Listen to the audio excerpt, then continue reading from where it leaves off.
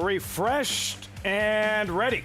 Week 2 from Saratoga, day 4 of the 158th season. Great to have you with us on Fox Sports 2. This is Saratoga Live, gorgeous aerials and scenics high above Saratoga Racecourse, and that's where today's racing will begin very soon. Fillies and Merrills to barrel out of that Wilson chute. And a live look at the fillies and mares preparing to compete in the paddock moments away from the first race at Saratoga.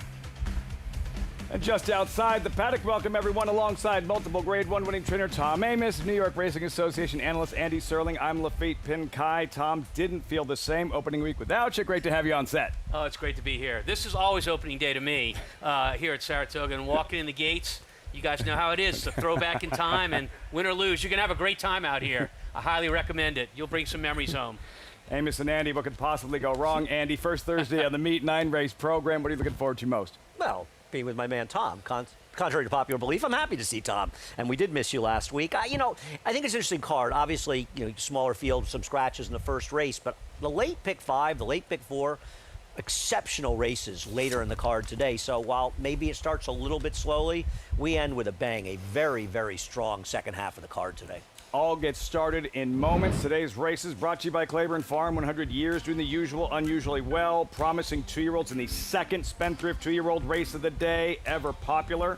Late pick 5 begins in the 5th. Today's feature race 6, not a stakes race, but featuring stakes caliber competition. Main track faster, of course, is firm temperature around 87 degrees. And another friendly reminder, Saratoga just getting started.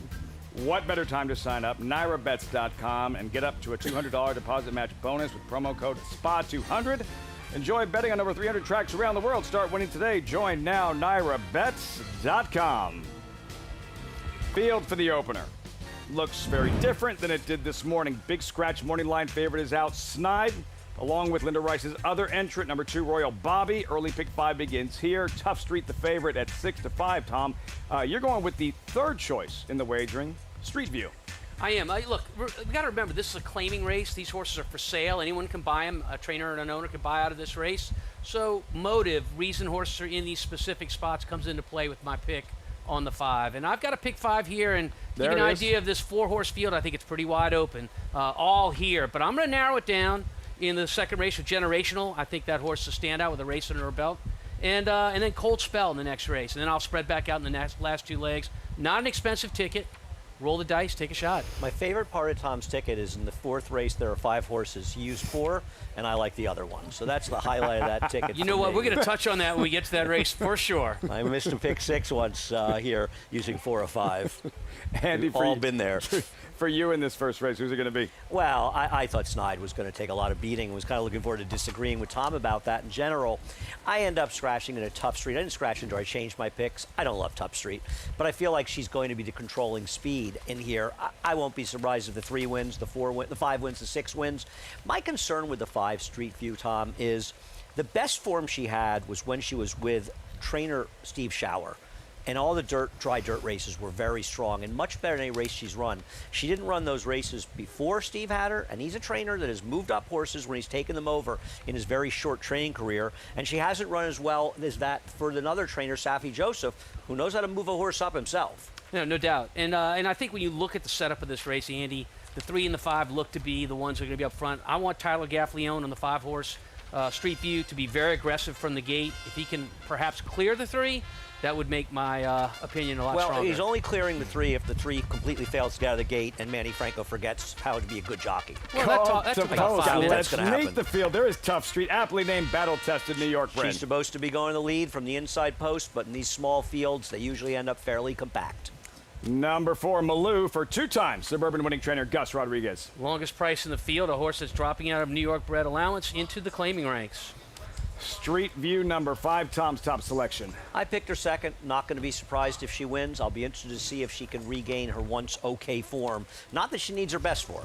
Idle since early January, then Bow Draw, 8 years old, 43rd start, Saratoga debut. Yeah, maybe the most attractive horse on paper. But again, here's a horse that's dropping in for a claim price. I like the rider change over to Jose Ortiz. I think Jose, and I'll say it right now before the meet begins, is the best rider in the country, and I've said that for over a year.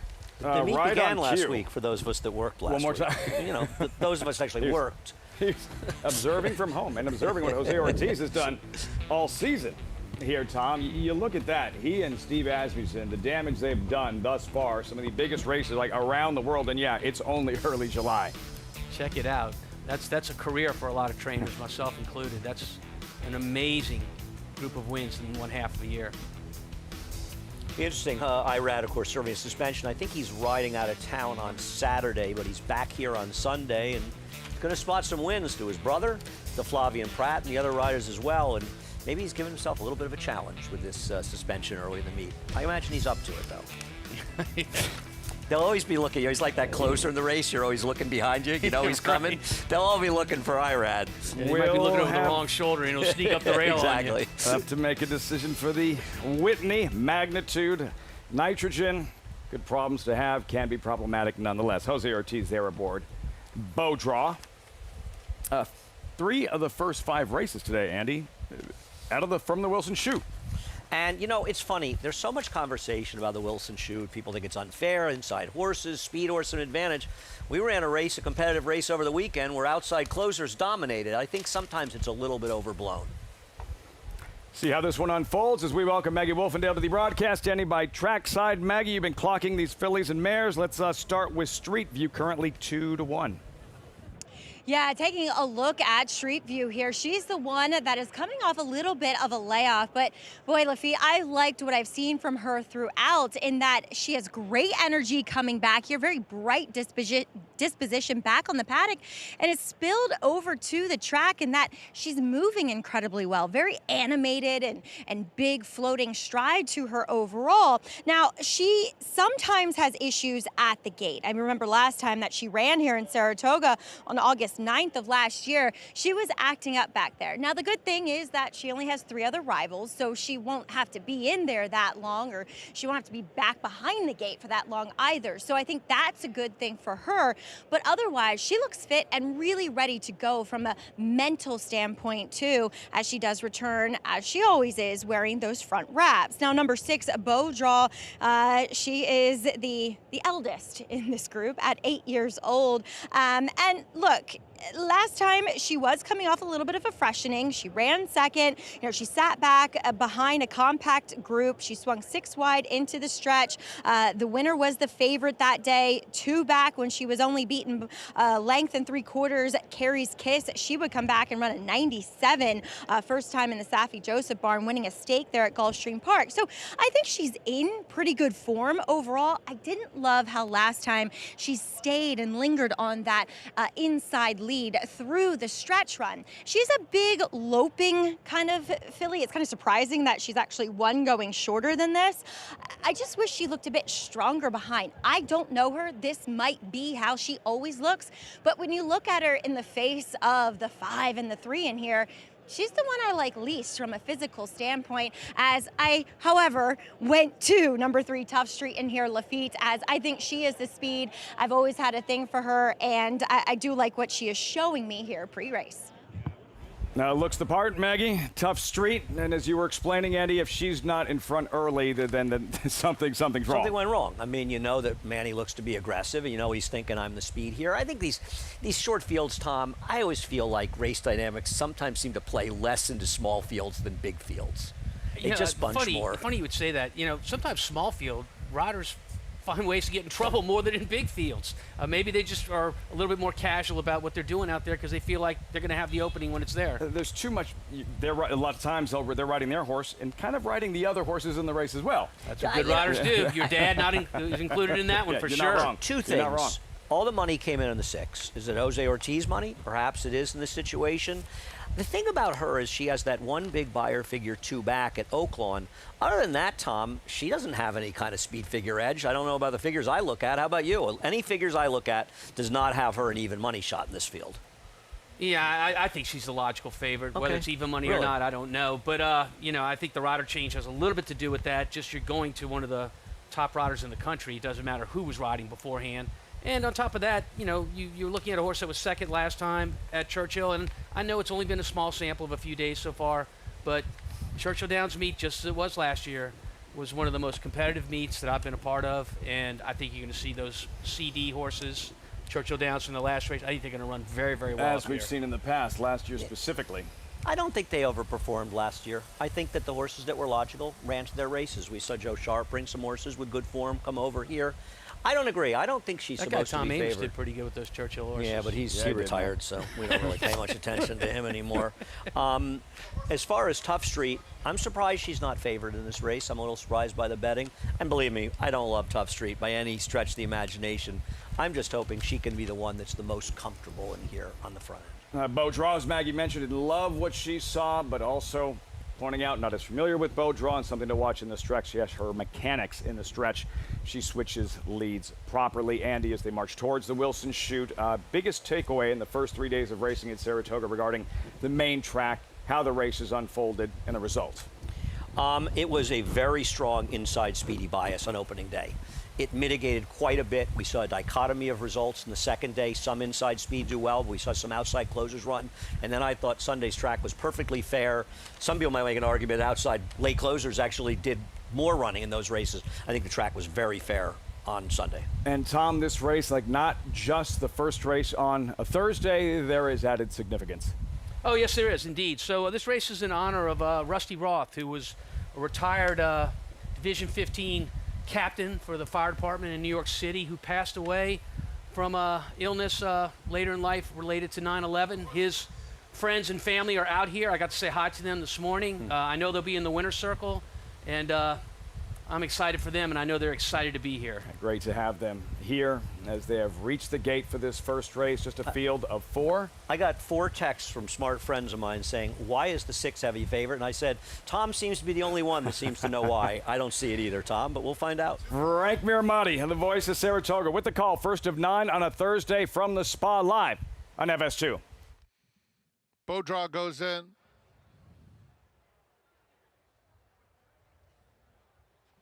And they're off.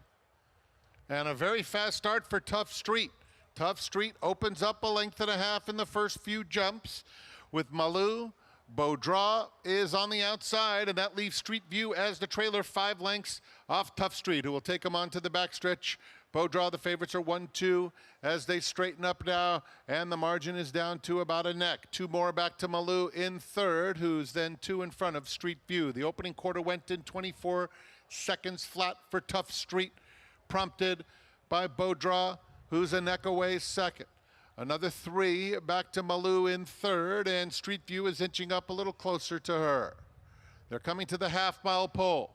The lead belongs to Tough Street, who's been in front throughout. Beau Draw and Jose Ortiz trying to apply some pressure right now. The half went in 46 and 4/5 seconds. Behind them, Malou and Street View, and there goes Beau Draw. Just like that, puts a length and a half on Tough Street and is doing it extremely well as they reach the top of the stretch. Beau Draw is the one to beat. Tough Street on the outside in second as they come to the furlong pole. Beau Draw has widened to be in front by almost 5 lengths over Tough Street, trying to hold second with Malou in third. Past mid-stretch, Beau Draw, the 8-year-old mare, towered over the competition and widened at will. It will be Beau Draw to stroll in by more than 7 lengths. Tough Street was second best. Malou finished third. There goes that tandem. Jose Ortiz, Steve Asmussen strike early on the Thursday program. Beau Draw, much the best in the opener. Back to the start, Tom. What happened with number 5, Street View? Well, he didn't break well, Street View, and he's forced to sit off of a pace that, the opening quarter in about 24 seconds. But was there ever a point where you didn't think Beau Draw was going to win? Sat on the outside, moved when he wanted, cleared easily, and Andy, those 5 texts you got, do you want me to respond to those, or would you like to do that? I think that one of the funny things here is that the money seems to be very, very smart. This was not a horse that I think anybody would have made the favorite going this race, and obviously it's a 4-horse field. We had scratches. The money just went to this horse like they knew, and they were dead right. She was a winner every step of the way. As far as the 5, they didn't want any part of her, and I'm going to tell you something. Her form for the other trainer was good. She can't get out of the gate, and she can't run. You can't use the start is the excuse for Street View because she never lifted a hoof I think at that's any fair. point. I That's do one agree with part of that. the story. Yeah, the winner. And then now we look at the start and what happened. Number 5, Street View. Just broke a little slow and got a little squeezed, but she was awful. I mean, I don't get any impression she can run at all anymore, Tom. Yeah, I mean, look, now you're in a position, if you're Tyler Gaffalione, that you have to play the race and how it sets up. And the 2 horses that went to the front ended up running 1-2. So, you didn't even pick up the pieces at the end. Fast start for 3-time Saratoga champion jockey Jose Ortiz. Bow draw for trainer Steve Asmussen. Has a live runner in the second race as well. Speaking of which, owner Leland Ackerley, back in the game, has a 2-year-old running in the second generational, trained by Steve Asmussen. Still a winning team all these decades later. Look at that image. That story's next. You're watching Saratoga Live on FS2.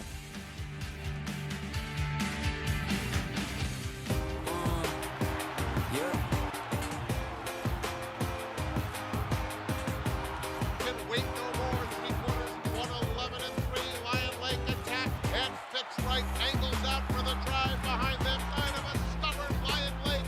And Charlatan is the leading second crop sire by stakes winners, graded stakes winners, and graded stakes horses. Charlatan, ultra impressive. It's a new day for a new king.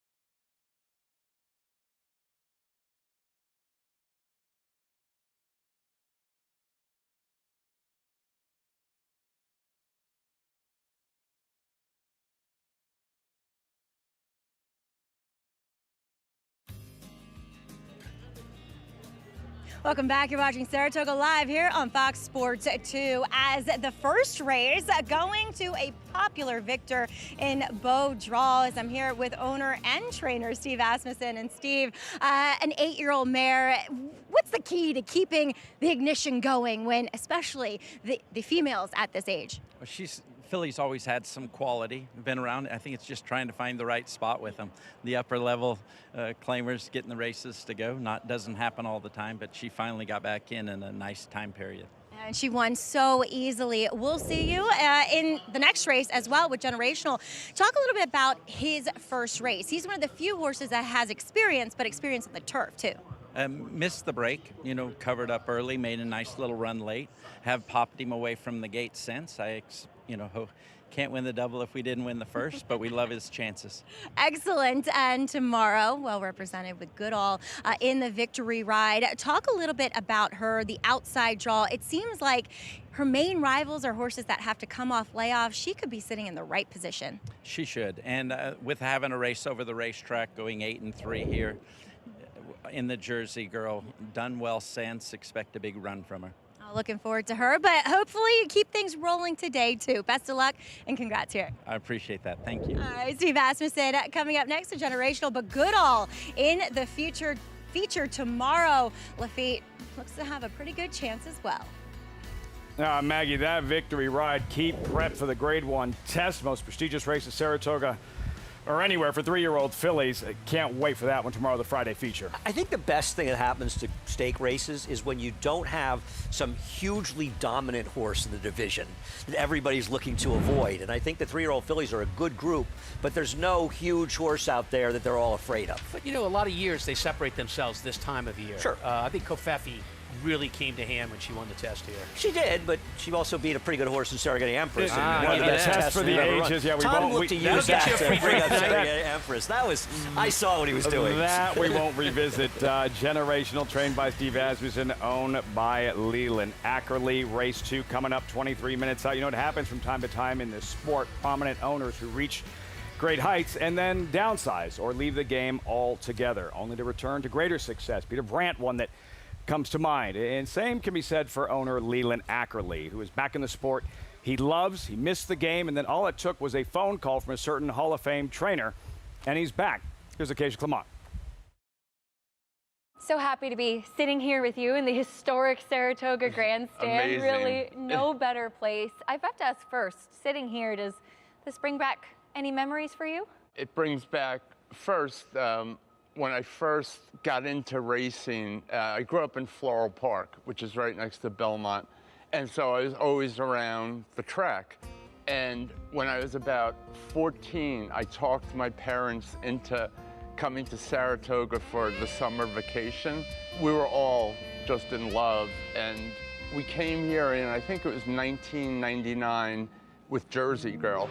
She won the test on opening day here, and so that was pretty amazing. There is a stake named for Jersey Girl. I know, I love it. How special is that? It's really special. It's Jersey Girl. Good looking effort to win the Acorn. It was Todd's first Grade 1, our first Grade 1, and as exciting as it gets.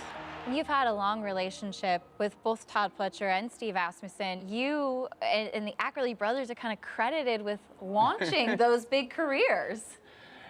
We got lucky. We were kids. I think back now, it was like 1994. I was 34. My brother was 35. I think Steve was 29. Todd was probably about the same. And we were all getting going in racing. And of course, you had that success towards the beginning, but we're now kind of seeing it come full circle as you've gotten back into the game. Tell me a little bit about the path and the decision to come back to racing. 2 years ago, I started thinking about getting back into it because I missed it, because I love the life. It was the funniest thing. In July of 2024, Steve called me. He said, I'm at a yearling sale. Can I pick you something out? And I was like, okay, this is kind of kismet.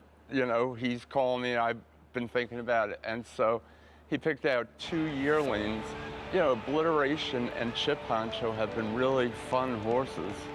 Obliteration is a star. He wins by 9 lengths. It's hard to express what it actually feels like, and if you could bottle that feeling, that experience of having a horse running on a big day. Yeah, there's nothing like it. The race is only a minute or two, but there's a week of excitement leading up to that, and I can't imagine anything more exciting. I love that feeling, and you know, we're back. And hopefully it's a long, long stay with lots of good horses and lots of adventures.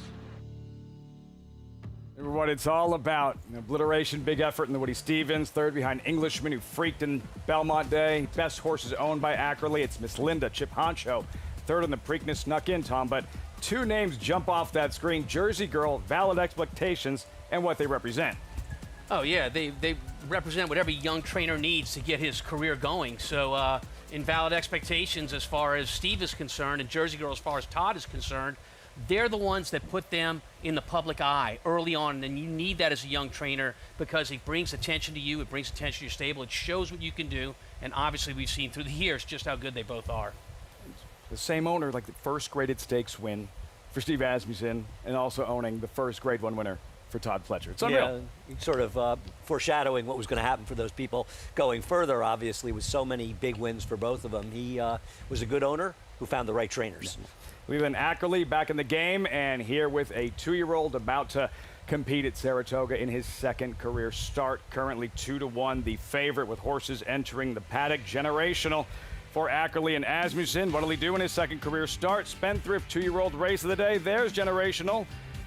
2-year-olds taking center stage, sprinting on turf. Next on Saratoga Live.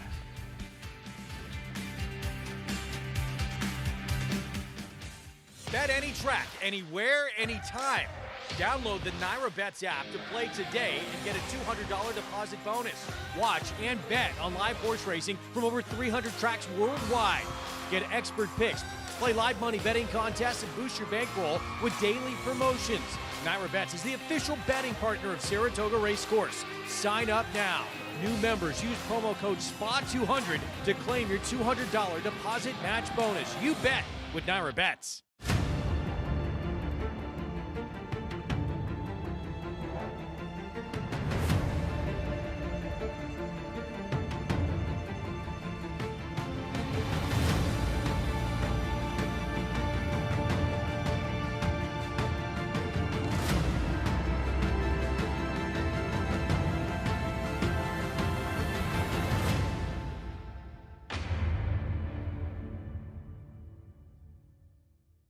Get with the New York Bred program that supports farms across the state and puts more babies on the ground. The program that lets your New York Bred race against other New York Breds on the same tracks where Manor War won the Travers and Secretariat completed the Triple Crown in the Belmont Stakes, but at a beautiful new facility offering the new Empire Trillium Series. Get with a program that respects thoroughbreds from the foaling farm to the starting gate to the second career. The joy of traveling well is feeling at home, yet a million miles away from home. Discovering new flavors or savoring the ones you already love. Not knowing what lies beyond the horizon, but knowing what matters most to you. This is the joy of traveling well. Oceana Cruises. On America's Day at the Races, join us for special coverage of the 50th edition of the Meadowlands Pace.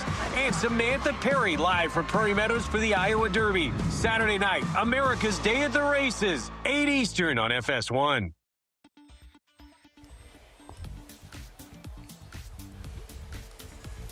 Welcome back. Saratoga Live is always brought to you in part by America's Best Racing. For the love of the race, visit americasbestracing.net today.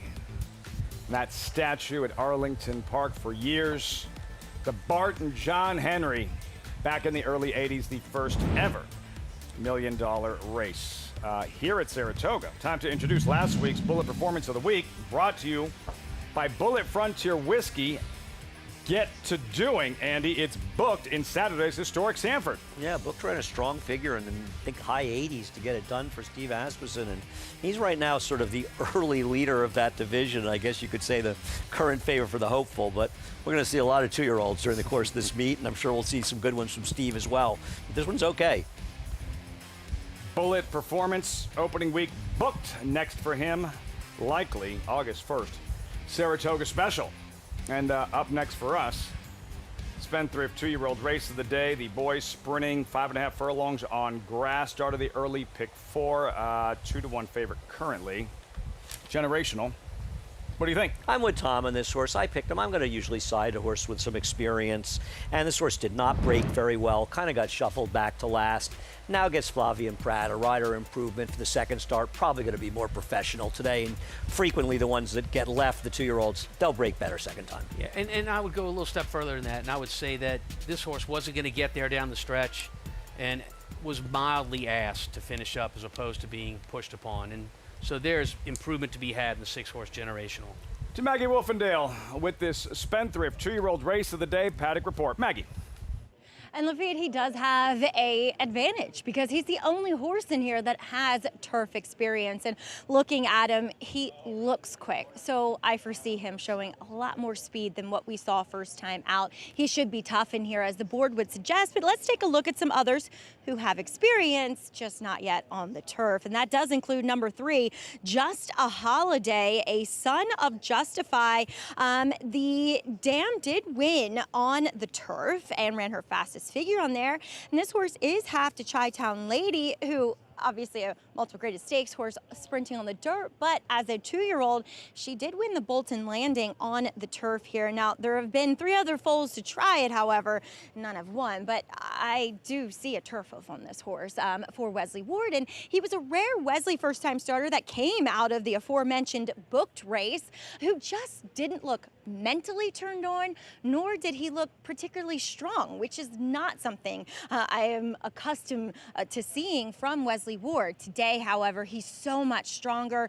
He is so much more awake as well, and I really like this surface change for him, as he has a massive foot with a very slack pastern to him overall, and he's been working on the turf in preparations for this second start. He was outside of an unraced mate. He was hard on the bridle throughout and just had this lovely fluid floating movement over the turf. So I'm excited to see what he can do here. He was also working with an older horse, Bostonian, on the turf as well back on June 22nd, and he was going really nicely throughout with him. So I think he has a really strong chance. Number 5 is Beach Sandals, one of 2 for Mark Cassie in here. Now there is plenty of turf with this guy. Omaha Beach, not a bad influence, being that he's by Warfront, and this one is half to 2 turf winners, including Sandals Song, who's multiple group placed in Europe, and also the dam's a 3/4 sister to Curbon, multiple graded stakes winner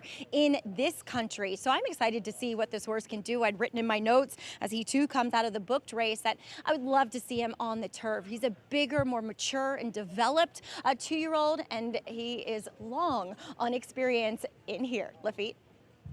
He has that edge, does Beach Sandals, owned by Gary Barber, trained by Mark Cassie.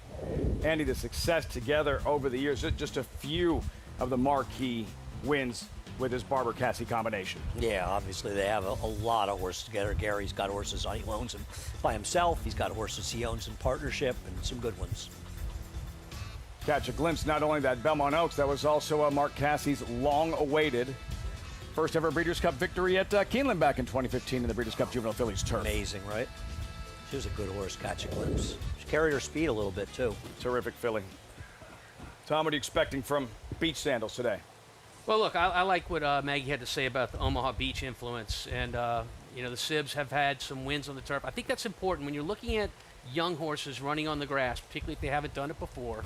You're talking about a situation where family matters. On the female side, if you can find some horses that have won on the turf, the mom, the brothers, the sisters, it plays a big part into these races. There's a lot of turf pedigree in here. The 1's a half to 3 turf winners from 7 to try it. The dam of the 2 horse for Graham Motion was first and second 9 of 18 times. Andy. And these are races, I think, much different than the dirt 2-year-old races, especially going short, where you'll see prices where most of these horses haven't even worked on the grass. You're going on pedigrees, and pedigrees can be very important. And I think these are the kind of races, if you have an idea on a horse, it's a price, you like the pedigree, whatever the reason is, don't be afraid. We've run one race for 2-year-olds at 5.5, and we saw a $21 horse win for Kelsey Danner. Yeah, so do not be afraid with price in these races. The best way to find prices in races these days, first-time grass runners with pedigree that stink on the dirt. As you know, a horse can be a grade 1 horse on the turf and be a 20 claimer on the dirt. So Maggie, Beach Sandals has the edge in experience as opposed to excessive, the first-time starter for the Wertheimer brothers. Right, but as Andy was pointing out, he does have a plethora of pedigree, being a son of Quality Road, who can really kind of get any type of runner. The dam, she was a stakes winner on the turf. She made over $333,000. This is her first foal, but the second dam, however, is Ruthinia, multiple stakes winner and graded stakes winner on the turf for the late Christophe Clement. And this guy actually just looks like a turf sprinter, despite having a pedigree that suggests he'll go longer. And with time, I'm sure that will be the case. But I really do like Graham opting to start him in this spot here because he looks about 90% fit. You know, he'll really benefit from this start. And that's not really Graham's MO per se. He likes to develop these horses, have them around for a while. I like him because he exudes a bit of class too. He's been so professional so far in the preliminaries here, but I just think from a fitness standpoint, he's going to really appreciate getting this start under his belt. Mark Casse will also send out a son of Nashville. That's number 4, Captain G, whom they paid $275,000 for at the OBS March sale. He did work 10 flat. He was asked quite a bit, and he did that 10 flat on the wrong lead. You really like those horses to come off that turn and do what they are supposed to do. That is switch to their outside right lead. He did not. He did have, you know, that very kind of rapid daisy cutter stride, which I think relates very well to horses sprinting on the turf. However, I really wish he kind of would have extended himself just a bit more. He is a very round type of horse, which represents that sprinter and that sprinter pedigree that we see with him. And watching his last breeze on the Oklahoma turf, he was with an unraced mate who's actually entered on Sunday by the name of And the Runner Is. He was good looking. He did have to work a bit late to stay with that mate in the end. So I think a horse that is going to benefit from a start here. But, you know, both of these two, relatively speaking, as of now, Lafitte, are the 2 firsters that are taking the nibbles of money. Captain G pictured currently 8-1, Maggie. Edgar Zayas will ride. It was Javier Castellano named to ride, but involved in that opening day wild applause incident and fell. Good news, as reported last week, Castellano is okay, but according to his agent, Kevin Meeks, he will be out about 3 weeks with lower back issues. In general, soreness, Tom, most important, he's okay, but still, that has to be a difficult pill to swallow. Yeah, I think trainers, riders, owners, we all point to this meet. We all want to look good in front of a national audience, and that's what you have here at Saratoga, if not an international audience. So to have to sit out, watch other people succeed, and wait your turn is very, very difficult at this meet. And you listen, injuries, as every rider will say, it's part of the game, no question about it. On the other hand, that was an incident that in all likelihood could have been avoided. And, you know, sometimes these things happen, guys get injured, it's just bad luck. That one didn't have to happen, and that makes me feel even worse for Javi. And he's a good friend, and I hope he's back soon. I think it's lousy for him this time. He's been riding extremely well lately. So he had one on a 22-1 shot, you know, an hour or so before the spill. And now he's got to get his business going while other guys are winning races, so it's tough, you know. His guy is, you know, he may not be the same Eclipse rider he once was, but he's riding very, very well lately. And, you know, you get that Saratoga start, you start doing well, and then something like that happens. It's going to be tough to regain his business. I hope people are loyal to him when he comes back and give him the mounts that he deserves. The Puma is going to need a new jockey who Javier Castellano rides. The Puma gearing up for the Naira Betts Haskell Monmouth Marquee event. Before long. Look forward to seeing Castellano return. About 3 weeks is what we're expecting for the 4-time Eclipse Award winning jockey.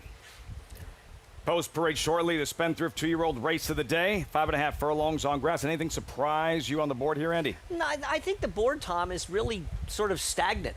You know, there's nobody. I mean, we knew the 6, the horse with experience, you and I were on, was going to be the favorite. I mean, Wesley Ward's taking a little money. Of course he is. The Casse with a couple of stars taking. Nobody here is standing out as being super live or super dead, from what I can see. Brought to you by Spendthrift Farms, home to #1 sires into mischief, Omaha Beach, Vekoma, and Yaupon, leaders of their sire classes in 2025. We start with Magical Michael. Actually, I have to a few turf winners. I heard they like this horse. McKinsey, though, turf sprinting first time out. I'll see it to believe it. Excessive, 9-1.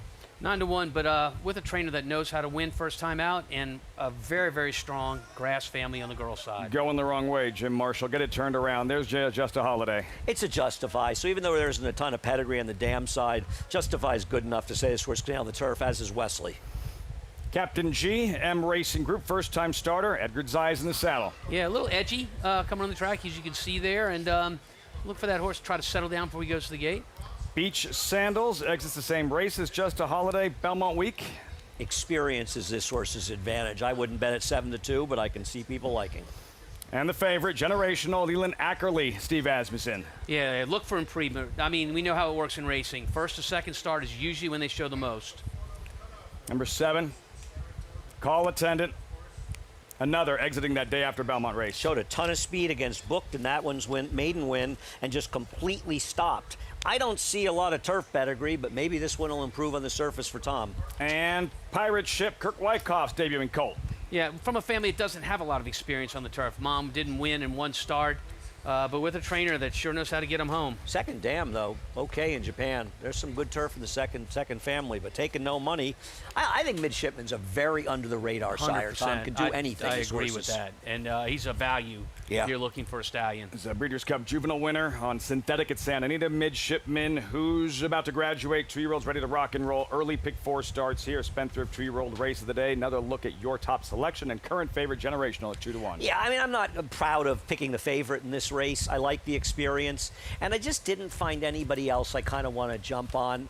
I think these races are really good for watching and learning going forward. There's going to be somebody here that's going to finish 5th or something that maybe the average person might not notice, but did a little bit of running during the race, just enough that maybe you can make money on it the next time. And I think a lot of 2-year-old races are good for betting in the future. Well, that's exactly what our favorite generational did in his first start. So we look for the improvement to come here. But again, these kinds of races, I do lean on family. If I'm going to spread my ticket out, which I didn't, I singled the 6 in here, it's the 2, Excessive. There's a horse that has a great family. And look, a lot of times you train these horses, trainer, and when you put them on the right surface, and dirt and turf are totally different surfaces to a horse as they hit the ground, and if they like it, you see him relish it. I picked the 2 second as well, so we're very much on the same page. Maggie seemed to think this horse, while she had good things to say, might need a race, and this might be the classic example of a horse you want to watch run and see for next time out. I like these races a lot, but I think you learn from them a lot for the future. We'll learn what call attendant number 7 is about to do in his second career start. Maggie's second career start, but first on grass. That's right, Lafitte. 3 of the horses in this one are saying we want to try the turf after toiling in the wake of Booked in their last effort. And Call Attendant was a horse that broke from the far outside that day, in which Manny didn't ask him, didn't hustle him for that early speed. He just broke that sharply and kind of loose reined him and allowed him to get to the lead. However, because I do have inside information when it comes to my husband's horses, Tom Morley, that he didn't really want him to be ridden that way. He would have rather had him learn to sit, rate, take it in hand, take a little dirt.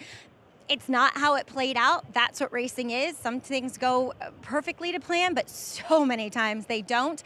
And then Tom also said, oh man, I think I've got another turf horse on my hands. So there isn't any turf pedigree, I will admit. I wish that Speaker's Corner himself had a bit more turf in his pedigree, but he doesn't, as he's a half to Knightsbridge himself.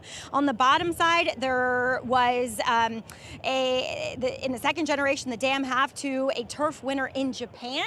But this guy is a very slack passer with a very flat hoof. So yes, the physical is there for him to handle turf. And often horses who have that speed find it so much easier to carry it further on the turf than what they do on the dirt. He does look exceptionally fit in here, fittest of anybody.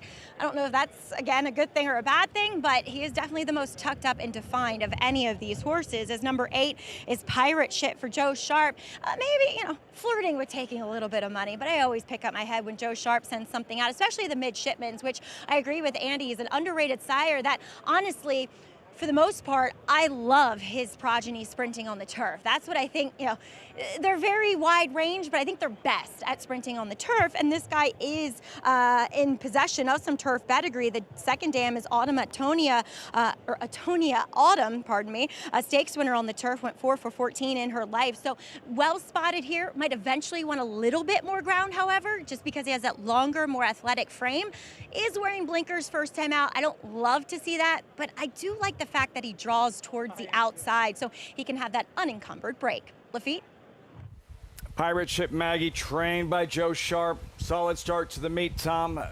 Trainers, winning with 2-year-olds here at Saratoga, whether it's your first time or 1,000th, as Steve Asmussen is trying to do. Can you just expand on what that means for a trainer? Sure. So, every fall, trainers are looking to build their roster at the yearling sales, whether it's Keeneland in September, Fasig-Tipton in the fall. Those are the 2 in October. Those are the 2 biggest sales in terms of numbers and also quality as well.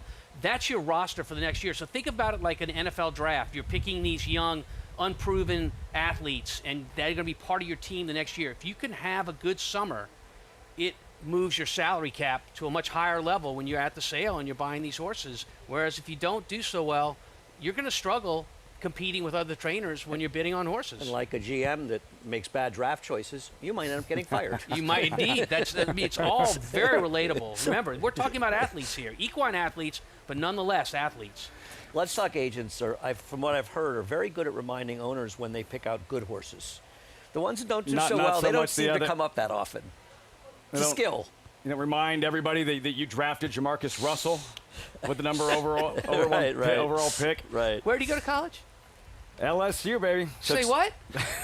Took Sam from his knees. He took could throw Sam the ball Bowie about over 75 Michael Jordan. See, you're not going to remind him quite as often of the mistakes as opposed to the Tom Brady's that you find in the 6th round and the less expensive horses. Absolutely, they don't all pan out. And some of the lesser expensive horses that go on to reach great heights. Well, football and baseball, very good players have come from low rounds, much different than the NBA, which only has 2 rounds now. Here, these 2-year-olds, Spendthrift 2-year-old race of the day. Another look at Leland Ackerley's Generational for Steve Asmussen. 5-2 at post time. Frank Miramonti with the load and call. Race 2 started the early pick 4. Spendthrift 2-year-old race of the day live on Fox Sports 2. Thank you, Lafitte. And Magical Michael, the first to load. Here are the pink silks of Gary Barber for Beach Sandals.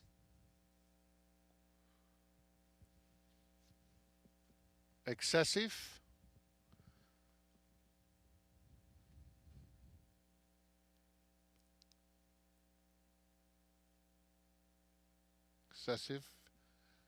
And Generational coming up. 5-2 favorite at this stage.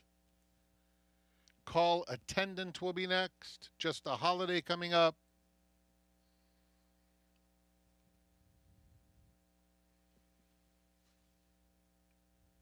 And the last one to load will be Pirate Ship.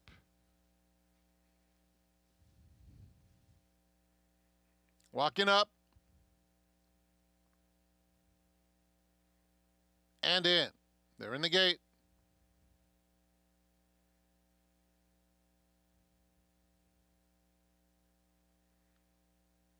All set.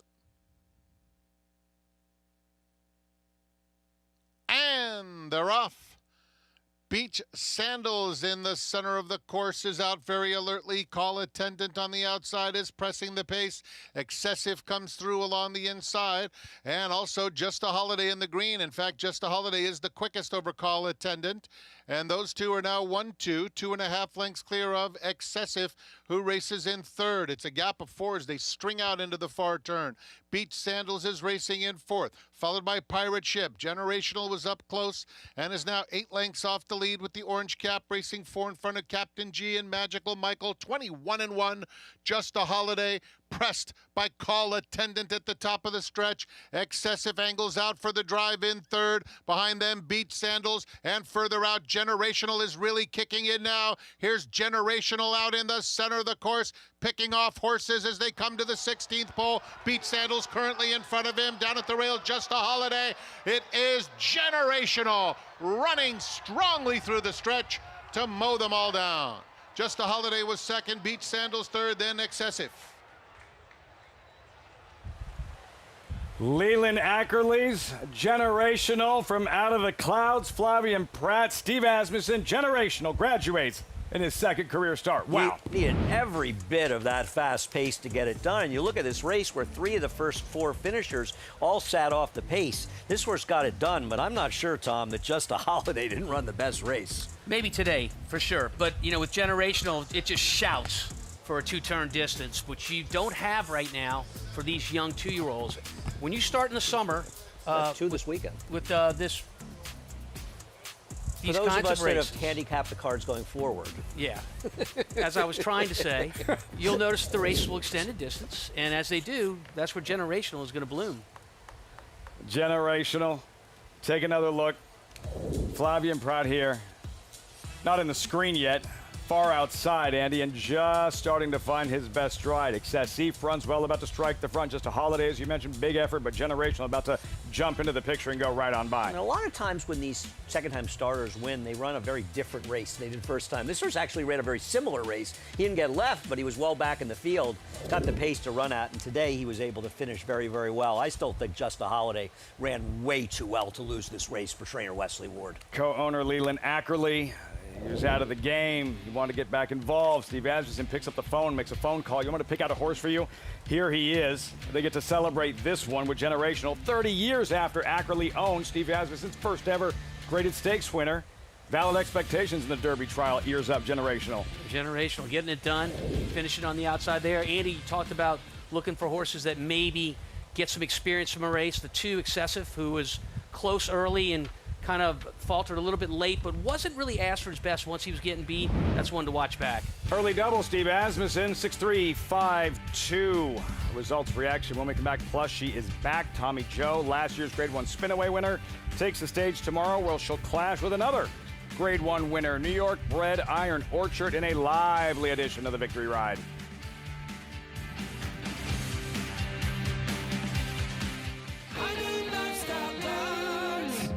As a lifestyle guard, I help people live their best day in the sun.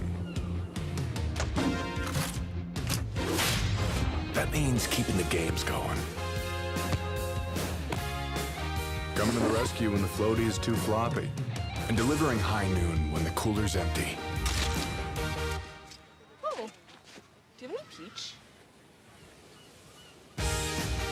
High noon, sun's up.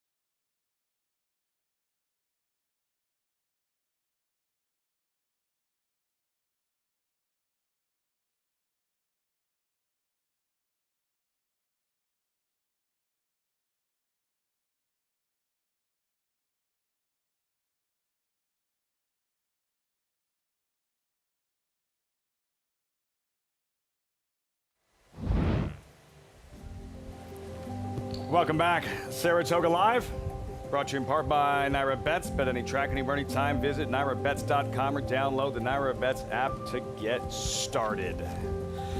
Kind of a serene feel, welcoming you back on this gorgeous Thursday afternoon with Generational. Not the favorite in the end. More on that in a moment. First, to Maggie in the winner's circle with winning pilot, Flavien Prat.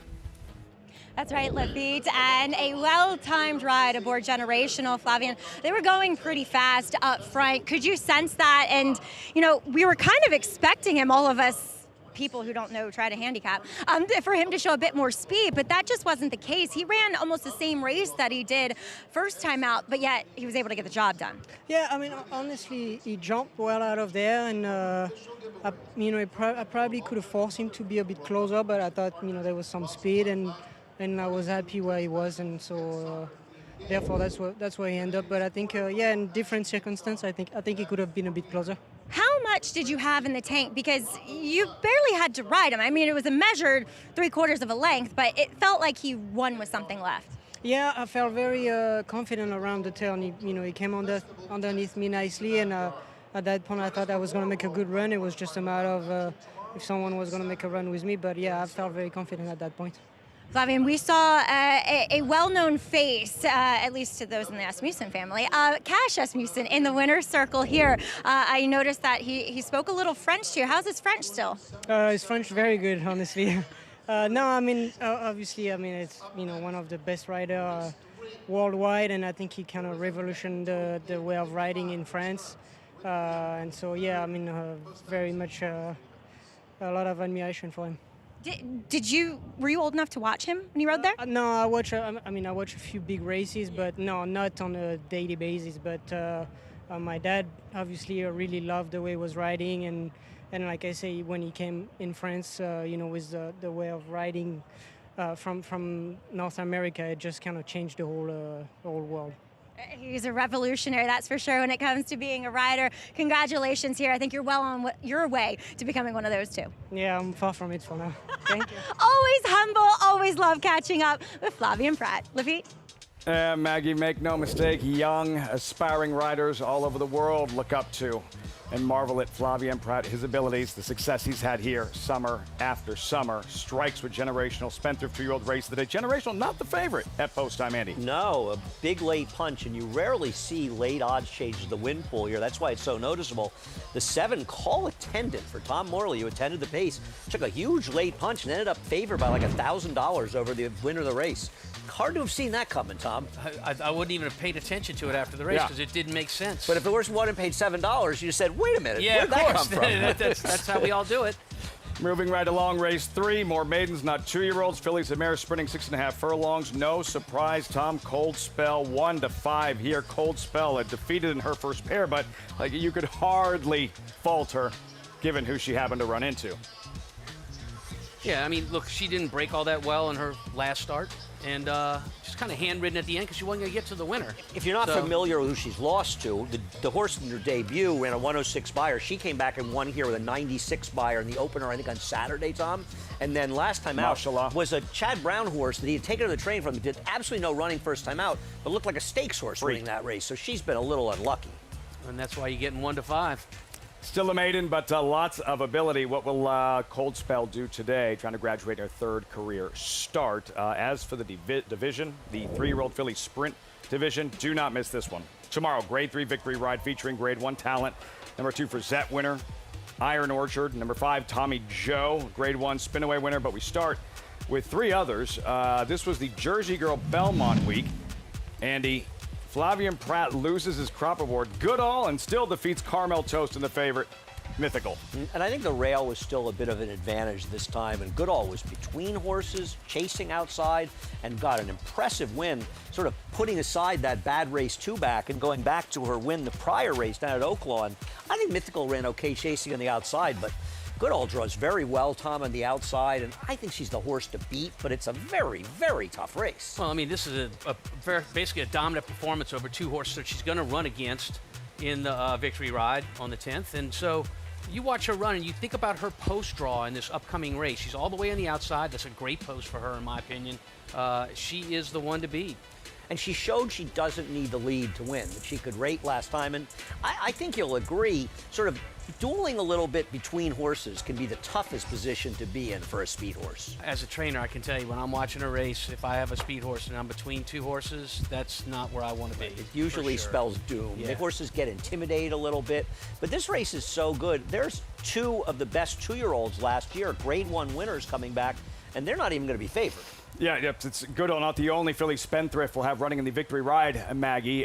You have the 3-year-old debuting Tommy Joe, not to mention Iron Orchard in tomorrow's victory ride. That's right, Lafitte. When it comes to Tommy Joe, who certainly has an affinity for the Saratoga Oval, she was put on the shelf after a disappointing run in the Breeders' Cup Juvenile Fillies due to bone bruising. As we'll take a look back and take a sneak peek at her biggest performance to date, and that was in the Grade 1 spin-away. She would then run second in what was a controversial run in the Grade 1 Alcibiades, where Percy's bar would be DQ'd and Tommy Joe would be put up, as she was a very short price. But I really didn't think that Tommy Joe ran particularly well. So at least it feels as though she is coming back guns a-blazing when it comes to her morning workouts.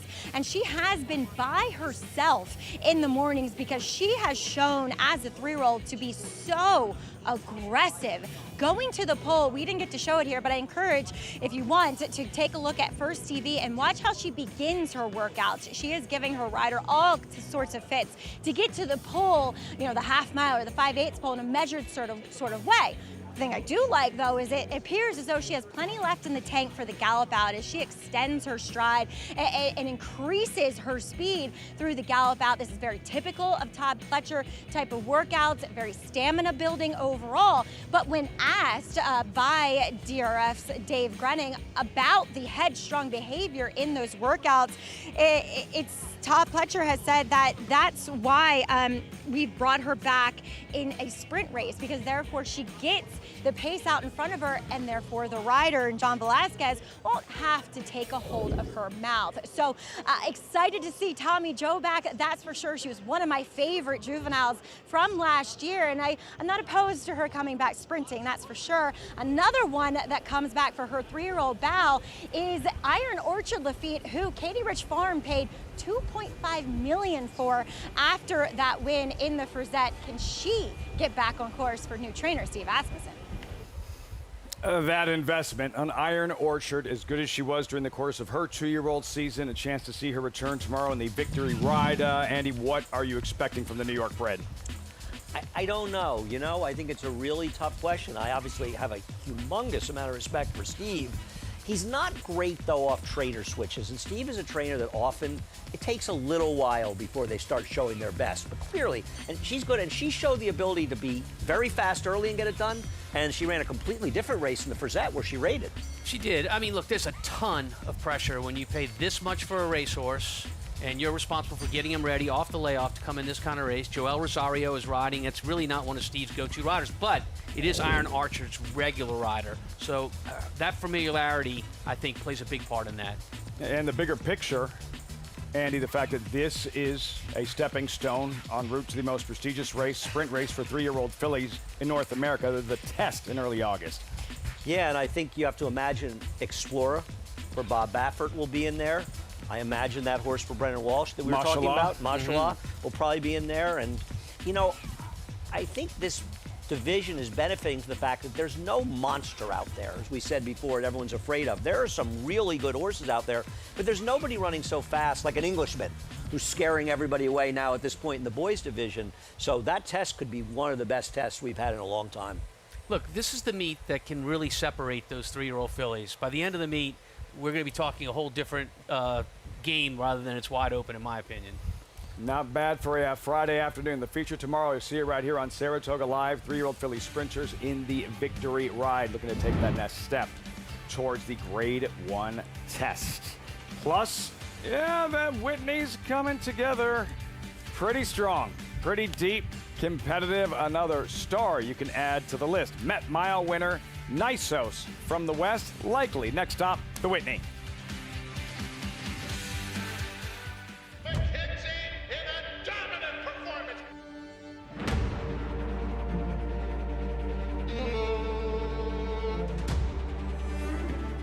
Million two, right there, 1,200,000. Baeza gets his moment in the sun in the Pennsylvania Derby. Chancer Mick Patrick wins the Champagne impressively. Spectacular display from Scottish Lassie, who's in front by 15 lengths. Bet any track, anywhere, anytime. Download the NyraBets app to play today and get a $200 deposit bonus. Watch and bet on live horse racing from over 300 tracks worldwide.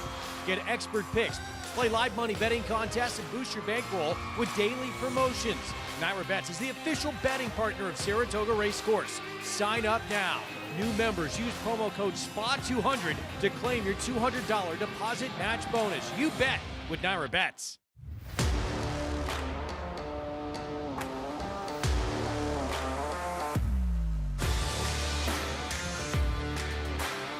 The lead belongs to Epic Ride. He is showing them a clean pair of heels.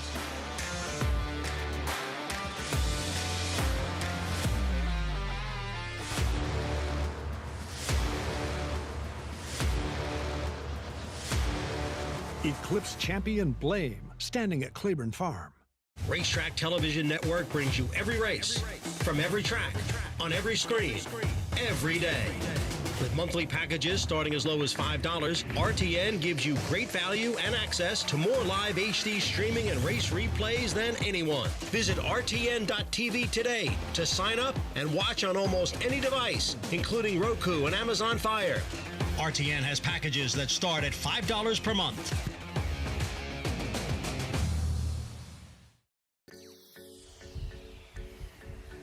Welcome back. First Thursday of the meet.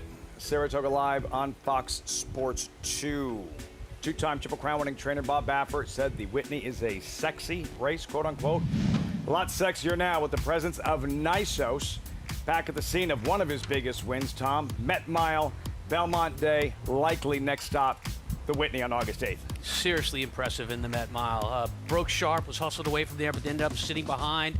A rapid pace. It was supposed to be a two-horse race. He in journalism. It was a one-horse race. Nysos went around when he was ready with that tactical speed, drew off, and look, he showed his hand in the race before. He ran second to the greatest older horse in the world right now, Forever Young. Well, I don't know. Magnitude may have something to say about that, seeing that he did beat him in the Dubai World Cup, but Forever Young obviously is extremely good. You could argue, and I think argue fairly, if you reverse the trips between he and Forever Young in the Saudi Cup. He would have won in Saudi, and Forever Young would have been second. Forever Young coming up the fence and him making a three-wide run. This horse has never run a bad race. Coming off a year-plus layoff in that war that Mindframe won in the Churchill Downs Handicap with Bookham Dano in there, a super, super tough field. He got beaten a neck in there. He could have won in Saudi. I mean, there are some really, really good older males in the dirt, and he belongs with any of them. I agree with that. I also think you have a little bit of a chip on your shoulder about Forever Young. I'm not sure why. No, I'm a big Forever Young fan. I did well in the Breeders' Cup with that. You know, it was a case. I've got nothing against him at all. Who ran second to him in that Breeders' Cup?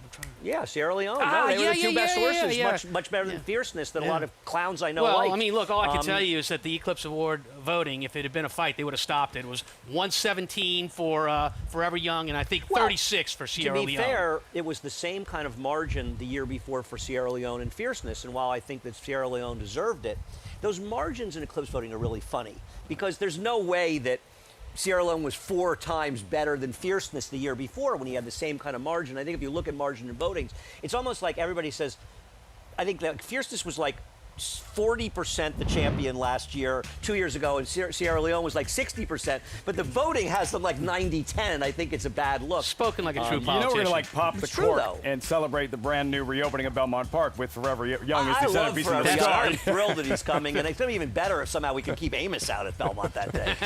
There's a race coming up with Gold Spell 2 to 5. Tom, look at this. These numbers, these stats, cited by Dave Grenning of the Daily Racing Form. Opening weekend, there were 31 races, 32 winners. Remember, you had the dead heat in the Kelso. 28 different trainers winning races the first 3 days. I think that's awesome. First of all, it's highly unusual for a meet like this, or any meet for that matter. You know, usually a few trainers and a few riders are dominating. To have that many different trainers win in that 3-day period, I think that's great for racing, great for the sport, and great for the trainer colony, which is continually shrinking year after year. There is parity, and then there's that as we check in with Maggie Wolfendale with this Race 3 Paddock Report. Maggie. Yeah, Gold Spell, much the horse to beat, but let's take a look at some of her rivals, 2 of which coming off respective layoffs. And we'll begin with number 3, and here, Rose to Riches, who made a not-so-common start for Chad Brown out at Ellis Park, debuting on the turf last year as a 2-year-old. Did not do well, I mean, kind of did some running, but nothing extraordinary, but didn't take much money either. And looking at the pedigree, the Dam, she, as far as her dirt starts, at 10 starts, 3 wins, 4 seconds, although she was a multiple graded stakes winner on the synthetic. But the younger sibling, the 2-year-old brother, did win first time out sprinting on the dirt to Rose to Riches. So I definitely don't mind this switch of surfaces. I just don't know, and obviously I'm at a disadvantage having not seen her for her 2-year-old debut, how much she's changed. Maybe she's gotten a little bit longer in her frame, so we'll see how she negotiates this turn back. She definitely looks as though she might prefer a little bit more ground, but she is energetic in here, and she does look fit. I don't think she's going to take down Cold Spell by any means, but one that I'll watch with some interest as number 4, Fletch's Rockette. She'll come back off of a March layoff in which it was a turf effort. Look, she's been working decently on the dirt here on the Oklahoma, and she's been with some horses that are kind of stakes types, including Pillar of Beauty and Stars and Strides. She's been, I mean, I don't want to say struggling, but just not quite as good as them. But really, is she supposed to be as good as them? She comes back. She's another one that hasn't necessarily changed that much from 2 to 3. But as she turns back in distance, I think that makes a lot of sense. And you could say that she ran her best race first time out when sprinting here on the dirt. And that's exactly what she looks like she wants to do. She looks like a dirt sprinter out and out here as she comes back for Belmont. Looks incredibly fit here, well turned out, kind of. She's been well behaved, but she also has a little bit of sassiness to her, and I kind of like that with the fillies. As Bill was trying to stretch her legs, she kind of kept striking out at him in a little bit of a naughty way. So we'll see how Fletch's Rocket does here. As Linda Rice, she'll send out one with recency that she claimed for the 100,000. That's number 7, Lil Tipsy. She was beaten last time out as a heavy favorite by a 16-to-1 shot, but it was a second-time starter that hadn't run on a fast track. So that horse running very well that day. And honestly, Lil Tipsy, while maybe she's a little outclassed here and probably none are as good as Cold Spell, she really makes a lovely impression. I mean, she is very fit, she's really well balanced, and she's run some decently fast races in the past out of town. So interested to what she does here, kind of second time out for Linda, whom Linda wasn't with this filly prior, and I always take an extra notice when Linda ships these horses and they get into her barn under her constant care more regularly, so they often tend to run a bit better too. Lafitte? Second start with Linda Rice. Maggie Lil Tipsy, currently 6-to-1, circling back to the odds-on favorite in Cold Spell, now 2-to-5 Cold Spell. This was her second career start, first race Belmont Day. She's 3-to-5. No mashallah to deal with, Andy, but Cold Spell is blitzed by my guns loaded. I just ran super first time for Chad Brown off a long layoff. And the thing also about this race, as opposed to especially her last race, now, you never really know, but there doesn't appear to be a lot of speed signed on it here. So she's supposed to find herself on the front end, Tom. Absolutely, and I think it's one of the reasons we're looking at 2-to-5, Andy. I think she's the lone speed in here, unless something really unusual happens in this race. She didn't break well that day, by the way, when she was second best in that race we were just watching just now. And once she was second, that's all they did. They didn't persevere after that. Could she be on that same path with these top 3-year-old fillies sprinters here, Cold Spell? Well, she's going to have to show that she can win this race and run a figure. And, you know, Wesley will find some spots for her. He'll probably looking more down the road if things work out well for a race like the, the Raven Run at Keeneland. Grade 2. Post-parade, there's Collective Bargain. Yeah, Chad Summers takes this horse over from Chad Brown. I just don't know what to expect at the distance. He's only run long. Ames, Chad Summers trainees will break side by side. Yeah, so again, this is another one that Chad has just taken over, and they run right next to each other, the 1 and the 2. Rose to Riches debuted last August in Kentucky, unraced since. There's plenty of turf pedigree, but there's dirt pedigree as well. She's a wild card. The sassy Fletch's Rockette. Yeah, so, I mean, here's a horse that's coming off a bit of a layoff and off of a turf race, so you throw that kind of race out, shortening back up to 1 turn, which you originally did, and not without a chance. Giving the pony a hard time, then Cold Spell, first pair, just wrong place, wrong time. If you like her, and like Tom, you're single to her, you want to see her on the front end. 2-to-5, then Giant Sense. First-time starter, 29-1. Yeah, I mean, and look, with first-time starters, oftentimes you look at the board to see if any inside money's being played on them. None here on the 6. And then Lil Tipsy to the outside in her New York debut. While I'm interested in the 4 as the other horse in this race, I think Lil Tipsy is the most logical possible upsetter of the favorite. The fillies and mares, maiden affair. 6.5 furlong sprint, 7 strong. All eyes on Cold Spell, but to her inside, Andy Fletch's Roquette. Derby Belmont winning team, Travers winning team from a season ago. Junior Alvarado Belmont. She came out of a good maiden race first time out. Now, the winner, Ornithalia, came from dead last. The second horse came back and won her next start and improved 4 buyer points. Looks like a decent race. She ran well closing into it. She's off for 6 months, and then she comes back at a mile and a 16th. Then they try the turf going long. Yeah. I wonder if she's back to doing what she should have been doing all along, Tom. Well, on paper, her best race by far is her debut, which was, a sprint at this distance on the dirt. And if she wins, I guess we'll put it on Mr. Underhill's tab. Well, what do you think? She's got to improve a little bit in here and hope that this 5 regresses a little bit. Because even if the 5 runs her last race, a losing effort, it's a speed figure, a buyer figure of 83, that in all likelihood is too good for these horses. So she's going to have to regress and or hope somebody else moves forward. We talk about productive tandems and jockey-trainer combinations. There's Alvarado and Mott, and then Rose to Riches number 3. It's Flavia and Pratt and Chad Brown. Pratt there aboard, Rose to Riches, and Tom, some of their marquee wins together. This is just this year, not to mention everything else they've accomplished together here at Saratoga the last few summers. It's amazing. We looked at the same stat with Steve Asmussen and Jose Ortiz. Are they leaving anything for anybody else, these two guys? I mean, my goodness, that is quite a resume for half a year. Well, I mean, it all started with domestic spending. The turf horse, when Irad had a choice between him and Colonel Liam. Irad chose Colonel Liam. They ended up dead heating, and then domestic spending drowned him in the Manhattan. And Chad said, okay, I'll get Flavian to ride him. Then I'll get him to come to New York. And he did. And he did. And he came here, and it's all history from there. You want to hear a bizarre statistic? While Flavian Pratt 2 years ago broke the record for most graded stakes wins in a single summer at Saratoga, most grade 1 wins for a jockey in a single season, 7. For star jockey Irad Ortiz, one of the best on the planet, 5-time Eclipse Award winning jockey, like an MVP for jockeys. His last grade 1 win here at Saratoga during the traditional meet, not the Belmont Stakes Racing Festival, not last year's 4th of July Racing Festival, but last grade 1 win during the traditional summer meet. You have to go back to the 2023 grade 1 spinaway when Brightwork defeated Ways and Means. Ortiz's last grade 1 win during a traditional meet at Saratoga. It's stunning, and I think some of that, at very least, is Flavian Pratt riding a lot of horses for Chad Brown. There are horses that Flavian has won grade 1s in that period that in past years Irad had ridden. Nobody can believe it. I mean, including the horse behind us when you gave that stat. You're like, say what? to Maggie trackside as we close it on post time. I wonder if John Velasquez just gets aggressive here with a Cold Spell. She looks like a filly that should be faster than maybe what her running lines would suggest, talking about number 5 in here, Cold Spell. She's just a broad type, look at that shoulder on her. It's massive and just more compact and just a thicker build, if you will, which just screams sprinter to me. A very bright disposition here. She's going to take some beating and, I was optimistic in the paddock of maybe she was vulnerable here. Maybe I could pinpoint somebody else that looked a bit better or is doing well in the day.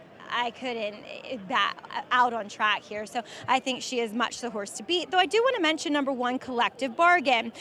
In Chad Summers in the unenviable position of taking a horse from Chad Brown, but this horse does come in here with some serious workouts, including working well with a horse, Spherical, who kind of looked the same as this horse, right? Was coming off a longer layoff, but Chad was taking it over from Barclay Tag and kind of got dismissed on the board, but I do believe ran second here opening weekend at a big price. And this horse has been working with him as she turns back in distance. Look, she is a bigger type, so I don't know if this is really going to work. But as far as horses moving well on the track, next to your favorite, this was the next best mover in the warm-up where she just looked beautiful under Edgard Zayas. So she'll add blinkers for this turn back, just a shortcut cheater blinker, but I'm interested to see what she does after showing speed, going much further than this in her first 2 efforts. Livy? Would be a shock, Maggie. Collective Bargain, 31-1, a segue to race shape and what to expect early on in the 6.5 furlong dash. Well, I think either the 1 or 2 could be a bit forward in here, but this would be a good time for John Velasquez to say, I'm riding the best horse. I'm going to lead with her. You all want to beat me, you can come and catch me. I'm in agreement. I think Velasquez is, is there a more studious and brilliant rider than John Velasquez when it comes to any racing, but specifically Saratoga? He knows the score. He reads the form. He reads the resume on all these horses, and he knows he's got a real opportunity here. I mean, she could probably win stalking, but I think I like when riders ride the best horse with the confidence they're on the best horse. You know, you don't have to get lucky to win. You don't want to fool around, let somebody else get brave. I got the best horse. You come and catch me. I'm faster than you. I'm faster early and I'm faster late, and I'm going to prove it. This is the day for Cold Spell. See if she can graduate. Lael Stables have Barbaro fame. Cold Spell is Collective Bargain. Steps forward. 2-5. Cold Spell to Frank Miramati with the call. Race 3, Saratoga, live on Fox Sports 2. First 2 have loaded into the gate. Here's Rose to Riches coming up. Fletch's Rocket will be next.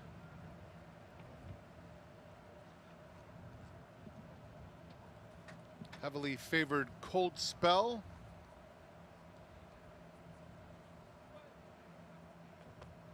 Giant Sense and Lil Tipsy will complete the lineup.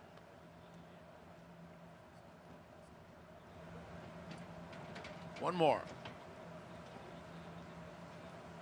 Lil Tipsy awaiting her turn.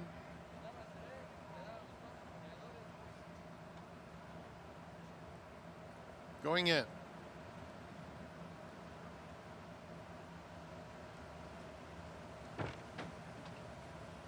They're in the gate. And they're off. Cold Spell had a beautiful start and goes straight to the front. Ames moving through along the inside, and Fletch's Rocket in the mix too. Here's Collective Bargain rushing through along the rail, and now Collective Bargain is in front. Ames and Cold Spell a joint second. Fletch's Rocket chasing that trio from fourth with 5 lengths to make up, heading to the half-mile pole. Then it's Rose to Riches, Giant Sense, Lil Tipsy at the back of the field, 21-4 for the long shot Collective Bargain, with Cold Spell looming right up alongside. Those 2 race together. 3 back to Ames in third. Fletch's Rocket set down in fourth, 6 lengths off the lead. Another 3 back to Rose to Riches as they approach the quarter pole. Cold Spell and Johnny Velasquez confidently handled, taking away the lead from Collective Bargain. Fletch's Rocket is finishing nicely on the outside as they come toward the 8th pole. In behind that, Rose to Riches. Further out is Lil Tipsy, 1 furlong left. Cold Spell opens up authoritatively. It's suddenly a 3.5 length lead. Fletch's Rocket outside Lil Tipsy. Rose to Riches inside of her. Cold Spell is too strong. Cold Spell wins it by 3. Fletch's Rocket a good second, then Lil Tipsy and Rose to Riches. Too strong is right. Roy and Gretchen Jackson's Cold Spell breaks through. First win of the meet for trainer Wesley Ward. Johnny Velasquez aboard the odds-on favorite. And they were moving fast enough up front, stalked outside the overmatched Collective Bargain, took over, and was able to hold off the closers in here. I wouldn't say this was winning like a 2-5 shot should. More of a workmanlike win, Tom. Well, you wonder if this horse didn't get a little lazy on the front end. I mean, he had the if and when hold on this horse from the time he left the gate. 2 big long shots to his inside in the 1 and the 2, and kept that same hold all the way to the top of the stretch. And then he gave the international move to tell the boys, you guys are all in trouble. He peeked under his shoulder and he didn't see anybody, and that's when he let this horse leave the rest of the field and won like he should. Checking that rear view mirror, as you mentioned, Tom. Johnny Velasquez won the first race of the meet with McAfee, had the big Grade 1 win in the Belmont Derby on Saturday. Johnny V just keeps piling up and padding his stats here at Saratoga. Well, listen, when you're in Saratoga, you got to ride some odds-on horses to get wins, because wins in Saratoga for anybody, best riders, best trainers, they're always hard to come by. 5-4-7-3, Johnny V, race 3. Christopher Elliott, 20-year-old jockey, son of Stuart Elliott of Smarty Jones fame, now making a name for himself. That story's next. You're watching Saratoga Live on FS2. a surging debut at 2, an international tour de force, an explosive winner of 2 sire-making Grade 1 races. Raging Torrent running the race of his life, and Raging Torrent and Frankie Dettori cruise to victory in the Malibu. Raging Torrent's coming out party is in the Metropolitan Handicap. Raging Torrent, the next wave in the Lane's End stallion-making tradition.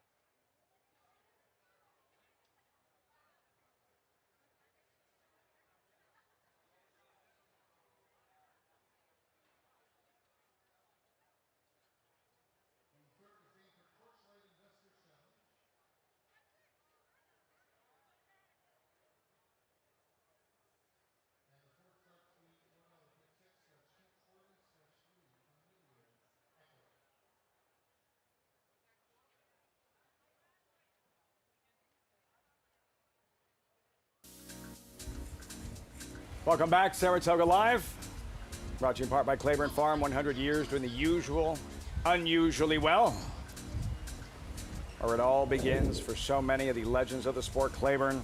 As for cold spell, didn't have to deal with the likes of Mashallah, Tom, or my guns blazing, what was her name? My guns loaded. And no problem on this afternoon. No, indeed, and one like a very short price horse should, with complete authority.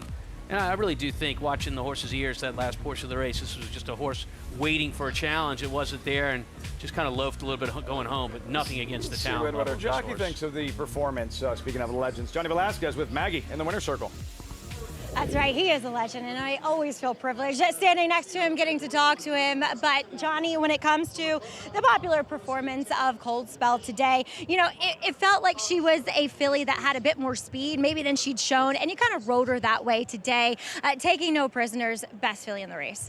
I was surprised that she broke as well as she does. It was the first time start. She barely jumped out of there, you know. And last time she kind of, you know, broke slow, got squeezed, got a little farther back that I wanted to. She ran a really good race today. She was on the lead, and I'm taking hold of it because I didn't want to be there. You know, surprisingly, she's going to be there. And now I'm like, okay, now we're going a little too quick, so try to get a hold of it and try to settle, you know, a little bit. She settled okay, you know, going at a pretty quick pace.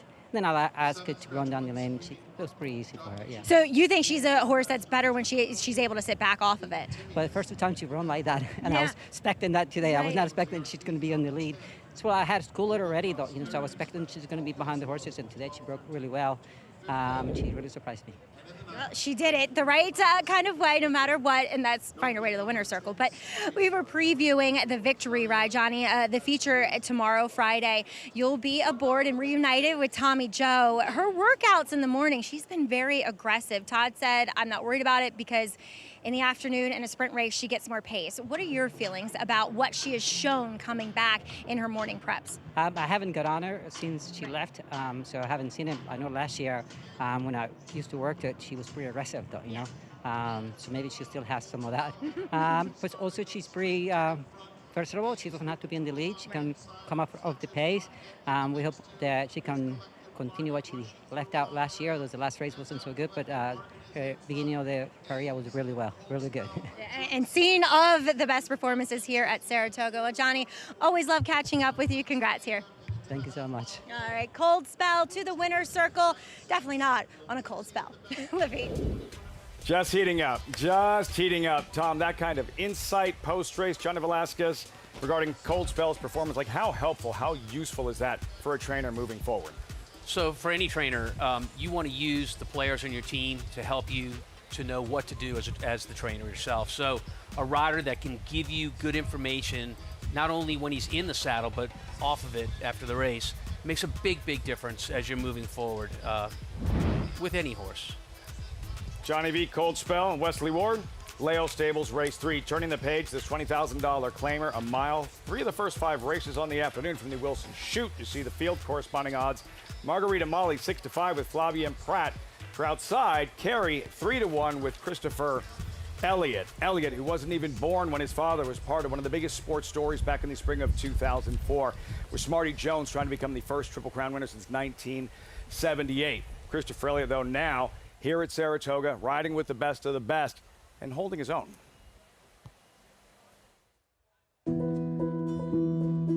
I remember being 2-3 years old, going to the track and looking at the horses since the beginning, pretty much, you know.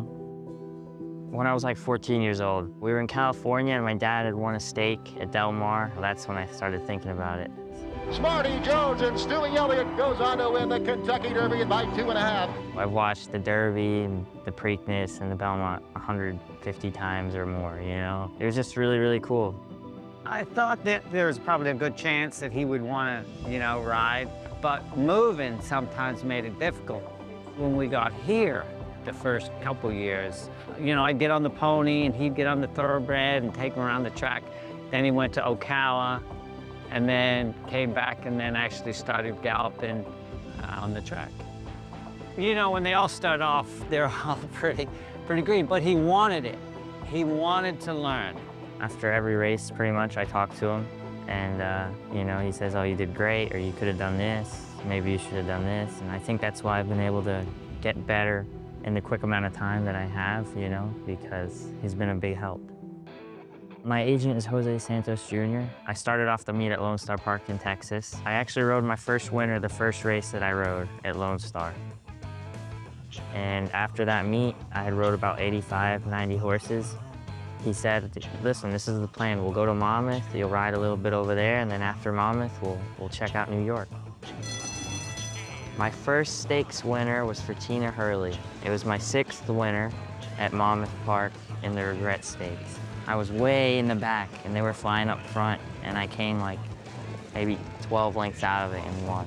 Reclusive from a mile behind is coming fast, takes the lead for apprentice Christopher Elliott. The first person I called when I was back at the jockey was him. It's very exciting. It is. I'm very proud. Father and son, Stuart Elliott, Christopher Elliott, Andy, this summer for him and riding with the very best, the best in this particular colony this summer at Saratoga. I think he's learning. You know, I think one best thing you say about him is you watch him when he first got here, and the time he's here, he continually gets better. He's struggled a bit since losing his bug. He's had some issues on the turf. He's been a little bit better, but he's got to be better at holding position. He's a young rider who's improved, so you don't want to get too down on him. It's going to be tough for him to make a full living in New York, even with such a good agent, but he's going to make a living somewhere, whether it's here or somewhere else. I'm more optimistic about Chris Elliott. I mean, look, he won his first race in April of 2024. Went through the period where he had his bug, an advantage. You get to carry anywhere from 9 to 5 pounds less than the other riders in the same race. And he lost that, I guess, mid-year last year, 25. And I watch him ride, and you know, it's no different than getting out of Q school on the PGA Tour. You're not going to be Tiger Woods. There are very few of those. takes a while to adjust, takes a while to get better, takes a while to learn the ropes of what these very, very good riders do. But it's where talent meets opportunity. And if he's given opportunity, he can ride with these guys. Can you win this race with Carrie? I mean, I guess. I didn't really like her. I don't know. I watch him ride, Tom, honestly, more than you do. And that's fair. I hope he's a great kid, and I really wish him all sorts of success. He is a good rider. I just think it's going to be tough in New York. I'll tell you another thing he's got going for him. He is a hard worker. He's a great kid. He really is. The filly he'll be riding there, she is Carrie, trained by Ilkay Cantamachi. Had 2 entered in this one.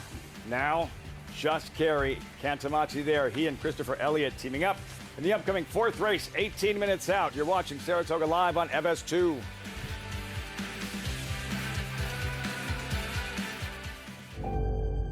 In the racing game, there's always a dark horse.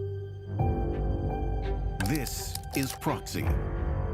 Not just a dark horse. He's a tall, dark, and handsome horse. 2 wins at 2. Here comes Proxy. 2 turns after that. Big days, bright lights. All class, Proxy. His first yearlings are selling now. Move over to the dark side. Monmouth Park's main event is Naira Betts Haskell Day, Saturday, July 18th. Watch and wager as the country's top 3-year-olds converge on the Jersey Shore to enhance their championship credentials. Play our $400,000 guaranteed pick 4 and $300,000 late pick 5 on a card that includes 6 stakes races. First post is 12 noon. It's all Naira Betts Haskell Day, Saturday, July 18th at Monmouth Park Racetrack. It's time for the first major yearling sale of the year. A sizzling source for success on the track. The July sale is the most underrated sale in America. July produced 2 Breeders' Cup champions in 2025. She's So Spicy and Splendora, as well as Grade 1 winner Argos. Plus recent graded stakes winners Chip Honcho, Forged Steel, and Roja. The Fasig-Tipton July sale of selected yearlings, July 14th in Lexington, Kentucky. Where will you be? What if you didn't just watch horse racing, but own the moment? With Bond Racing Stable, you can experience the thrill of ownership without the full cost or commitment. It's easy in a racing partnership with Bond Racing Stable. They do all the work while you get access to the backstretch, morning workouts, the paddock, and the winner's circle. Whether you're new to racing or a lifelong fan, Bond Racing Stable makes it easy to get in the game. Don't just bet on the race, get in the winner's circle. Contact Bond Racing Stable and ask about a racing partnership today.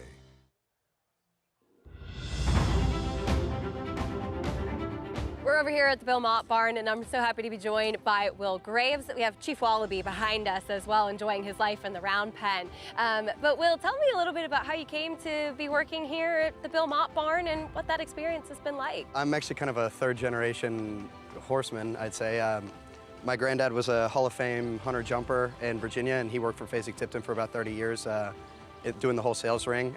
My dad, he manages a pretty prominent stud farm in Kentucky at Gainesway. So I ended up here after spending a long stint at Gainesway, kind of learning the ropes, learning how to rub, and I actually ran into Bill in OBS sale and begged and pleaded with him for a job and was lucky enough to get one. Really enjoyed it here since he's a wonderful, wonderful person to learn from and an incredible trainer. So I'm very fortunate to be here. What's your day-to-day like? Because I know you pick up a lot of different jobs around here. Yeah. Groom, hot walker, foreman, you name it, I'll do it. Day-to-day changes, but a very typical one is, come here, help with, giving medicine, checking in on temps, just making sure everything is in order. And when we start training, it's mostly about helping the grooms out, getting done, making sure everything looks right and is training well.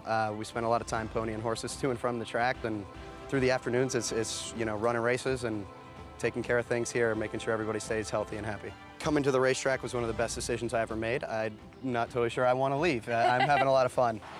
Horses tend to be a little fragile, so when you actually can get one there and they run like they should and they're supposed to and nothing goes wrong and they win and cross that line first, it's truly exhilarating, isn't it? I love those segments, backstretch heroes, and even though Bill Mott's runner scratched out of his 4th race twirly, Tom, the point is how much more of a team sport horse racing really is than most people believe. Well, look, how many NFL teams do you know that can make it with one great quarterback and nothing around him, or a wide receiver that can really catch the ball? But, I mean, the situation here is that you can't do it without a team. I don't care how good you are. And you have a responsibility as a trainer, which Bill completely recognizes. In return, you're going to teach. You're going to teach knowing that one day that young man might be your competition. But you know what? That gives you a little pride, too. And that's what you're supposed to do. No successful trainer is doing it on their own. It's not even close. If you don't have good help, you can't do it. You know, you think about Todd Pletcher and the assistants he's had. Didn't want to lose Amelia Green. You can see why he didn't want to lose her, how well she's done. You look at people who have worked for many, many years with Chad Brown. Any successful training barn has good help. If you don't treat your help right, you're not going to succeed in this game. Great stuff, Acacia. Look forward to the next one. Backstretch Heroes. Horses in the paddock, as you can see, for this fourth race. Wilson Shoot, fillies and mares. You're looking at the current favorite, Margarita Molly, 7-5, as we welcome Megan Burgess to the broadcast. Hello, Megan.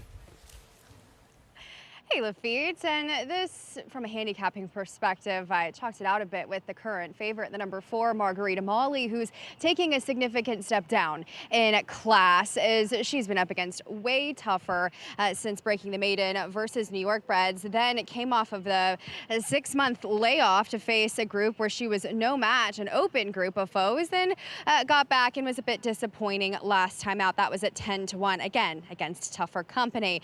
Looking at her in the paddock, you know, judging from some of Acacia's comments in the past, was one that was green as a juvenile. She's really been collected here in the paddock now at 3. And she's one that, just looking at her, I'm not quite sure how much she's gone on and developed from 2 to 3. I do agree, just handicapping this race, she certainly met a lighter field, and I'm hoping that she can be more forwardly placed from that aforementioned Wilson Shoots. But as far as the number 6 defining role, a filly that really caught my eye here in the paddock, as she will route on the dirt for the first time. And Tony Dutro's numbers as far as last out maiden winners, past 5 years, he is 0 for 22. But 11 of those horses have run in the money. Defining role is incredibly strong here in the paddock, well defined. I thought she was one of the horses that looked best in here, as she does have the frame to go longer, as she unsuccessfully did so on the grass earlier in her career. And I do find getting to the fast dirt course for the first time will be even more to her benefit. Now, it was not the strongest group she beat last time out, and she did so using speed, as she'll hope to yet again facing winners. Just something to note, she is wearing those front wraps. She's actually wearing wraps on all 4. Can be perceived as a bit of a negative sign, just something to note from her. But Lafitte, I was impressed from her physically in a group that you could argue does run through the current favorite. Defining role, Megan. This is going to be fun. Tom's early pick 5 ticket is alive. Numbers 4, 5, 6, 7. Andy's top selection, the only filly not on his ticket. Miss American Pie, something's got to give in the 4th at Saratoga next. Bet any track, anywhere, anytime. Download the NyraBets app to play today and get a $200 deposit bonus. Watch and bet on live horse racing from over 300 tracks worldwide. Get expert picks, play live money betting contests, and boost your bankroll with daily promotions. NyraBets is the official betting partner of Saratoga Racecourse. Sign up now. New members use promo code SPA200 to claim your $200 deposit match bonus. You bet with NyraBets.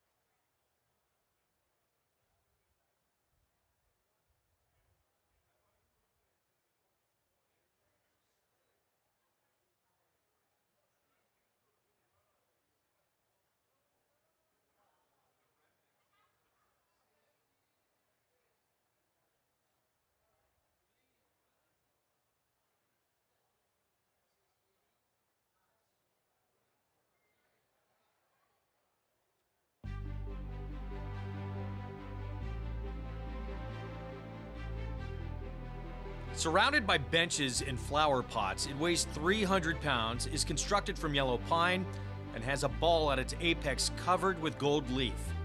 It is the man-o'-war pole and greets all who enter Saratoga's main gate.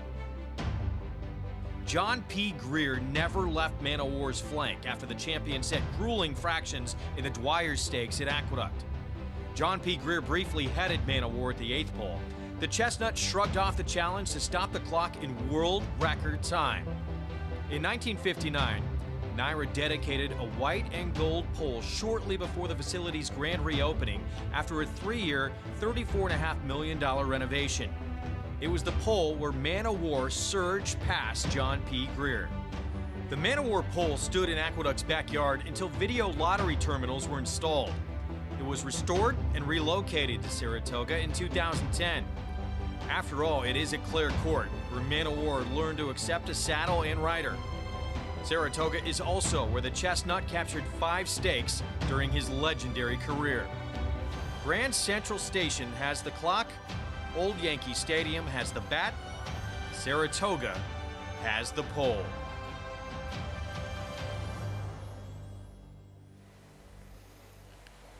Really cool stuff. Man-o'-war pole around every corner at Saratoga. Andy, another part of history and part of what makes Saratoga Saratoga. Yeah, there's so many great things here and stories behind them, and that was a really nice story, well done story for sure, about just so many of the special things about racing. And for me, I've always loved, beyond handicapping, the history of the game. Yeah. You know, and looking back, you know, you read about the horses that stakes are named from, and it's just such a great way to fall in love with the game. So, you know, it's lost on a lot of people that you saw that man-o'-war pole is red and white. Every pole on the racetrack that's divisible by 1/4 of a mile, so the top of the stretch, the 1/4 mile pole, the 1/2 mile pole, the 3/4 pole, they're red and white. The ones that are divisible by 1/8, the 3/8 pole, the 1/8 pole, so on and so forth, they're going to be green. And then the littler black poles you see are 16th mile poles. I did not know that. And they're all from the wire back. So your first pole you'll see going up the stretch from the wire is going to be a black and white pole, the 16th pole. Then you'll see a green pole, which is the 8th pole, and so on and so forth. It works all the way around the track. So you go to all these different racetracks, they're different dimensions, many of them. You know, if you're ever wondering, where's the 1/2 mile pole? Work your way backwards and look for the second red and white pole. The only problem with that is the 2 finish lines. Yeah, that that's how it gets confusing for some of the that. riders. 1/4 pole. There you go. From red the wire. White. There you are. I did not know that, Tom. That's cool. Here's what I know. Tom's alive in this early pick 5. Yeah, I don't think Four it's of the going five to may not pay horses, much, and the but we only did one- get both our singles home. The only one not on the ticket, Andy's top pick, top selection in Miss American Pie. I'm not against the favorite, Margarita Molly, but I have better in her last 2 starts against arguably significantly better horses. She had an excuse 2 back. She didn't get out of the gate. Her last race was a disaster, but they were much better horses, and I get it. She's kind of the horse to beat. I'm just hoping Tyler from the rail is aggressive with Miss American Pie. A horse going out for Domus Catino's horse has been running very, very well lately, and I was just looking for an alternative. Other than the 4, there's nobody else I want here. I think anyone can win, like you do, but I don't want to bet anybody here besides the 1 or 4. At and I don't least need she's the doing 4's something favorite. different. At this level, at least she's doing something different. All sprints to this point. That's fair. And look, Synthetic you can get an turf. idea of how spread out the betting is. It's only a 5-horse field, and you're anywhere from even money to 6-1 with 5 horses. Non-winners of 2 claim. You can buy them out of this race for $20K. None of them has run more than 1 race in their career. These can be tough handicapping races. Strange things can happen. When did those types of races, these types of races with those restrictions start to come together, and why do they exist? Because racing secretaries needed to find ways to make it easier for people to compete. You know, the non-winners of 1 and non-winners of 2, when you started training, non-winners of 1 and non-winners of 2 conditional claiming races didn't really exist. Didn't for me, maybe 20 years ago, 15 to 20 years, they started getting bigger, but it's hard, you know? You break a maiden and you want to go in a claiming race and you're going in there against experienced, tough horses. You're gonna get clobbered. One of the biggest class moves is a horse wins its non-winners a 2 lifetime claimer, non-winners a 3 lifetime, and then goes into those open claiming races where you're meeting the hardened veterans out there that often are as fast, if not faster, than allowance horses. The older veterans don't always bring their best game, but when you're in a field with them, one of them's going to. Yeah. And if you're coming out of a condition claiming race, which is what we call them, and Andy's referring to them, a non-2 life, a non-3 life, horses are restricted in that race, it's a whole different ball game. Those restricted maiden races, right, where you don't have to face the gazillion-dollar first-time starter. By the way, that same race, that restricted maiden race that they produced Napoleon Solo, graduated here last summer, Preakness winner. Right, you know, Napoleon Solo is obviously an interesting example and a sort of an aberration. I think they're great races. They give owners the opportunity to win a race, a maiden race in Saratoga, and protect their horse without losing the horse, right, and not have to compete against the incredibly expensive, well-bred horses that they might have to use.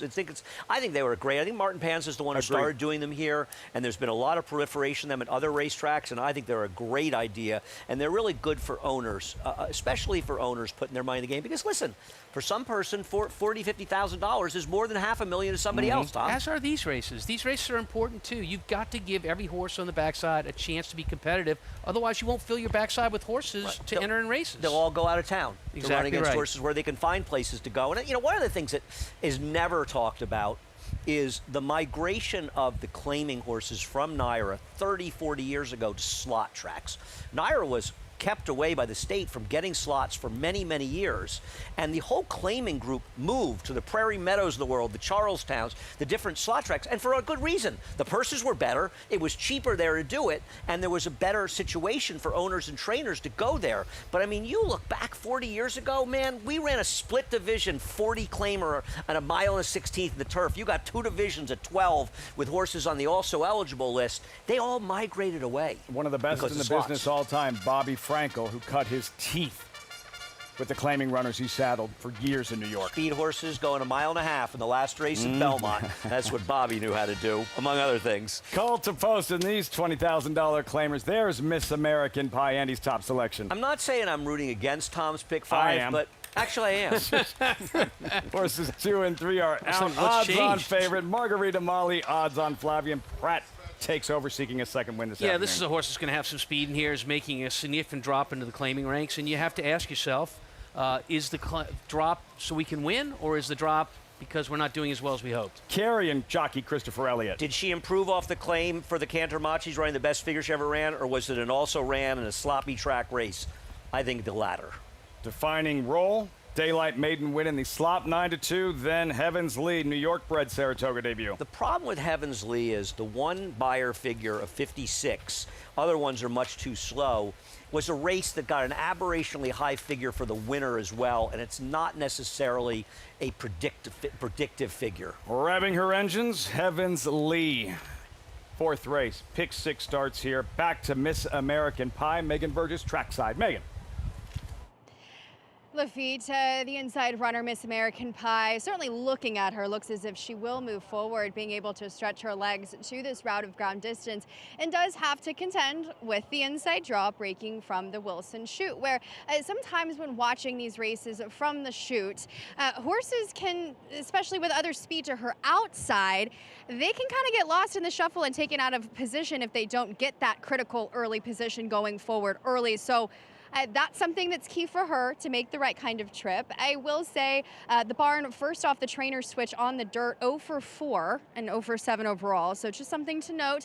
But Dominic Schettino's runners have been doing really well here as of late, and gets the blinkers on for the first time. She was tacked outside in the paddock, and she handled herself well. As I mentioned, I do find the route of ground will be agreeable with her.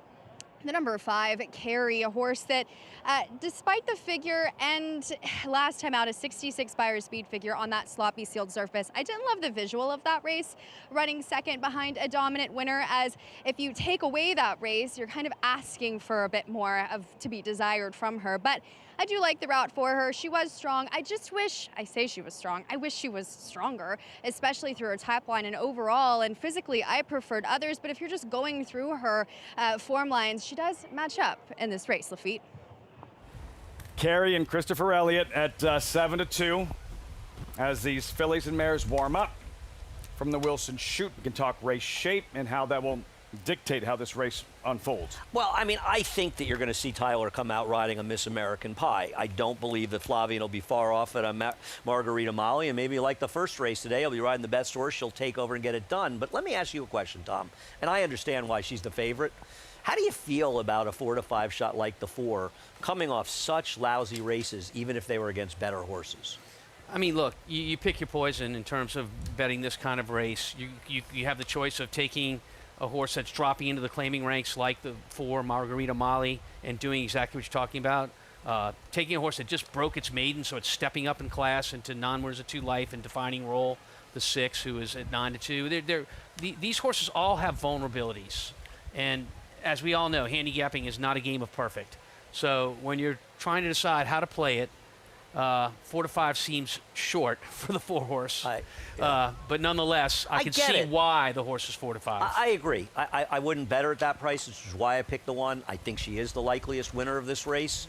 You know, and interesting enough, as a trainer, now maiden 20 is the bottom level, but in general, you break their maidens and maiden claimer, you want to run them for half that price when you run them after the race, right? The only difference is sometimes these horses that are running in these winners races are just not that good. So a horse that can come off a win can have some confidence and get it done. Yep. Tom with numbers 4, 5, 6, 7 on his early pick 5 ticket. Andy with the 1, Miss American Pie. And the hate play. Here's Frank Verifani, race 4, live on FS2. Heavens Lee in the pink. Going in. And they're off. It's a quick start for Margarita Molly, who will go straight to the front. Down at the rail, Miss American Pie is flashing some speed too. And just in behind that group, now taking second, is Defining Role in the green, right up alongside of the Pacemaker.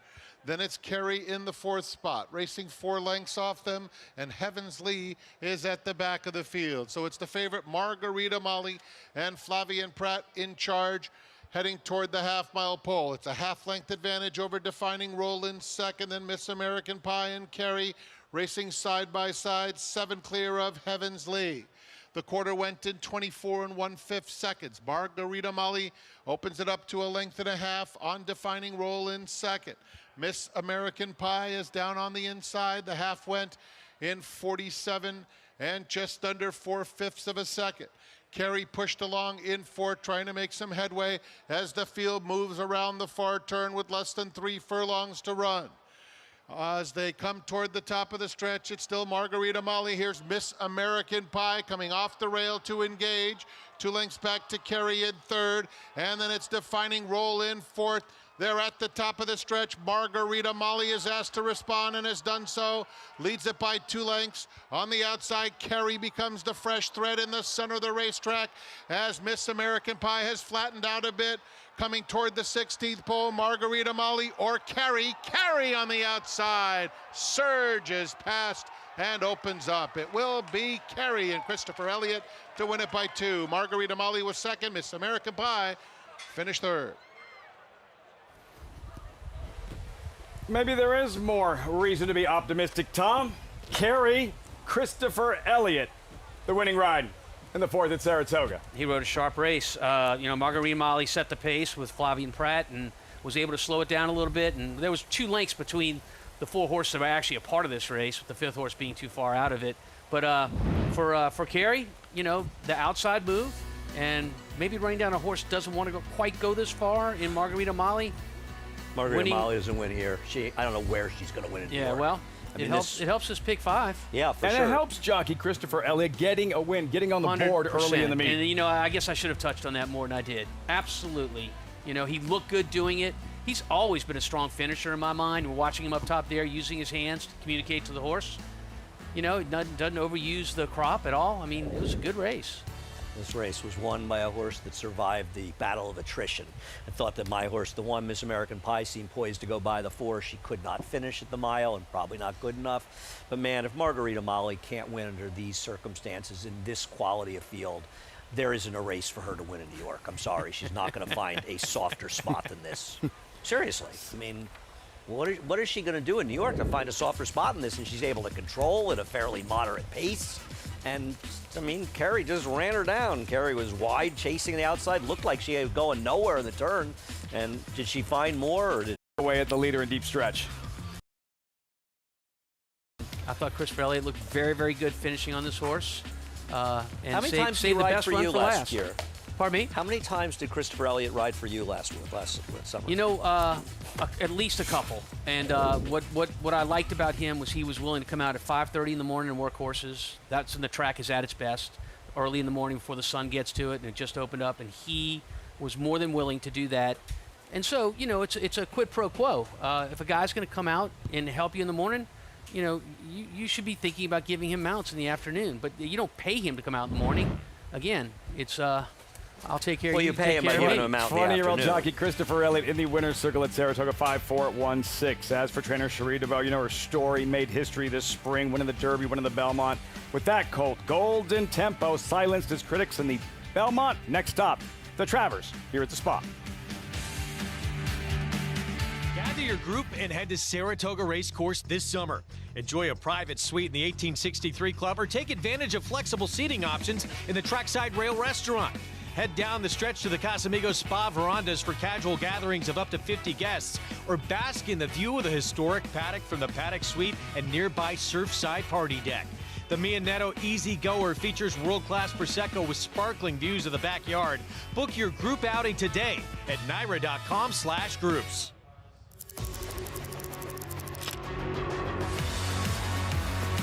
And it's lights out. Locked. Pouring it on. Running aggressively through the stretch to win by 7 easy lengths. Here is Locked. Locked racing by on the outside for the lead. Locked, the wine steward. It is Locked. Here comes Locked after Mulligan. Locked catching with every single stride, and Locked will win the Cigar Mile.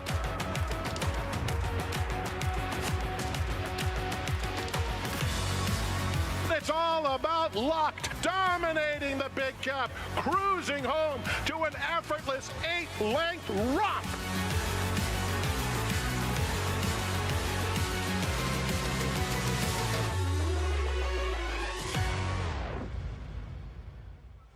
Racetrack Television Network brings you every race, from every track, on every screen, every day.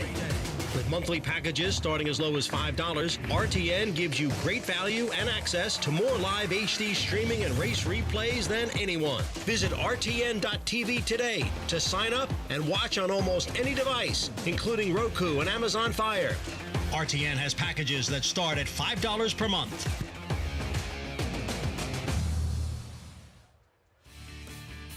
Welcome back to Saratoga Live here on this Thursday at Saratoga. A great card, and Christopher Elliott getting on the board here with the number 5 carry. And Christopher, you've got a long history of watching the races here in New York and in the winner's circle here at the Spa. It's got to mean a lot to be able to compete with the best jockey colony in North America. Yeah, you know, I feel like I'm riding with the best guys in the world, really. And winning here, there's no other feeling like it. You know, it's just amazing. What have you learned from the jocks in the room? You're riding with Hall of Famers, especially when negotiating trips out of a Wilson chute per se in this particular way, and how they've been able to move you forward as a rider. More than anything, I've just learned patience from these guys. You know, all these guys are so cool, calm, and collected out there. And, you know, riding with them every day is just, it's a huge opportunity for me, and I've learned so much from it. Well, congratulations here and best of luck the remainder of the week. Thank you so much. Lafitte, so following in his dad's footsteps here, the toughest colony that is Saratoga, getting a win, always special. Megan wasn't even born when Smarty Jones was doing his thing with his father, Stuart Elliott, Christopher Elliott, and you would think, I don't know, a little intimidating walking into that jockstrom, and there's John Velasquez, there's Gerardo Ortiz, there's Jose Ortiz, there's Flavian Pratt. I would imagine that alone, yeah, that would be intimidating. And I would think, though, riding with better riders like that can only be good for you. You know, to learn to be able to ride around talented riders and see what to do and what not to do. Carrying Christopher Elliott, race 4 to kick off the pick 6. Time now for the late pick 5, race number 5. A mile again out of the Wilson chute. 7 strong and soaring high. Wow, 6-5, Andy, early on. Yeah, she's an overwhelming favorite looking in the multi-race bets. I won't be surprised if she's closer to 3-5 by post time, judging by what I saw in the multi-race bets. She has run faster figures than some of these horses. I worry about her lack of speed, though, Tom. I think that's fair. We're talking about Brunch with Amy, or excuse me, Soaring High. Yeah. Soaring High. Soaring High. Yeah, I think that's fair. You know, she had a great trip back when she won. She was able to save a lot of ground, come out and get the win, and to just get up. And I think we're going to watch that race at some point. She's a deserving favorite. You're in pretty good shape, my friend. You left out my top pick again. I'm feeling pretty good about that now. Worked out all right. Second choice. Second choice, it looks like, in the multis. I would have used 1, 2, 3 here. And the 3 is way the worst to beat. I'm going to try to beat him with a 2, though. For those of you who scanned the ticket, what the payoffs will look like for this early pick That five. is surprising. Right? I mean, you don't find it surprising, Andy? I thought it'd be a lot less than that. Well, the second race winner in maiden races with lightly raced horses, a lot of players use all, or they spread. So if a 30-to-1 shot wins, might play more like 18-to-1, whereas a 8-to-5 might play more like a 3-to-1 shot in those situations. Listen, you just beat a heavy favorite in the last race. I think that's going to help blow things up. You know, the notion, pick 5s, pick 6s, they don't depend on a couple of short-priced horses. They depend on the prices of the other horses. And that's why these people that think you're going to be successful playing pick 5s by leaving out very logical horses, that's why they lose. Pulling for you, Tom. Most of us. If the 2 doesn't win, I hope Tom wins.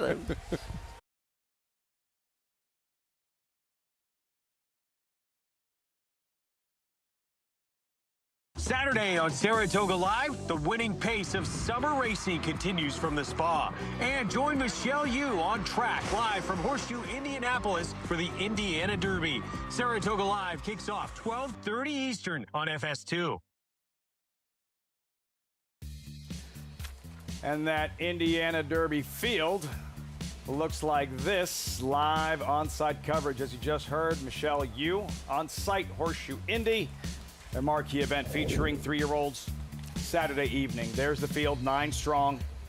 Towards the bottom, at the bottom, morning line favorite, Desert Gate, 5-2 for 2-time Triple Crown winning trainer Bob Baffert, to his inside leading change for trainer Brad Cox. Tom, based on this one effort, his debut, his maiden score at Churchill Downs early June.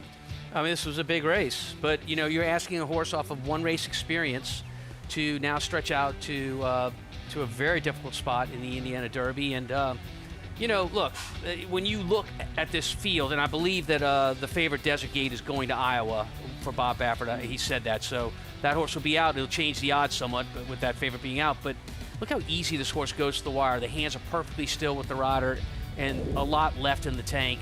So you can understand why leading charge with Irad Ortiz, who actually is back up riding on Saturday and could be here if he wanted, but he'll be at Indiana that day. Maybe that's a testament to what he thinks he's got. How much of a challenge going from that, the debut maiden race, to who he'll be facing Saturday evening? I think it's a big challenge, but it's not lost on me that 2 of the players in this race are both Louisiana breds. Our money man, Creole Chrome, very, very good Louisiana bred 3-year-olds. If I got to take a shot against some good horses, I'll take a shot against those. I'm just glad I'm not the morning line maker who made leading charge the 4th choice, at least the 3rd choice, because he will be favored.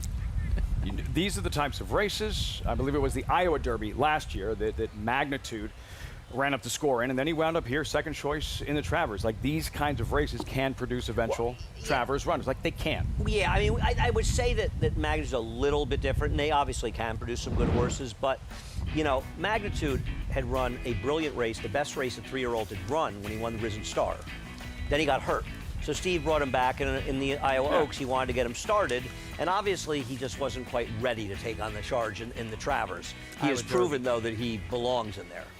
Let's see if Soaring High is ready for this 5th race in 14 minutes. There she is, impeccably bred by 2-time Horse of the Year Curlin, out of champion Songbird, and what she did, the damage she did here at Saratoga when she had that undefeated record intact, winning her first 10 races. She had speed. You know, she was a brilliant 2-year-old. I think she's one of the best 2-year-old we've seen in years and years, and she never really improved that much, though I guess her Breeders' Cup effort against Beholder would argue that, where she was absolutely brilliant that day. Yeah. But she was so good that it just didn't matter. She dominated.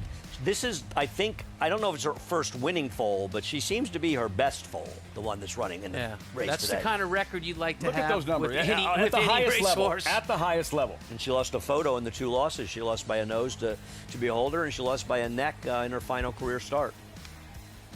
The ability, Tom, for her to maintain that level of excellence season after season. It's amazing. It's amazing because, fillies can deteriorate for any number of reasons, many of them behavioral, and just having time off and coming back to the track and say, hey, man, I don't want to do this anymore. And she wasn't that kind at all. Megan, there are regally bred fillies, and then there's this Soaring High by Curlin out of Songbird. What are you noticing? Well, as you mentioned, her immaculate pedigree, a dam that was a Grade 1 winner at 2, 3, and 4, and Soaring High took some time from that debut where she was in a maiden race against an eventual Acorn winner and Counting Stars, and then really responded to the time and getting some added Lasix in her last 2 tries, where she earned that victory at Churchill Downs in a route race to break the maiden, and a nice performance there. Came back in a monster of an allowance race back on May the 30th and was just second best, but she clearly is the horse to beat in this field. And just looking at her physically, I do find she still has some filling out to do, especially just through her top line in behind. I do think she's still a filly that's maturing and will be better and better, hopefully, in the future, as she's already displayed, as Andy alluded to, the most talents of her famous dams prior foals. And I will say, she wasn't just wowed me here in the paddock. Love her on form, but I do still find she's one that's going to get and continue to get better. As far as the inside layoff horse for trainer Chad Brown, that's Madam Opus, who we haven't seen since March of 2025. Now, the barn is notorious for bringing horses back fit and ready to win off of these layoffs, and her races at 3 didn't wow me, as she did run respectably in that maiden special at Aqueduct at the mile, where it was a pretty weak field that she did beat. She showed kind of hints of wanting to hang in her debut and then managed to overcome that group at a short price. I will say Chad Brown, the past 5 years with last out maiden winners coming off of this kind of layoff, is 0 for 3 and just 1 for 5 here at Saratoga, as she does face winners for the first time in deep waters. But I will say she does fare the tactical advantage, being able to break from the inside in this Wilson chute and go forward as potentially the controlling speed. I do think she's fit enough for the task, Lafitte, but I am taking the wait and see approach with her. Same with handicappers here with 10 minutes to go. 7-1, Madam Opus. That latest appearance, it has been a while. March of 2025, Aqueduct, she's 3-5 in a maiden race. Madam Opus, Andy, wears down that crew. Yeah, I mean, she didn't beat a Brinkley strong field, I'm not going to lie. But in theory, she could improve a lot since that. And the Chad Brown numbers, in my opinion, when I look at trainer stats, I break them down by surface.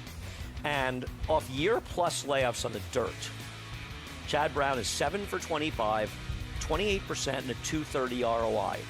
At Saratoga in year-plus layoffs in the dirt, he has 5 stars in the last 5 years, 3 winners in 2 seconds, and a $7.50 ROI, saying these horses have come back, particularly up here, and they have run. It is a relatively small sample size, but in that sample size, his dirt layoff numbers have been very, very strong. But for Chad Brown, Madam Opus, she is frozen on the board here. Yeah, no, she is indeed, but I've seen this movie before. They're like, not this time, Chad. And he goes straight to the winner's circle. You got to be careful with layoff horses that look too slow. Yeah, but statistically, I think is what you have to pay attention to, and it's just another sign of one of the great skills he has in his bag of being able to prepare a horse off the layoff and get him to run well first off the bench. Right, it's like only an idiot would say he's a turf trainer, just like only an idiot would say Todd Pletcher's a dirt trainer. A good trainer's a good trainer, and both of them know how to win with horses on any surface if they have the right horse. Linda Rice, exceptional trainer. Tom and has brunch with Amy going here. I like her a lot more than Tom does in this race. I thought she got shuffled back on the backstretch of her last race and kind of got caught behind the eventually placed first winner, Aeolian, who was a Chad Brown layoff horse, and kind of got shuffled, throttled a little bit, shuffled a bit, and never got to make an outside clear run. She's run races that are good enough. I want to give Linda a chance with her here, so I took her as an upsetter. I used her a little bit with the 1, but mostly with the favorite. She's coming back quickly, coming back in 12 days. That's a negative just about every trainer I know, Linda. But not with her. I've seen her come back in 5 to 7 days and win, so she knows when to put a horse back in quickly, and so I'm not holding that against her with this 12-day turnaround. When she's aggressive, she's often successful. Not pulling for her in this case, Tom. Understandable. With 4 runners on your ticket, Early pick 5, numbers 1, 3, 4, and 5 for those of you following along. We shall see. It wasn't a big ticket. It was a $32 ticket, I No. believe. Yeah, yeah. But $32. you know, what do you think you have me here for, if man? one of those doesn't win, it's zero. I had my fun for 4 races. And you looked at the payouts, and you were even kind of taken aback. I was surprised that they were as healthy as they were. Late pick 5 gets started here. Riders up on a post parade. Momentarily, a look there at Soaring High and her maiden win. First race, Kentucky Oaks Day. Churchill Downs, Andy, Soaring High, cut loose, wide, and on the move. She ran well that day. I don't have any knock on her. She's the horse to beat. I mean, my knock is I don't want to bet her at 4 to 5, and she's a deep closing type at 4 to 5. But I'm not going to knock her talent. She's good. She's the horse to beat. Yeah, she is. I don't think she's a particular underlay here. I'm just going to try to beat her. You saw her wide turning for home, but she had a rail trip to that point. He angled her out because Irad did because he knew he had a lot of horse. He's going to just get up. So it was a really good trip for this horse. Her superstar champion mother, Songbird, what do we know about her thus far as a broodmare? She's been a bust as a broodmare. I mean, this is the best horse she's had so far. And you see it a lot. You have to stop very good sugarcoating these things, man. You got to stop sugarcoating. She was sold for $8 or $10 million. Yeah. And she's had next to no good production. It is what it is. But it's too soon. It's only been It's only been a couple of horses that have made it to the track, right? I mean, she was retired in 2017 or 18. Was it? Yeah. Yeah. We're I'm getting gonna look old, that Tom. up. The time catches up Yeah, to you. you're right. You know? It feels like yesterday. Well, anything before the pandemic doesn't feel as long ago as it actually Not was, wrong. right? Oh, man, God, we were talking about that last night, the meetup here during the pandemic. Wow. Never experienced anything like that before. You were kind of badly behaved that summer. I don't want to get you in trouble, so I'm not going to say it on TV. Call to post as the soft fans looking on. Thanks for that. 1863 Club. And we meet the field for the 5th race, starting with Madam Opus, lightly raced, expensive 4-year-old filly. She's back. She's got to get faster and a lot faster, but she's got the right guy to do it if you want her to price. Brunch with Amy, owned and trained by Linda Rice. Second choice in the race, coming back in 12 days rest, which would usually be a negative, but not with Linda Rice. Soaring High, Mandy Pope's regally bred, homebred. I would rather take her and the other one lost. At least she's a quality runner. She's 4 to 5 than a lower level like the last race. She's not a big underlay, if at all. Will not be swayed. Just missed at the level at 37-1. Yeah, I mean, here's a horse that actually has a big chance today at a nice price. Hidden Rose, graduated by many at Finger Lakes. Yeah, I just don't know what race she has that makes her competitive here. I'm a Cutie Pie, hard knocking 5-year-old mare. Yeah, so this is an optional race. You can run for the allowance or you can run for the for sale price of $55,000. I'm a Cutie Pie is the only one in here doing that. And finally, Fast and Frisky, very popular at the claim box. Yeah, very, very fortunate to win last time, and I bet her. She got a perfect trip to pick up the pieces in the late stages. A 3rd race in the first 5 from the Wilson Shoot. Fillies and mares coming up. Purse of $120,000. And what's it going to take, Andy, for Will Not Be Swayed to upset Soaring High and company? I mean, listen, she ran fine last time. Her last race gives her a real chance in here. We'll see how forward she can be. Can Ricardo get her more in the game? Because she also does not have a lot of speed. Lolita Shimango, who trains her and whose father passed away recently, they had a celebration for him in the winner's circle before we left Aqueduct. He was quite the character, the dude. I always enjoyed my time with him. Lolita does very, very well. She's one of these under-the-radar trainers that's not going to get a lot of attention, not going to have a lot of good horses in her barn. But, man, if you like a horse for Lolita, you bet him, because she wins. Megan has more on Will Not Be Swayed. Will Not Be Swayed, the number 4, was a horse that I really liked on paper and thought she had, as Andy said, the races that made her a player in this field. But looking at her physically, she's tiny. Incredibly petite, one that certainly lacks the size and substance of others. And here, as she does get to this mile distance where she's spent a majority of her career sprinting. And looking at her physically, looks like that's probably what she's best at. She does have a win on the grass routing here, and she's run some respectable races at Saratoga. So we'll see how she can negotiate this mile distance wearing those wraps on all 4. But for a sneaky trainer, it does have the on-paper form to compete here, especially in her last few races on the dirt. As far as the number 2, Brunch with Amy, I agree with Andy as far as her being an incredibly interesting play in here if she can get past some of those lesser races that she's been running. And as far as the quicker turnaround, and due in part by the maestro at it in Linda Rice, I can see why they're running her back a bit quicker as her last race on June the 27th.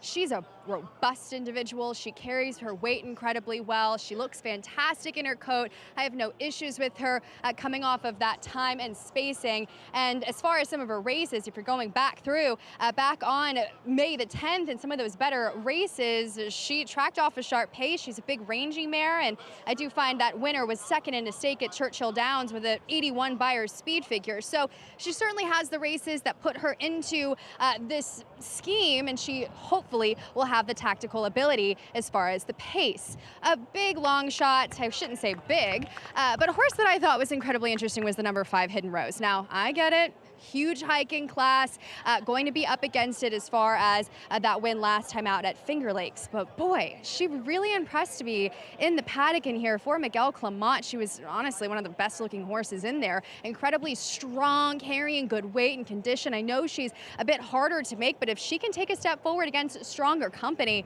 she'll look fantastic, Lafitte. Hidden Rose, co-owned Adelphi Racing Club. Miguel Clement saddled the winner of the last race on Sunday, looking to strike with Hidden Rose in this. Well, it's the start of the late pick 5. Tom very much living in the moment, still alive in the early pick 5 with 4 horses here. For those of you just joining us, has numbers, I swear, 1, 3, 4, and 5. As for the late pick 5, Andy, the sequence, and take a stroll through and hit some of the keys. It's a sensational sequence. The next race is a wide open turf race. I think Opulent Restraint is going to be aggressively ridden and go to the front in this race like she should have been last time, and that gives her a good chance to wire the field. Brisbane scares me a great deal, but I think there's quite a few players in there. I would key on the 7 and 5. I think the favorite in the 7th race is very suspect, Red State. Terrible numbers for trainer Mike Maker, first time for a tag in Saratoga. 0 for 11 on dirt. I think 0 for 20 all surfaces. I like the 2 Gatsby a little bit, and the 7 Stewie as possible upsetters. I like the 2 Bridal a Butterfly in race 8. I would use 2, 7, and 8 in there if I was spreading a little bit. The last race, a highly competitive maiden race. I think the favored 5 Coordinator is vulnerable. The other Chad Brown horse, Pay the Piper, can win. I like the 10 CJ Star and the 8 Feline Curious, but I think that's a very interesting race that could have a bit of a vulnerable favor for Chad Brown. A terrific competitive sequence after today's 5th. Excellent. This late pick 5, the pool already over $500,000. Has anything grab your attention? Have you noticed anything from the first few dirt races we've watched today? They look perfectly fair to me, Tom. We saw the speed win, but we saw horses run from behind. We saw the last race, the horse make an outside run in there. It just seems like we're dealing with a fair racetrack. I agree with that. You know, the comments you made about the July 4th weekend and how the track got fair as you went, it reminded me a lot, and maybe you'll disagree, with Belmont weekend. I totally agree with you. Yeah, I mean, I think day it was was a all little about speedy, speed, but it mitigated. and then it got just right. I think Glenn and his crew have done a fabulous job with this racetrack. If you're being critical of a track maintenance crew for not having everything perfect on opening day of a meet when you haven't run in quite some time, then you're just asking too much, and you're looking to pick on people. Which I do, but in that case, I won't. The 3 to 5 on Soaring High, is that deserved, or is this a Mom was songbird / popularity thing as well? I think this horse is now a borderline underlay, Tom. 3 to 5 is an awfully short price, especially for a horse that doesn't control her own destiny because of her lack of speed. Yeah, I mean, when you talk about speed, you should see it from the inside on the 1, and maybe from the outside on the 6 and 7. I think you'll get some speed in here. Yeah, I think the 1's good. I agree with you. I agree with that. But I mean, for Soaring High, I think you have to look at her maiden win, which we watched, which was, you know, she just got up by a neck. She had a great trip that day.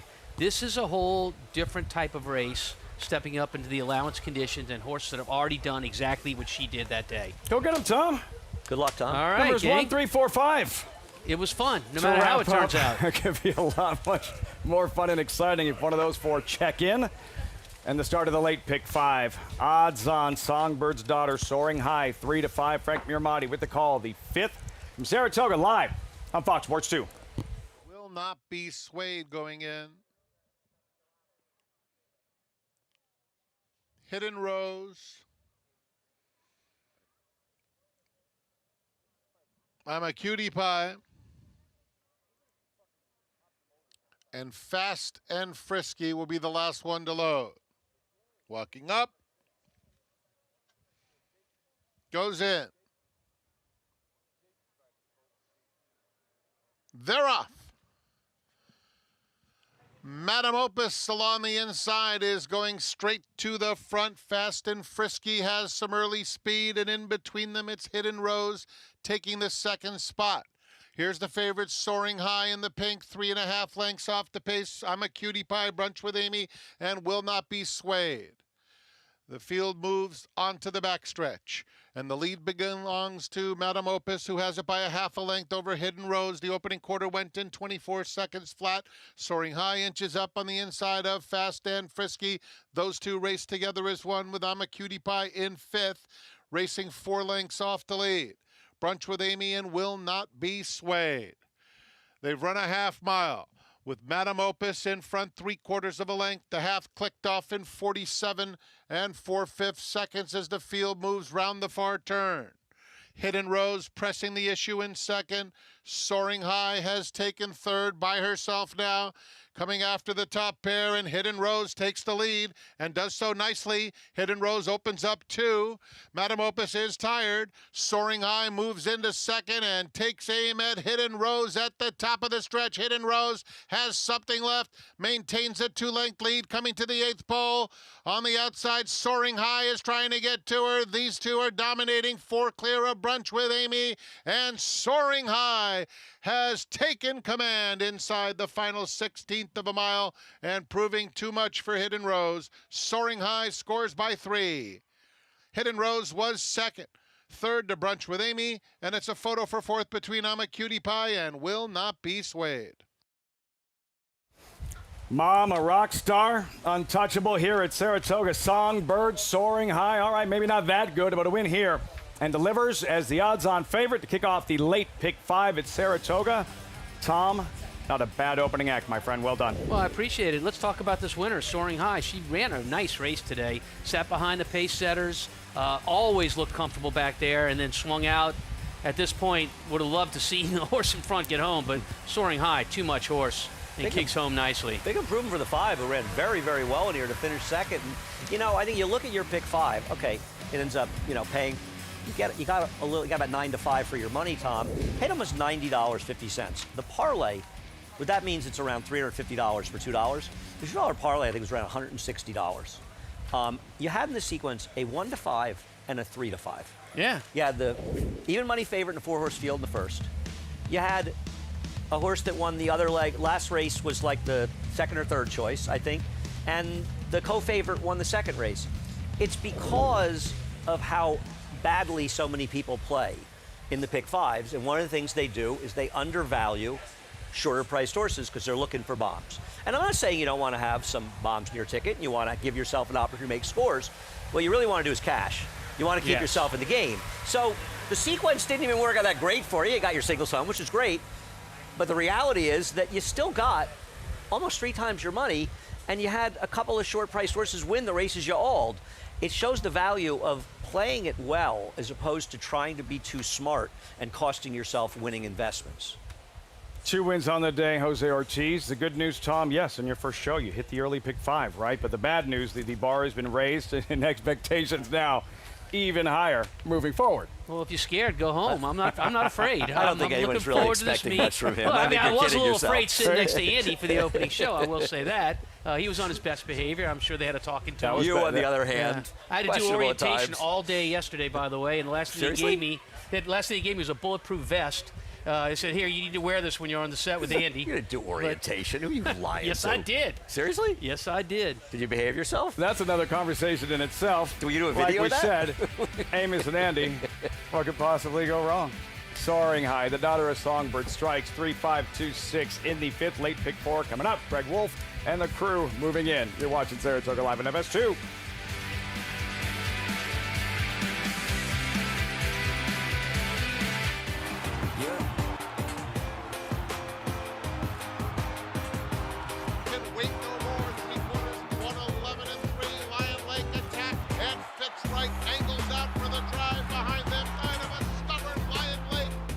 Charlatan is the leading second crop sire by stakes winners, graded stakes winners, and graded stakes horses. Charlatan, ultra impressive. It's a new day for a new king. Bet any track, anywhere, anytime. Download the Naira Bets app to play today and get a $200 deposit bonus. Watch and bet on live horse racing from over 300 tracks worldwide. Get expert picks, play live money betting contests, and boost your bankroll with daily promotions. Naira Bets is the official betting partner of Saratoga Racecourse. Sign up now. New members use promo code SPA200 to claim your $200 deposit match bonus. You bet with Naira Bets. The joy of traveling well is feeling at home, yet a million miles away from home. Discovering new flavors or savoring the ones you already love. Not knowing what lies beyond the horizon, but knowing what matters most to you. This is the joy of traveling well. Oceana Cruises.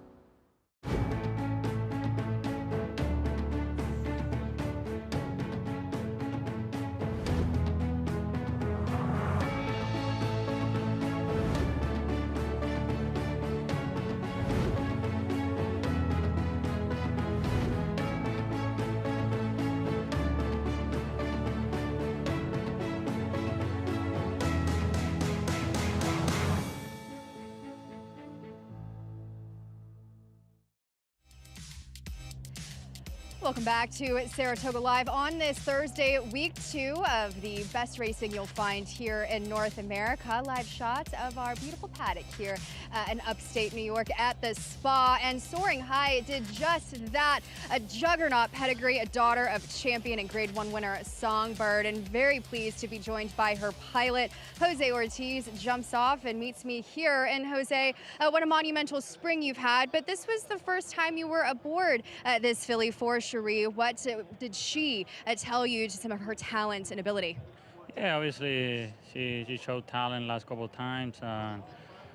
Today I was just wanted to put it close and get a good position. I did just that, and she was traveling very well around the 3/8 pole. And when I asked her to go, she responded well. She surely did. You were aboard her for the first time today. You'll be aboard Sneaky Good tomorrow for the very first time in that very competitive victory ride. What has Brad given you as to the tactics of that race and what's come up a very competitive one?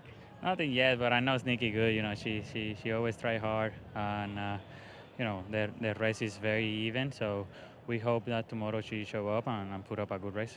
I have to ask you, we've talked about your accomplishments this spring, doing the Kentucky Derby Oaks double, being able to be one of a few to breathe that rare air of being able to clinch the Belmont Stakes. What has meant the most to you being able to be along this journey and this year of your career?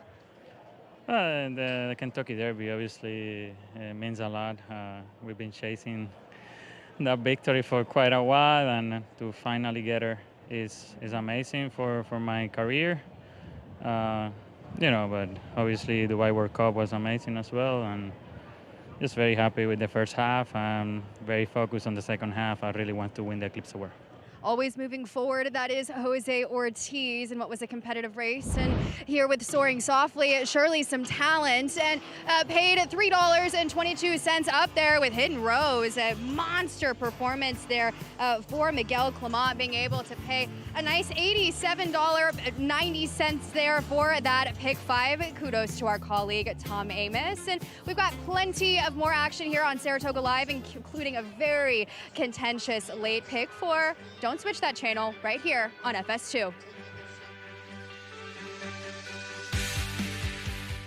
Tickets to Saratoga Racecourse are on sale now. Secure seats in the Grandstand or Clubhouse, or get a table in the Pick 6 Picnic Paddock, Miller Time 4-Star Dave Sports Bar, or the Michelob Ultra Stretch.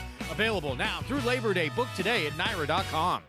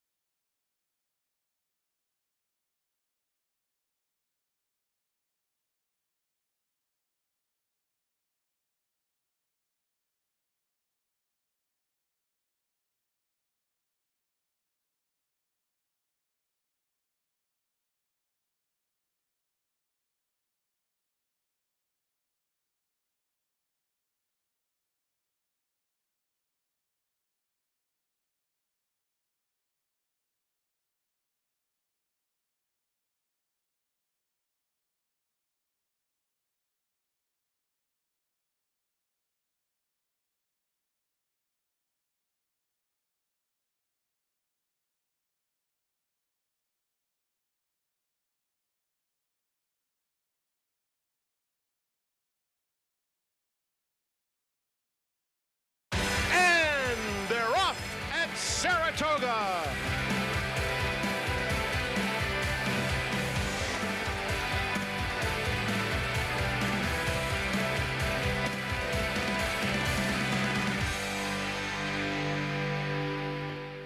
Welcome to Saratoga Springs, New York, in week 2 of the premier meet in the country as fans settle in for a tremendous summer to come. Chad Brown, he's won or tied for the last 5 training titles here at the Spa.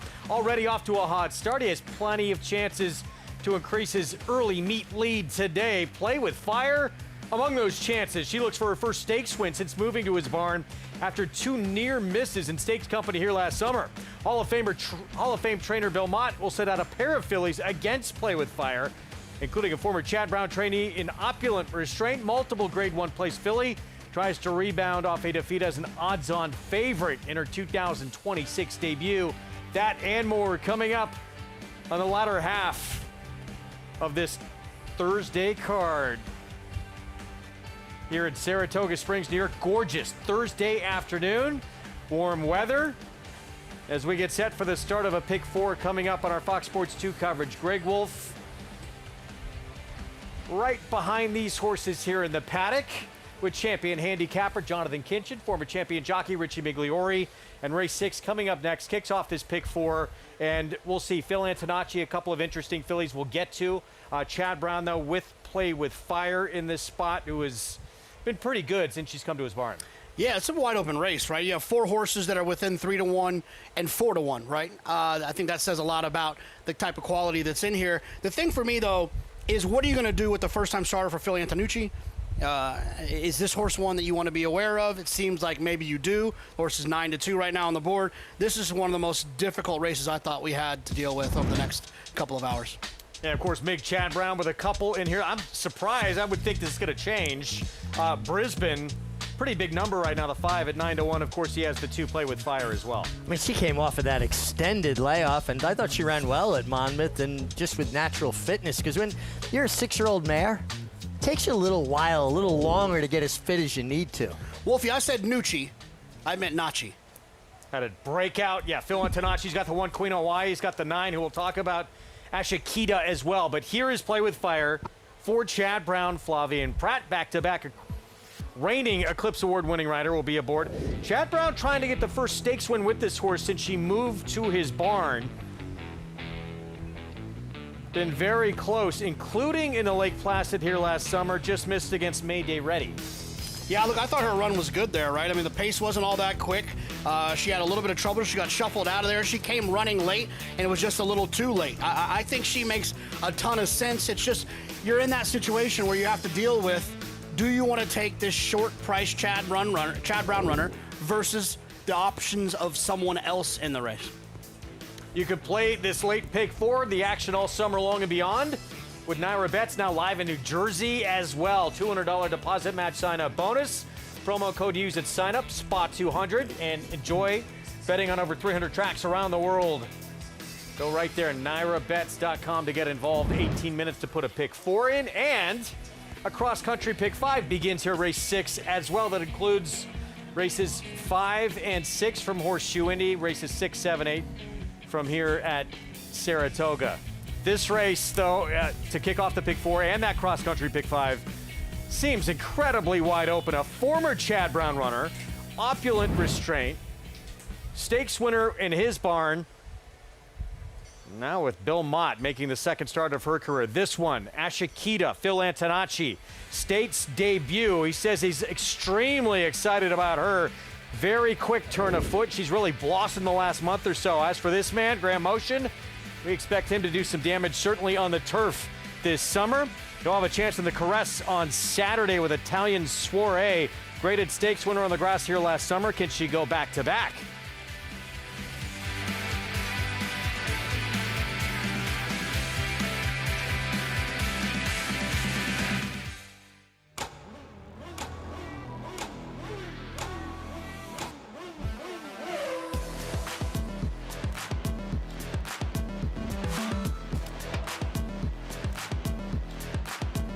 Prince of Monaco's Too Good for Moose, an impressive winner of the Best Pal.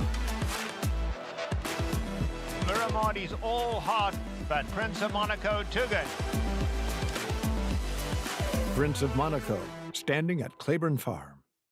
Bet any track, anywhere, anytime. Download the NyraBets app to play today and get a $200 deposit bonus. Watch and bet on live horse racing from over 300 tracks worldwide. Get expert picks, play live money betting contests, and boost your bankroll with daily promotions. NyraBets is the official betting partner of Saratoga Racecourse. Sign up now. New members use promo code SPA200 to claim your $200 deposit match bonus. You bet with NyraBets. Some places stay with you and make you want to relive every moment. These are the places you want to get lost in. The ones that feed your curiosity, blow your mind, and tempt fate. Places that make you keep coming back. Because every time you're there, anything feels possible. Racetrack Television Network brings you every race, from every track, on every screen, every day. With monthly packages starting as low as $5, RTN gives you great value and access to more live HD streaming and race replays than anyone. Visit RTN.tv today to sign up and watch on almost any device, including Roku and Amazon Fire. RTN has packages that start at $5 per month.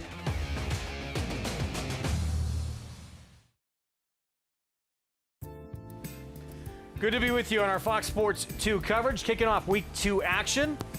Latter half of this card with the Pick 4 coming up, 15 minutes away. Of course, on Saturday, as we tease going to break, graded stakes turf sprint for fillies and mares at 5.5 furlongs in the Caress. And Graham Motion will send out Italian Soiree, graded stakes winner on the lawn here last summer. She was surprised, Mig, when she did that at 14-1. She will not be a surprise on Saturday. No, I mean, she was runner-up in the Intercontinent at 18-1, but rallied nicely. She just looks like she's going to be very, very tough here in this Caress. I mean, Dylan Davis now knows her. I think riders ride horses better the second time they ride them because they have more familiarity. And you got to like the way she finished here. This replay is going to send me into some sort of therapy. I loved her this day because I knew she was going in the right direction. Her best races were turf sprinting. She could go a little bit longer. Graham Motion tried her going long in a tough race at Churchill Downs. And I knew if she showed back up in a sprint, and she ran well and I got beat. I'm sad. As for Saturday, though. I think she is a turf sprinter. I think she's going to be even better off of that last performance. The problem is that's going to be hard for me to swallow that she's not going to be the 18-1 that I felt like I deserved to get Belmont Stakes weekend. And whatever she is on Saturday is going to make me feel a little bit dirty. Those prices evaporate quickly, don't they? Doesn't seem to be a lot of speed in here either for a turf sprint. There's really not a clear-cut pacemaker. That's race 5 Saturday, 2:47 Eastern start time. Grade 2 Caress. Meanwhile, Pick 4 coming up. And the favorite, Play With Fire, one of 2 for Chad Brown. Let's check in with Megan Burgess. Thanks, Greg. And a wide open, incredibly contentious feature we have on our hands at this mile distance. And we'll start with the outside runner, Ashikita, for Phil Antonacci, one of 2 for the barn, both with their own European resumes as she makes her stateside debut, doing so off of a layoff and just her coming into the paddock.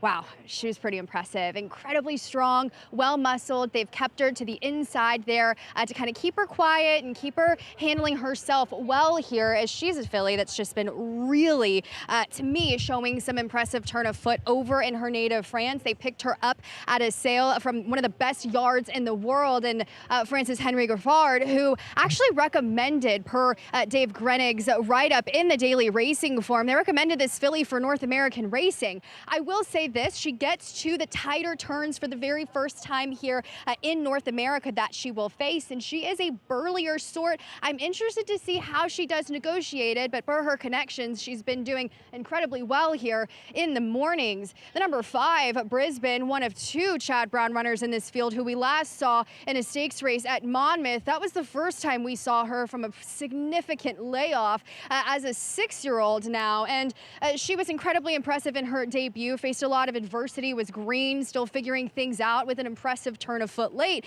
And then nice impression last time out at Monmouth, kind of up against it as well off of the pace. She is going to have to deal with probably another slower to tepid pace. There's not a tremendous amount of speed signed on. And she is a horse, as I was there at Monmouth on the desk, our very own Maggie Wolfendale in the paddock, recommending her as a horse that likely needs a tightener. And I can see why. She's incredibly robust, a broad individual, but I do find it encouraging. They haven't sent her to the breeding shed as a 6-year-old, and so certainly to me has some untapped potential, though she has that turn of foot. Let's see if she can find the athleticism and maturity to continue to move forward around this configuration. But as far as Chad Brown's other runner in the number 2, Play with Fire, she's the more athletic sort. She's had some credentials last year running against some strong foes, and I will say, just looking at both of them, she's the one that, to me, having been able to see her in the summer last year, hasn't quite gone on physically. She's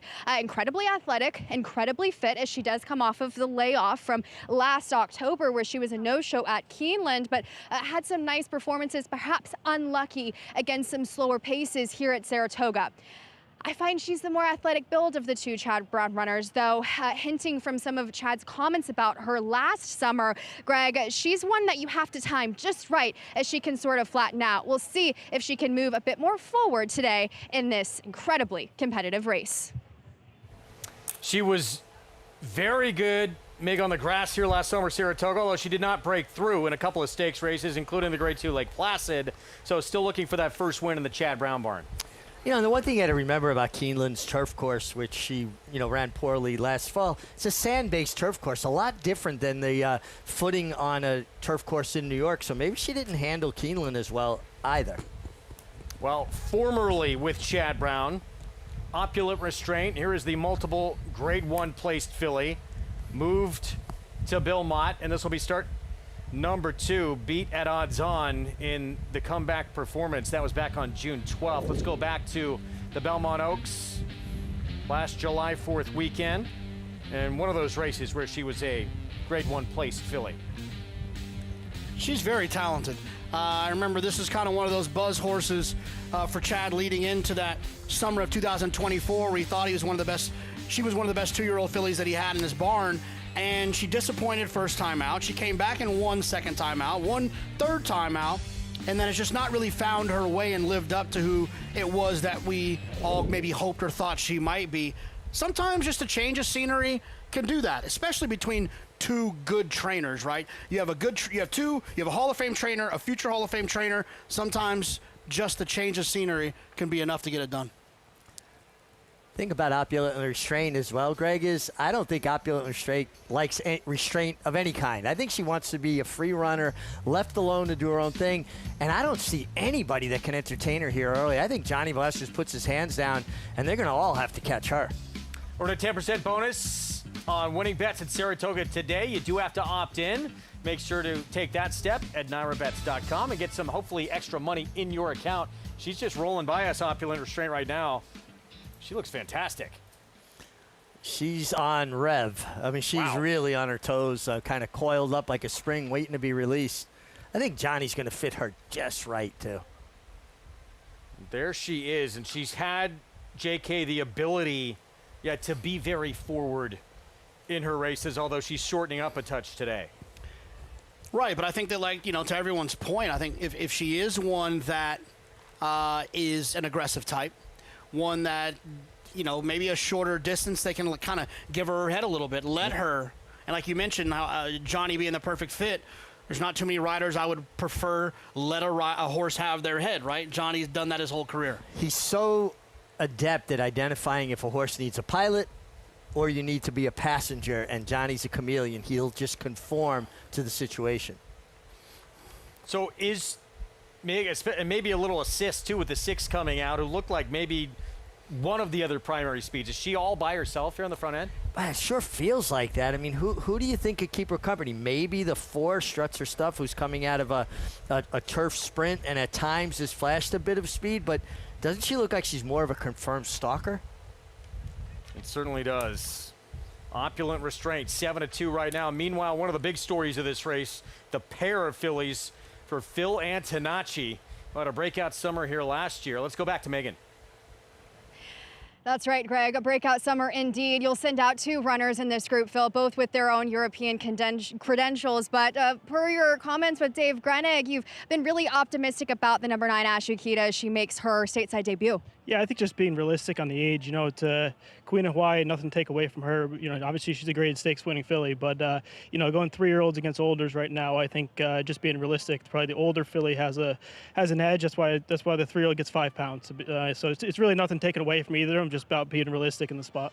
You mentioned the former connections recommended Ashikita to you at that sale. What gave them the indication she would assimilate to this North American configuration? Yeah, I think she's got a big turn of foot, and I think that's what you need here. And I think Francis, you can see that in her past replays, and Francis, that's what he said. She's got the turn of foot for America. So anytime he says that, you take notice. He's had enough success over here.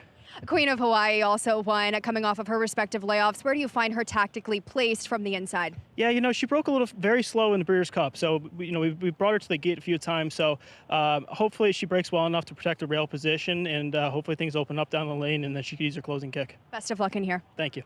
And Greg?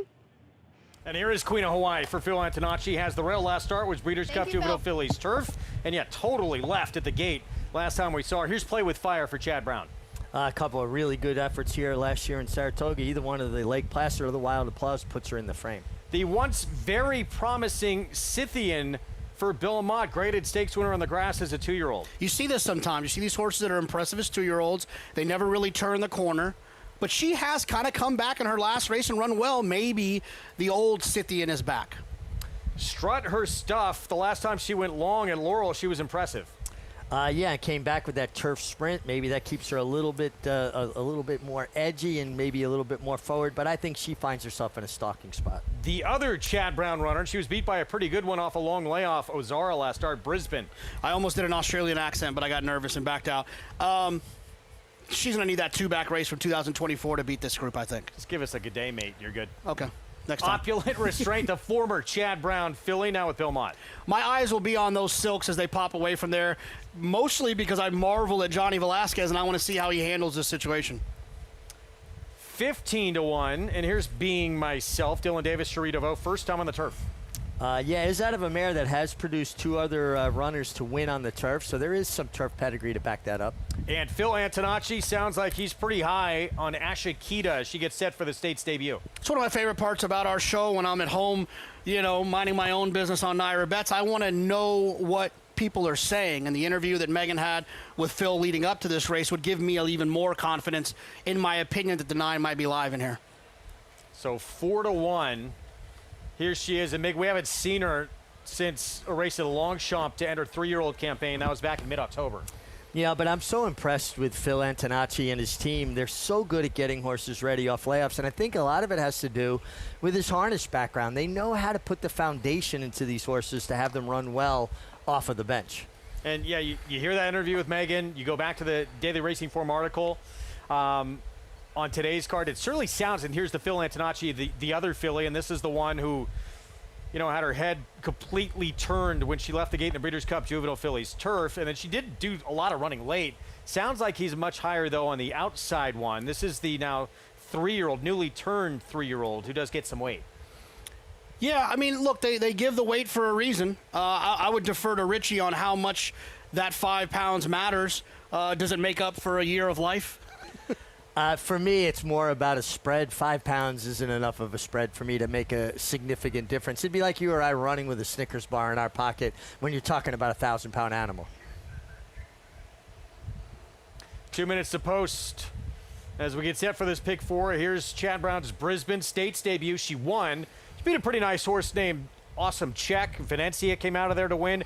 And then she hasn't been able to put together starts. Goes to the bench again for quite a long time, about a year and a half. Faces a good one, though, in a stakes race named Ozara. Good day, mate. Oh, Well done. I tried. Look, I think if you look at her last race, I think that based on the race she ran previously, you would have liked to have seen a little bit of a better performance. She broke a little bit slow. I just think maybe her price is indicative of her chances of winning. 8-1, very cold on the board as we go back to Megan. The number 7, Opulent Restraint, as you on the desk had noted, she is revved up and ready for battle second off of the bench for trainer Bill Mott, as she's been able to settle into herself nicely, really on the cusp of bubbling over in the paddock. And I think the market problem with her in her last race is the fact they tried to rate her off of horses. She's the clear controlling speed in this race, having been just incredibly strong and ready to go last time out for the task physically. She yet again looks the part and if she gets to the front end, she's got the back form that puts this group to rest, though. We'll see if she can get her picture taken, last time doing so in 2024. The number 3, Scythian, up there at a bigger price, the other Bill Mott trainee. She's at a reasonable price of using her. My problem with her is that I just never have felt physically she's been able to go on within herself. Has always been a light keeper, has that, we kind of analysts call it a hanger of a frame, which means you need to put clothes on it, right? And kind of fill it out a little bit. She hasn't done that, and that's my main issue with her, but she can also be forwardly placed. And in a race lacking speed, that can be incredibly critical for her. I couldn't get over the number 4 Strut, her stuff for Madison Myers, a barn you might not be as familiar with, but when she sends runners, especially to New York, they do well. Very big-bodied, impressive 5-year-old mare, where I think last time out, Greg, that was just a tightener. Her true game is at this route of ground, and she is incredibly logical up there at far too big of a price. Yeah, came back off the bench, back in April of last year as well to kind of set her up for a couple of races going longer. Clearly does seem like sort of a setup race, that sprint return. Big number up there at 17-1, Mig. Yeah, absolutely a big number there. I agree with Megan. I think they used that sprint just to get her, to where she'd be fit enough for this mile race, and certainly her last mile effort was big. I always laughed, guys. They named the very one stakes for a turf sprint. She used to run 1.5 miles on the grass. We see a lot of that in this game, don't we? Yeah. Yeah, it's funny because I appreciate, look, let's honor this person or this horse. Let's put them in a situation that, sometimes there's just no spots. And it's better than nothing, I guess, right? And the very one was like a pit bull. She was very small, built like a block. She'd run through a brick wall for you. And when I rode her in the Japan Cup going 1.5 miles, she was running over top of horses until I found the spot. I wish that I had been on one that was a little bit more of a ballet dancer than a fullback. I wouldn't be offended if they named a race in Canada the Richie Migliore. He needs one in New York. I know, but listen, okay, wherever we can get it, Mig, wherever we can get it. They named it at Aqueduct. Oh, no. Which just recently closed its doors. Of course, the new reimagined Belmont Park opening up with a bang. Jockey Club Gold Cup and likely Forever Young, last year's Classic winner, will be showing up September the 18th. Loading up, pick 4. It is the 2. One of 2 in here for Chad Brown. Play with Fire, the one to beat on the board. Let's go upstairs. Frank Miramati with a call on our Fox Sports 2 coverage.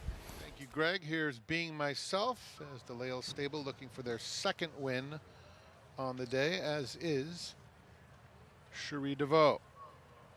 Ashikida completes the lineup. They're in the gate. And they're off to a smooth beginning. An Opulent Restraint is flashing some early foot, but it will be Strut her stuff to battle with her. Those 2 hook up right out of the gate, and Scythian now comes away a joint 3rd, racing on the outside to Play with Fire. Ashikida is racing in 5th.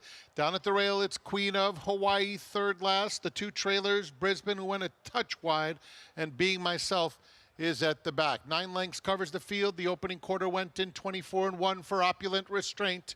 Opulent Restraint with a 3-length lead, straightening up for the run down the back stretch. Strut her stuff is in 2nd. Then Play with Fire, Scythian side by side, 3rd and 4th.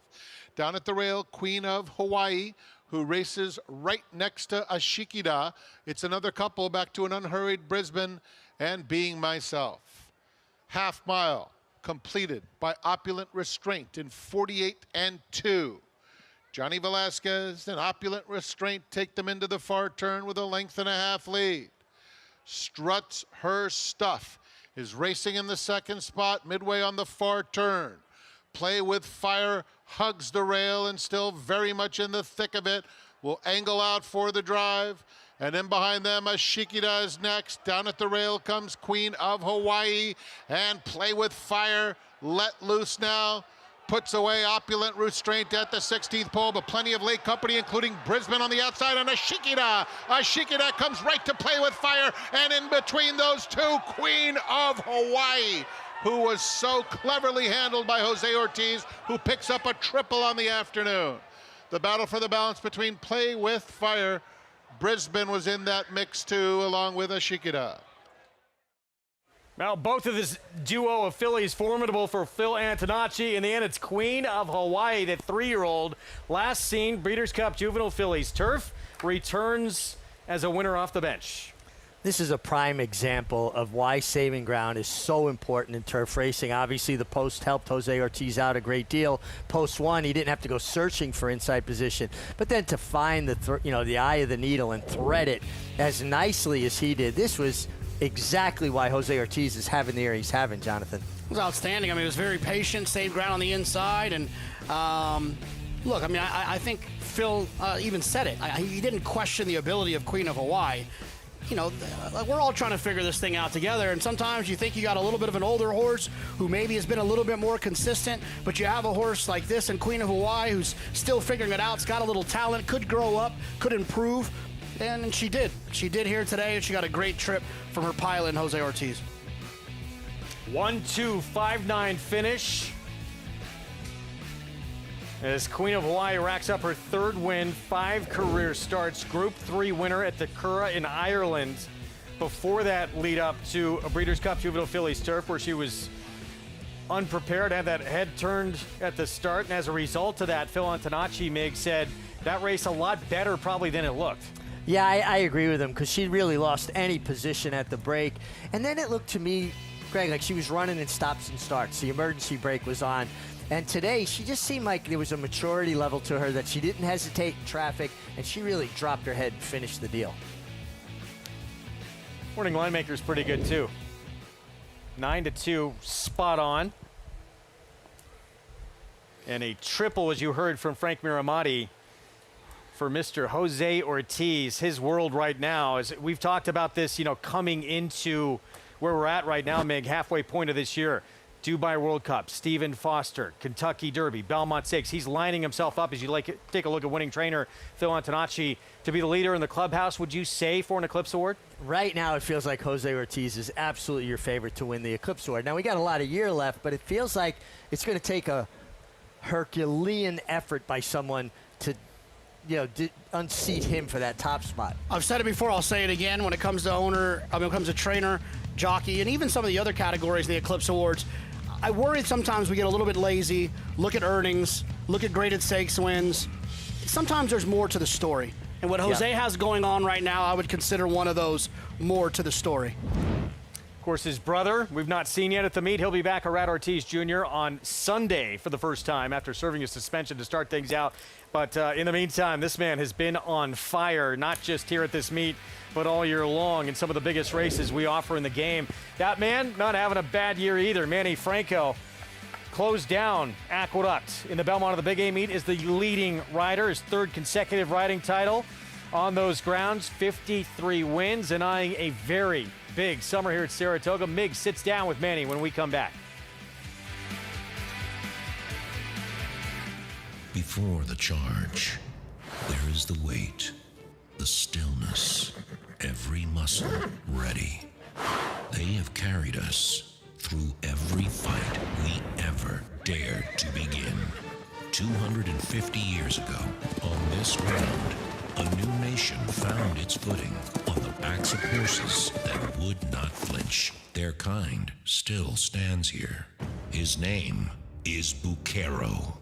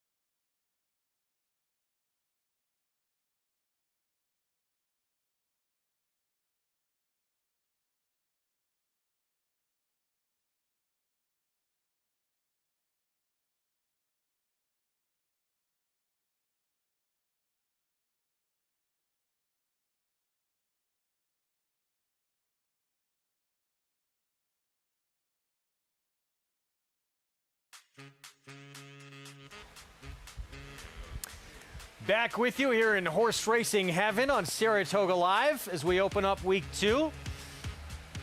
And Queen of Hawaii takes race 6. Impressive off the bench with a 3-win day for that man right there. Jose Ortiz leading the way at this meet early on, his 9th win of the meet. Our winner's circle lead-in brought to you by the Fasig-Tipton July Selected Yearling Sale and July Selected Horses of Racing Age Sale, both on July 14th in Lexington, Kentucky. Where will you be? 3-year-old filly, promising future here, Mig. Really got to like this. I mean, she saved every inch of ground. She was able to find gaps when they needed them. Great job by Phil Antonacci to have her ready off the bench. And when Jose Ortiz got after her left-handed here, and she really got daylight. That's when she found her best stride. But talk about a brave filly. She jumped back to her left lead in between horses, but she kept going forward. Really, really nice effort. Not easy either to run down Chad Brown runners on the turf when they have the lead late in the stretch, but she's able to do that and able to do it off the bench. Play with fire. Brisbane complete the trifecta. Let's go to Megan.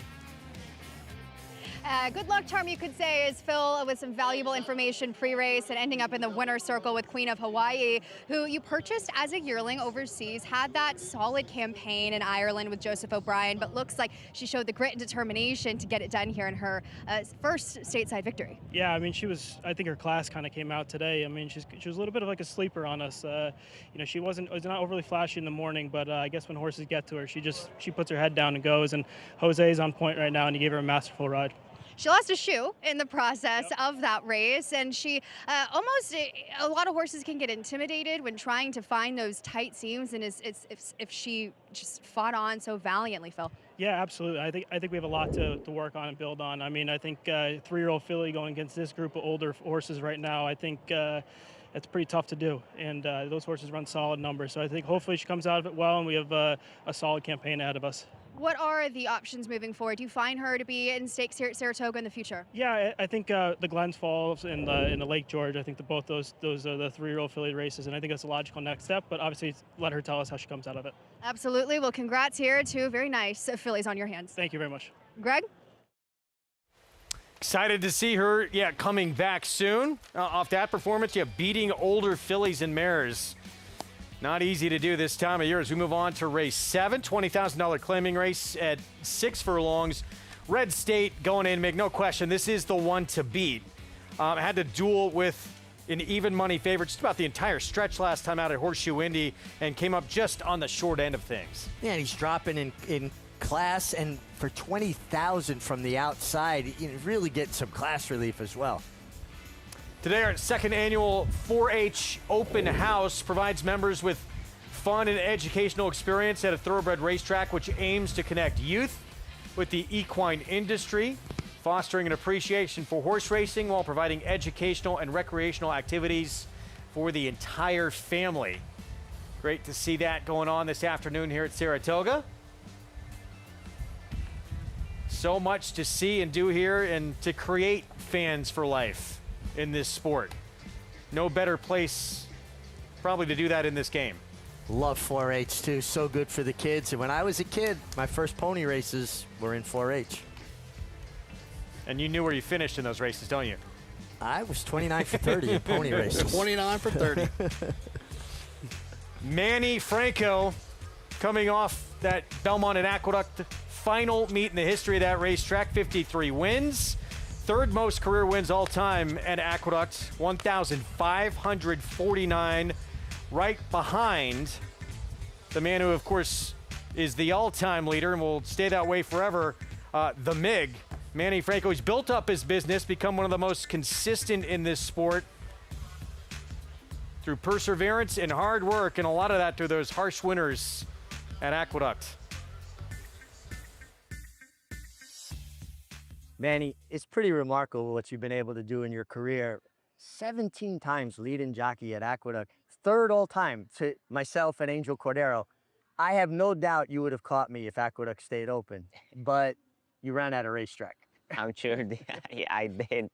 How does that feel, though, to know that you, like you said, have written that chapter of your own of the history of New York racing? For me, it's what I want to accomplish in my career. When I retire, I want my name there because that's for what I work for every day. It's an honor to be next to Angel. He used to be my agent. A guy like you, you wrote all your career in New York, and just a bless and a dream come true for me.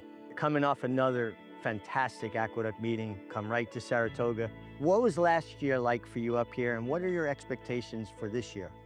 It wasn't a bad meet because I win 20-21, but Sure. your expectation is you want to try to do better than last year, you know, and Sure. It wasn't that way, but like I said, my mind is still in the, same way, keep working hard every morning, day in and day out with my agent, and that's what I'm doing every year here in Saratoga. You came through the jockey school in Puerto Rico. So many great, talented jockeys have come through there. What was that experience like? Was that something that you'll always cherish?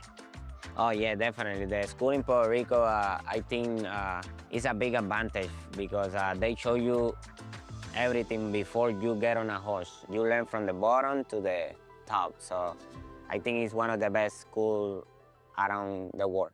What was it like watching, and you guys are friends, you both came through the jockey school, Jose Ortiz, watching him win the Kentucky Derby this year? No, it was unbelievable. It was great. Give me goosebumps because I know him from the school. It's just unbelievable year for him, the year he's been having, and wishing he's the best. One of your biggest wins of your career, you won a Belmont Stakes, obviously, but you won the Travers here with Tiz the Law. What was that sense of accomplishment, that feeling for you? That's the best feeling in the world. When you have a horse like that, sometimes one on a lifetime, so you gotta enjoy the moment. That's what I did, because I felt like I had the horse. So when you have the horse, your confidence level is on the top. So every time the horse runs, I say, okay, this is my time. So. Every jockey wants to win the Kentucky Derby. Is that #1 goal? That's my #1 goal. I would love to do that in my career before, retire. And I'm gonna work for that. Pretty incredible, the career he's put together to this point. Mig, and we're taking a look at one of his big wins here recently, 26 black in the Harvey Pack. What, to you, makes him a standout rider? Well, his greatest gift is just his natural athleticism. I mean, the guy is an athlete, and he's so physically strong. And anybody who questions riders as athletes because they can't really compare it, they've never ridden horses, just go watch the guy play basketball. I mean, the guy's an athlete. And you know what? A theme of that talk we had, work. That's what I'm going to work for. That's it. The guy wants it, and he's willing to work for it.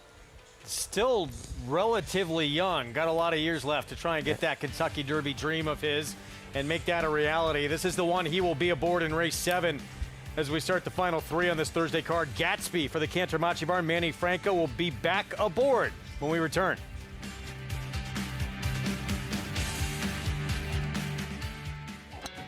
Excelling on a cross of New York turf and Kentucky bluegrass, a 6-time graded stakes winner, including the Grade 1 4-Star Dave, Grade 1 Turf Mile, and the Grade 1 Maker's Mark Mile by leading champion European sire, Lope de Vega. So he's got that going for him. Carl Spackler, the ultimate greenskeeper, standing at Lane's End.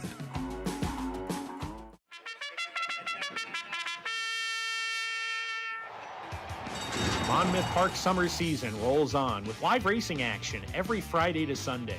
Monmouth's 2026 season proudly features a low player-friendly 15% takeout on all daily doubles and pick threes. Play our new $3 late pick three and $5 late double. First race 2 p.m. Fridays, 12:50 p.m. weekends. Get in on the action at Monmouth Park Racetrack.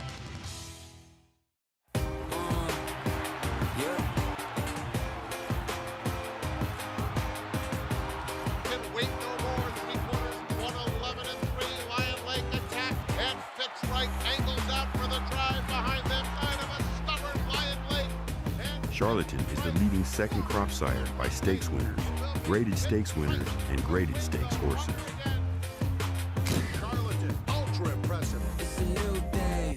all new king. It's America's original sport. And no one covers it better than americasbestracing.net. From the sport to the lifestyle, the best races, horses, and destination venues, cocktails, gambling, fashion, and more. americasbestracing.net is a sport for you.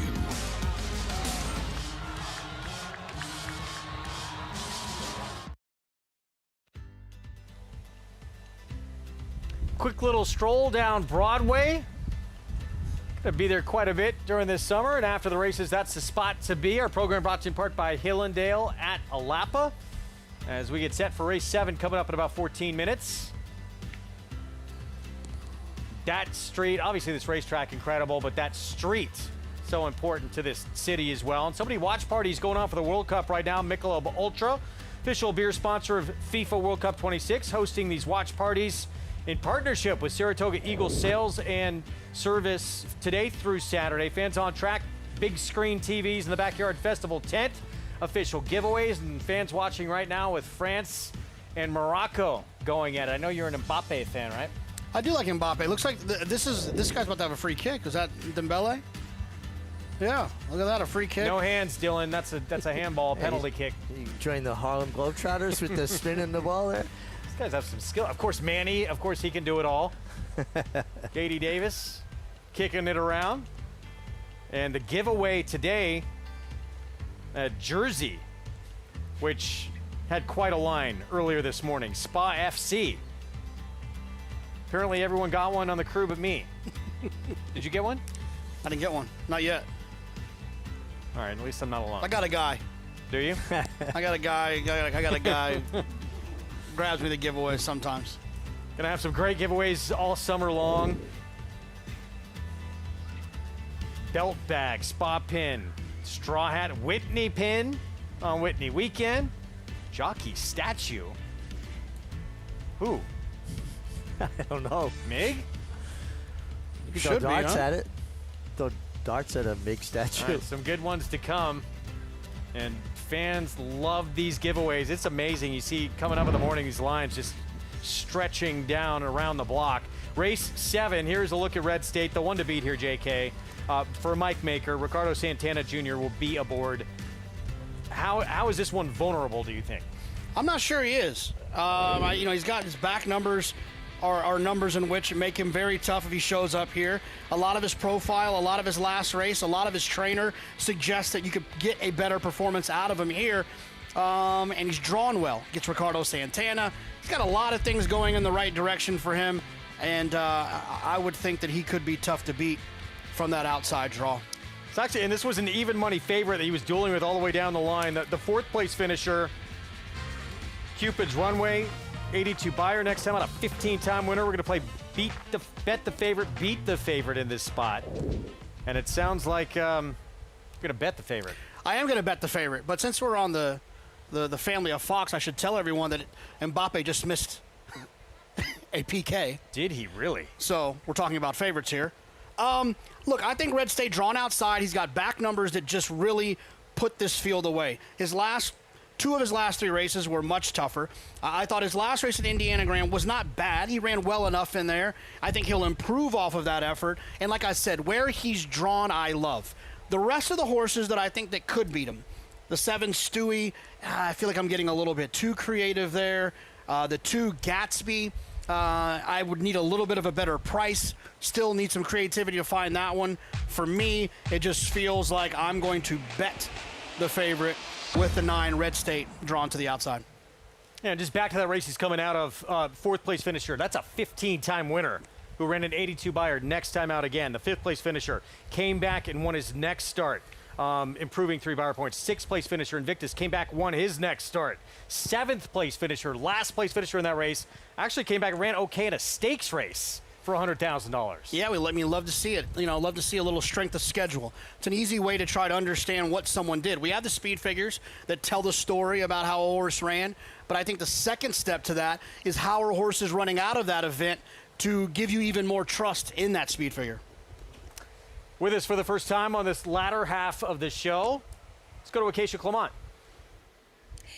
Hey guys, and we'll start to the outside with that number 9 Red State as he does come in for Mike Maker. My first time laying eyes on him as he does come here to the NYRA circuit, but as he takes a drop in class and looking at his price on the board, he backs all of that up physically here in the paddock. Very athletically type of built horse. Not the biggest, a true sprinter, but very well muscled, very strong, all the things that you'd like to see. In his race last time out at Horseshoe Indy, was not the immediate quickest out of the gate, but he was pressing the favorite, and they kind of went 1-2 around. One thing I did notice is that he was trying quite hard in the stretch, which you often will see. Flip back to his left lead late and just never could quite get by. As I said, it was the favorite that day, and he does meet some softer competition today, so I think he's going to take a lot of beating. And like I said, I like what I see from him in the flesh as well. Now you have a couple of horses that are coming out of that common race back on June 7th, won by Princip, which has produced 3 next out winners. We'll take a look at Gatsby, who's taking some attention on the board, the number 2, and his best weapon is his early speed. Maybe it was tough company, it was off of a layoff last time out as well. I thought physically last time he did look fit off of the bench, but he does look even stronger today, now second time off of that layoff. He also was pretty spicy in the paddock last time out, which is not abnormal for him. He typically is saddled on the walk or away from the rest of his company, saddled outside today. But all things considered, and for his standards, he's really handling himself very well. So maybe mentally shaking a little bit of that rust off as well, as he does come back second off of the bench. And he broke running last time, but he just really looked like he was never really able to keep up with the other speed horses in that race. I expect him to be more forward today. The number 7 Stewie also comes out of that Princip race, so going back in for the 25,000 today.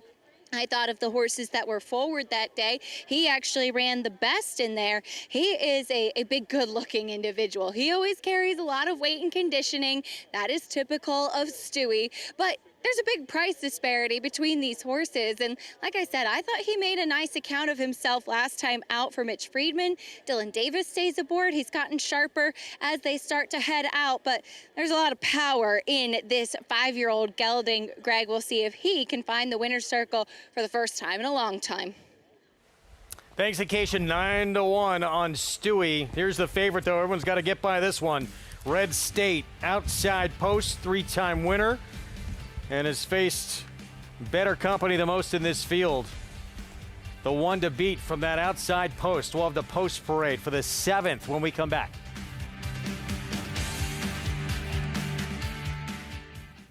The joy of traveling well is feeling at home, yet a million miles away from home. Discovering new flavors, or savoring the ones you already love. Not knowing what lies beyond the horizon, but knowing what matters most to you. This is the joy of traveling well. Oceana Cruises.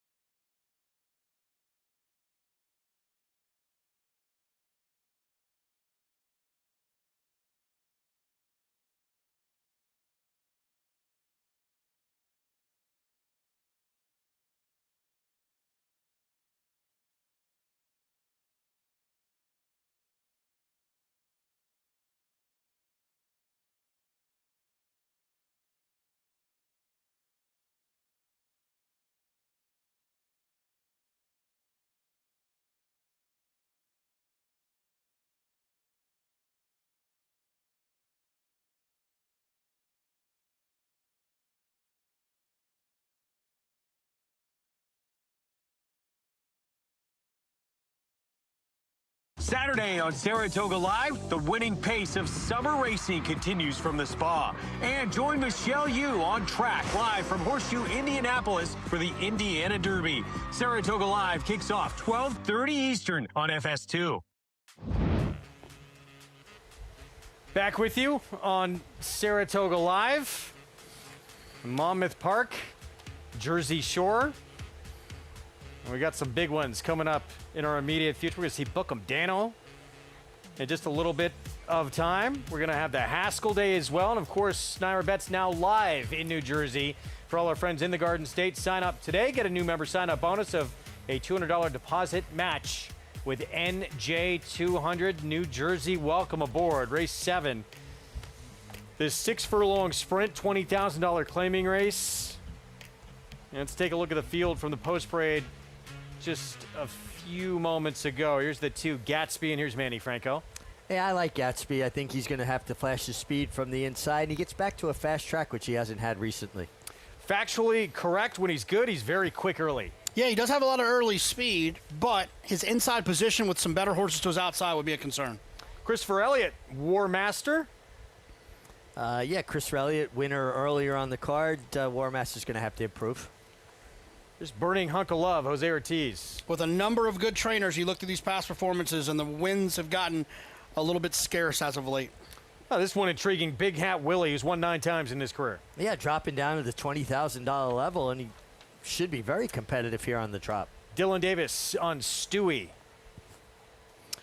Yeah, this is the one I thought had a little bit of a shot. Has been big prices, but his numbers aren't too far off. He can make a little improvement. Rider change, Timaeus, it's Heeman Harkey. Yeah, would be a surprise. Heeman Harkey did win a race for Ilke Cantermasi at Aqueduct before we left. And the favorite, Mike Maker, Red State with Ricardo Santana Jr. This horse has a race last spring at Oaklawn that puts the horse in the mix for grade 2 type races. If Mike Maker shows up with the right Red State, which I believe he will show up with, I think he could be tough to beat. At 2-1, nice price. And our AI-assisted wager play,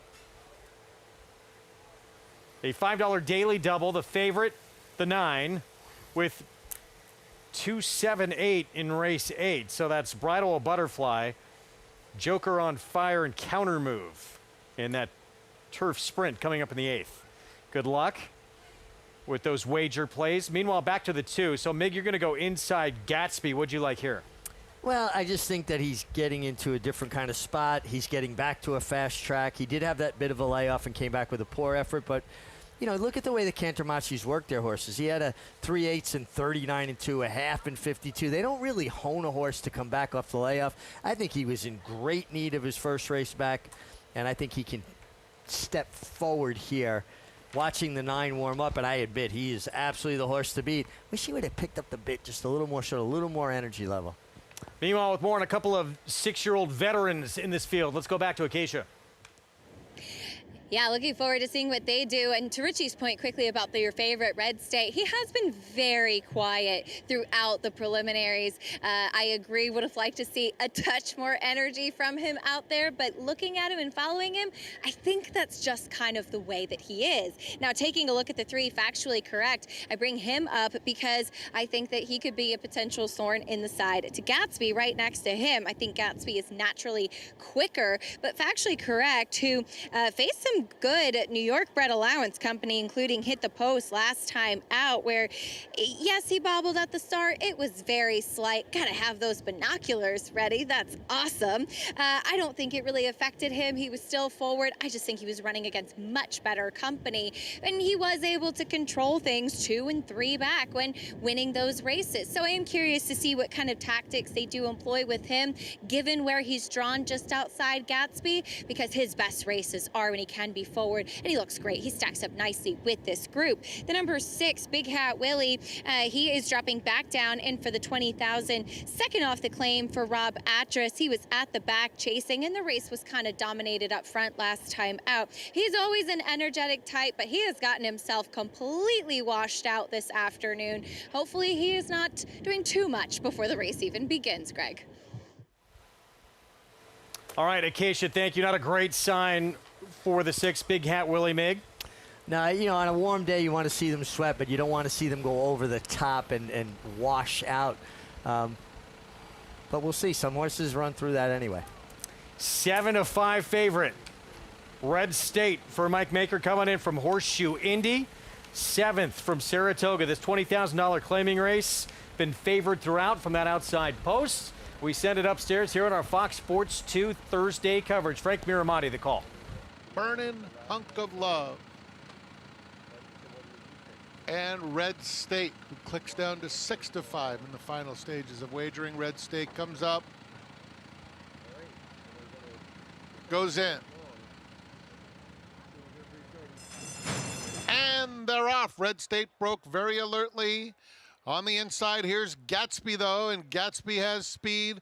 Red State right up alongside. These two hook up, and they've pulled two clear of Factually Correct, who's in third. Stewie is fourth through the opening quarter mile, 4 lengths off the pace. Then comes War Master, Burnin' Hunk of Love, both of whom now passed by Stewie. Big Hat Willie splits rivals. At the back of the field is Timaeus, 22-3 for the opening quarter mile. And it's still Gatsby in front, 3 furlongs out. Gatsby, Red State now a half length behind in second. Factually Correct, Silvera all over him in third. Then comes Stewie on the outside of Big Hat Willie there at the top of the stretch. Gatsby, Red State have been dominant throughout. They come together at the 8th pole. On the outside, Red State puts his head in front. Down at the rail, War Master is trying to get involved late.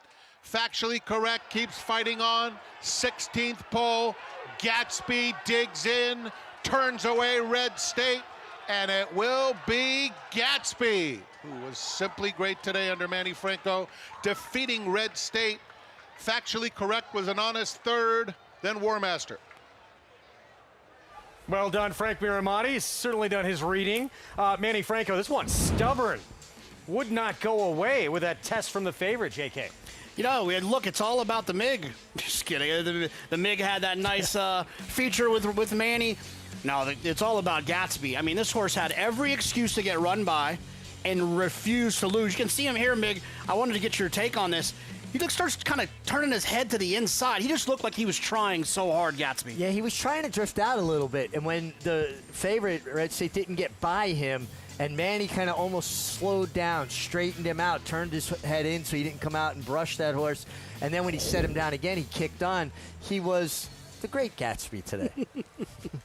Yes, he was. Broke running, too, didn't he? When you love when you see a horse that you like break running like that, don't you? It makes you feel like, all right, they got run on their mind. Absolutely. It's one of those situations when that happens, you say to yourself, okay, I don't have that excuse. Right. Now, just be the best horse. And he was today. Especially, you got a pretty quick horse, Mick, next door to you, too, and Factually Correct. And he wasn't even close to this horse early. No. Factually Correct, too, was trying to bear out under Ruben Silvera throughout. He really had his hands full with him. But Gatsby broke running and was just able to fend off Red State throughout. It's the second consecutive race where Red State kind of married a horse and never got by. Look from overhead with Gatsby battling the favorite and eventually putting that one away. Red State again. Now we have an inquiry sign posted. Well, we got a good view right here to see what could be the issue. As we watch this drone shot. Initial look.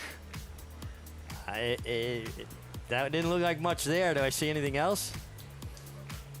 See if we can get another look at it, maybe with a head on in a moment. But, this victory right now in question. And it's not an objection. This is the stewards posting this inquiry sign. Here's the head on. Yeah, like I said, he was trying to drift out throughout. Manny's going to correct him. He did put the crop in his left hand briefly. He goes right back to his right hand. So now we're being told, potentially looking at the start, he did come out a little bit at the start. About maybe even more than 2 or 3 calves. He bore out at the start. But do they let him play a little bit more out of the gate, typically? Typically, they do. And also, if you watch the head-on, yes, you see he came out, right? But when you watch the pan shot, when everybody steadies. We're going to look at it in a moment here. Here we go. Yeah, watch. He breaks running, and he does start to bear out. So Manny's trying to correct him. You see he's got his head towards the inside, and at the same time letting him run. Now, you're going to see the field kind of accordioning it up behind him. But I honestly think if you watch the pan shot after this, he was clear of where them horses got jammed up. I think trying to put the onus on him for the jam doesn't tell the whole story. I've watched a lot of head-ons from the gate, and if this is a problem, I've seen felonies out there. Yeah, This is, I agree with you. I mean, that's just I mean, horses get completely annihilated at the break sometimes if a horse breaks in and they don't make any decisions. Yeah. I respect and always will commend the stewards for taking a look. I don't see it. I don't see it either. I think they're trying to set a precedent here that they're going to be very, very strict. But if you're going to take this number down, you're going to have to take down a lot of numbers throughout the course of the meet, because Manny was making an effort too. There are riders that make no effort and nothing ever gets adjudicated at the gate. The outside came in a little bit too. Exactly. I was going to say the same thing. I think when you take a look at it here, you'll see that it's not just the inside coming out. It's other horses that are coming in that make for that bottleneck.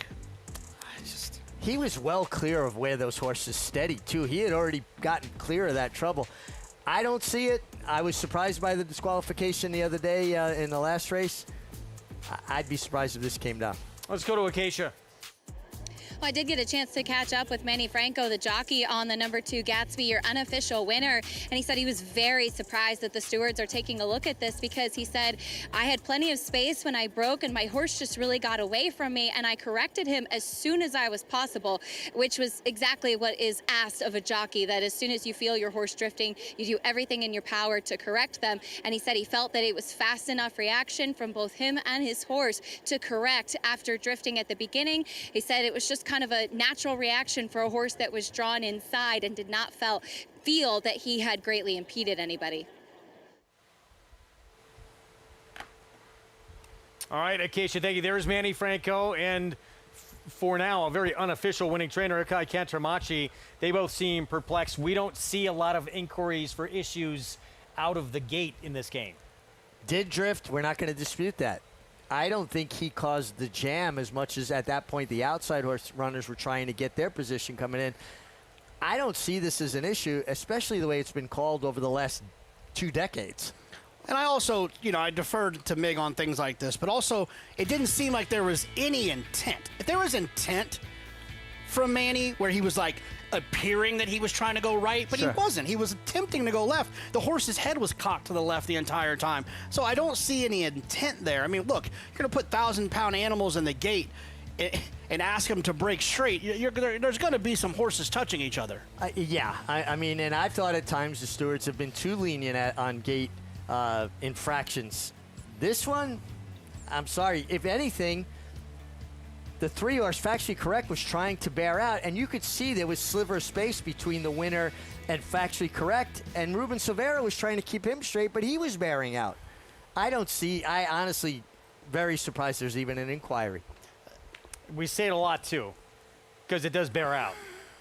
The longer these inquiries go, the greater chance there's going to be a change. Not to say that's going to happen here, but in general. In general, that's a true statement. The only thing is that they had multiple riders to talk to, and if they had somebody like me on there, I'd have probably taken up 5 minutes. So you're Manny right now, Mig. Yeah. What would you tell the stewards?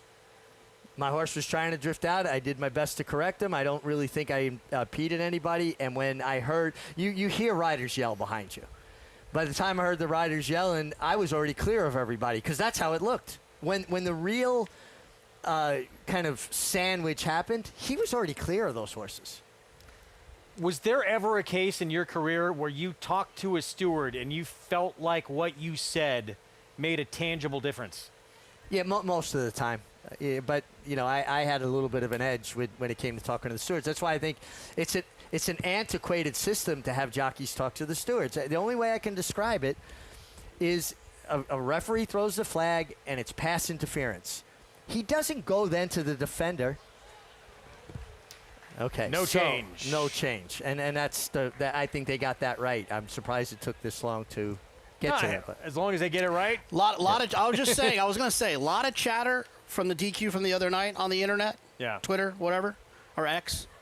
If this would have changed, there would have been, the internet might have broke. The internet might have got completely The internet might have busted. broke. No, but getting back to the stewards, the referee doesn't go to the defender and say, hey, did you hit him before the ball got there? Because what's he going to say? He's got a vested interest in this. Of course not. His fingers touched the ball, then I hit him. They're not going to go to the receiver and go, hey, did he hit you before the ball? Oh, he brutalized me. You know, what are you going to say when you have a vested interest in something? You're going to defend your position. So result will stand, and it's tough enough to win at this game at this racetrack, then have to sit through that as well. But Ilkay Cantermachi, Manny Franco, and company survived this one. Yeah, look, I picked the 9. I bet the favorite.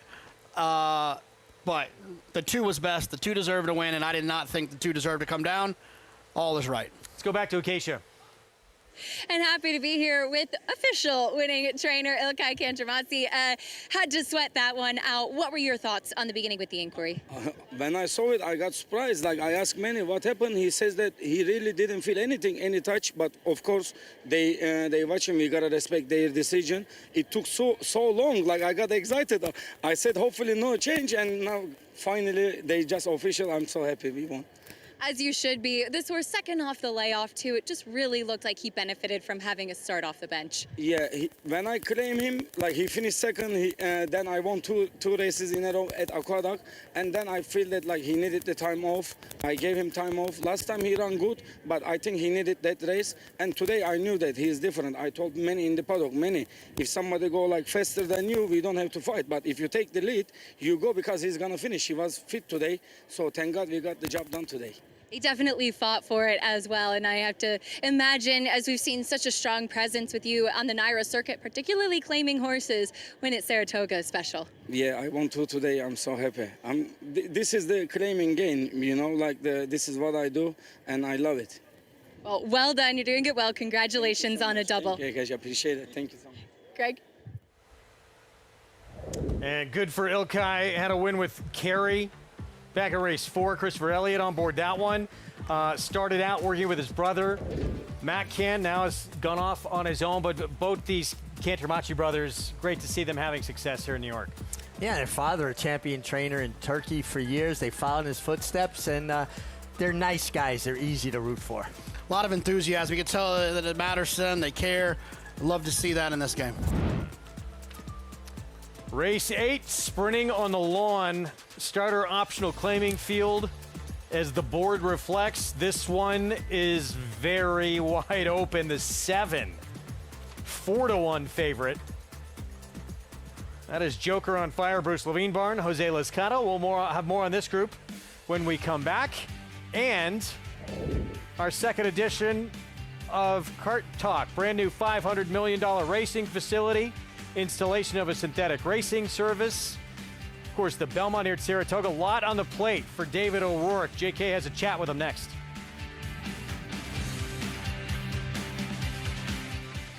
Bet any track, anywhere, anytime. Download the NYRA Bets app to play today and get a $200 deposit bonus. Watch and bet on live horse racing from over 300 tracks worldwide. Get expert picks, play live money betting contests, and boost your bankroll with daily promotions. NYRA Bets is the official betting partner of Saratoga Racecourse. Sign up now. New members use promo code SPA200 to claim your $200 deposit match bonus. You bet with NYRA Bets.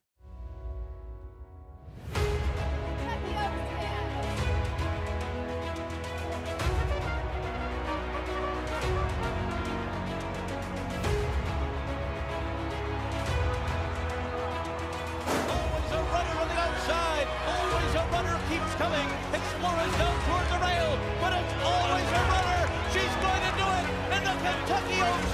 Always a runner. She's all the runners on top of the world. Get your ticket to the longest season in Saratoga history. Season tickets and season passes are on sale now for 46 days of action at Saratoga beginning Friday, July 3rd. Lock in your summer plans at NYRA.com/Saratoga. The official Saratoga Barstool Sports Collection is here.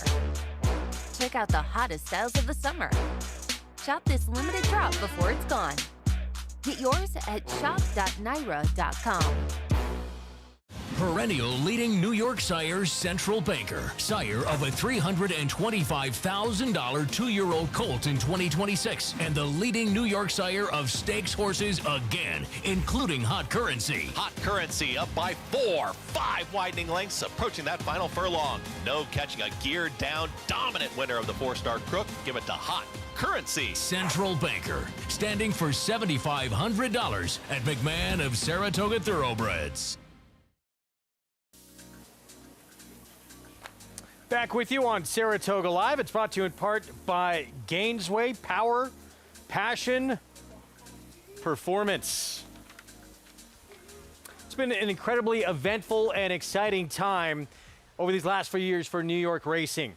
Extended summer stays with the Belmont Stakes here at Saratoga, while the brand new $500 million facility has been built at Belmont Park, including a synthetic racing surface. Overseeing all this, NYRA President and CEO Dave O'Rourke, who talks about everything going on in a ride in the golf cart with JK for Kart Talk.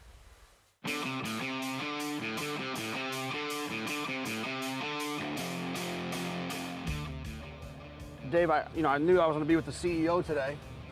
Is that a clip on? No, it's funny. People probably don't think I know how to tie a tie, but I know how to tie a tie. It's not the best. I got you one if you wanted to join me. You're not much of a tie guy. I'm not a tie guy. No. If you change your mind, we got it right here for you. You can take yours off. Feel comfortable. No, I like it like this. I like it. So really, the whole reason I wanted to do this was... They made you? No, not at all. It was strategic because I figured with, all the things going on at Belmont, you could slide in a new cart for me because look what I'm dealing with here. No one will know. Oh, let's see. Let's get it open first. We'll see how the budget looks. In all seriousness, Dave, I know it's been a big project that's right around the corner. Yeah. Does it feel like you feeling nervous about the release, or are you ready to go? The building's on track, and the building's almost a machine. It's like a media center. It's a racetrack. There's a lot of different systems there, so as we start to turn stuff on, I'll give you a better answer how nervous I am. But everything looks good. Yeah, it looks good for the 18th. About the new Belmont, what's some of the aspects you're the most excited about? I mean, as a horse player, I think one of the things that excites me is the surfaces, right? The new surfaces. Yeah. The project originally, it was all about the tracks. But those tracks have been over 50 years since they've been redone, specifically the turf courses. So we were going to roll with doing the tracks, even if we didn't get the funding for the whole full building. And so that's the heart of the project. Wherever you are in that building, you're going to pretty much have a view of the track. And wherever you are in that building, you're only a few steps away from a view of the paddock. Like, the horse is the star of the show here. So how do we design the building around that? The old Belmont was 1.2 million square feet. I'm sure you've heard that number a million times. It had 0 suites. That's got to be some sort of record. The new one's got over 30. So we've got the assets now to really deliver on at scale in multiple ways. And being right outside the largest city, basically in the country and the capital of the world, I mean, it's primed for success. Well, Dave, I thought this would be a great opportunity just to show you a great example of maybe the kind of golf cart that I could get. Wait, the one with the rims or the bigger one? The rims, the 6-seater. I mean, all of those would work, really. So I just wanted to make sure I pointed that out. You got it. How would something like that go for? I don't even know. Not as much as Belmont. So that's fair. Not as much as Belmont. The process of getting that whole thing done, was that one of the hardest things that you had to do since being here? You could see the economic impact of racing in New York. Leaving Aqueduct was part of the equation. There's over 100 acres there that can be redeveloped. The story for Belmont with UBS Arena coming in and the mall, it's really a campus now. So I think a lot of pieces were aligning. We've got a $500 million project going up that's going to transform racing in the Northeast. Well, Dave, I'm sorry we had to ride around in this old thing, but when we get downstate, maybe we'll upgrade. I don't know, make a couple of calls right now. Talk about having a lot on your plate now, having to deal with you too, trying to get a new golf cart. $500 million new facility. We've not had a new racing facility in this sport, amazingly, since 1997. And on top of that, bringing in, a big change in New York. Synthetic racing service, that Empire Trillium Series, which has so many nominations already. I think to this point, you could say it's been a success. It hasn't even started yet. What did you take away from that meeting with David? Well, I mean, I think that what Dave has done, he's taken a lot of chances here since becoming the CEO of NYRA, right? I mean, him and Tony Alavato decided we're going to go exclusive and be exclusively on Fox. Worked out great when people told him that wasn't a great idea. The way that he's combating the CAWs to protect the retail player, the backyard player, a risk that other racetracks aren't willing to take. These are all things that have happened under Dave's tutelage, and I think that we should all be very grateful for them. And I got his cell phone number now, and I will be texting him ideas for new golf carts. You're not going to let this go, are you? Oh, no, I'm definitely going to regret taking cart. that ride with you. We can't wait. September 18th, opening day. And not just opening day, it's going to be the Jockey Club Gold Cup. Forever Young, last year's Breeders' Cup Classic winner, expected to show up. I mean, someone who's been part of New York racing for so long, what does it mean for you to have this new facility? Well, there's always mixed emotions because change is difficult for everybody, and I grew up at the old Belmont Park with the brick and the ivy. But after touring the facility, I am so excited. And there's more green space than there was before. There's more backyard. You read things on social media, and people say, oh, they ruined the backyard. No, actually, they made the backyard even bigger and better. And I would hope that everybody don't rush to judgment. Get out there and see it, because I think you're going to be incredibly impressed. Such an exciting time in this sport, with what lies ahead. Not just that we're into this at Saratoga here and so many big stars coming out, but what lies ahead when we go back downstate. Race 8, 5.5 furlongs on the lawn coming up. Wide open group. Bridal a Butterfly, the 2. Mild favorite. We'll have the post parade for you when we come back.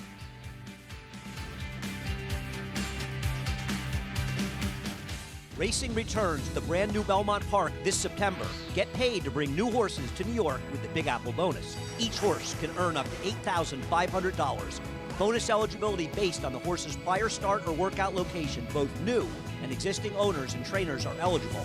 With overnight purses increasing this fall by 15%, there's never been a better time to race at Belmont Park. Take a bite out of the Big Apple bonus. For rules and eligibility requirements, visit NYRA.com/Big Apple bonus.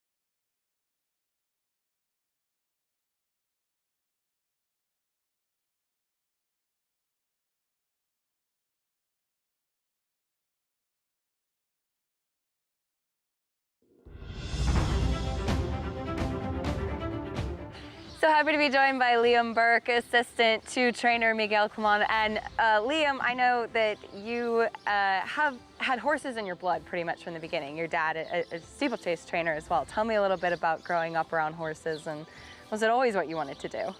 Yeah, I think so.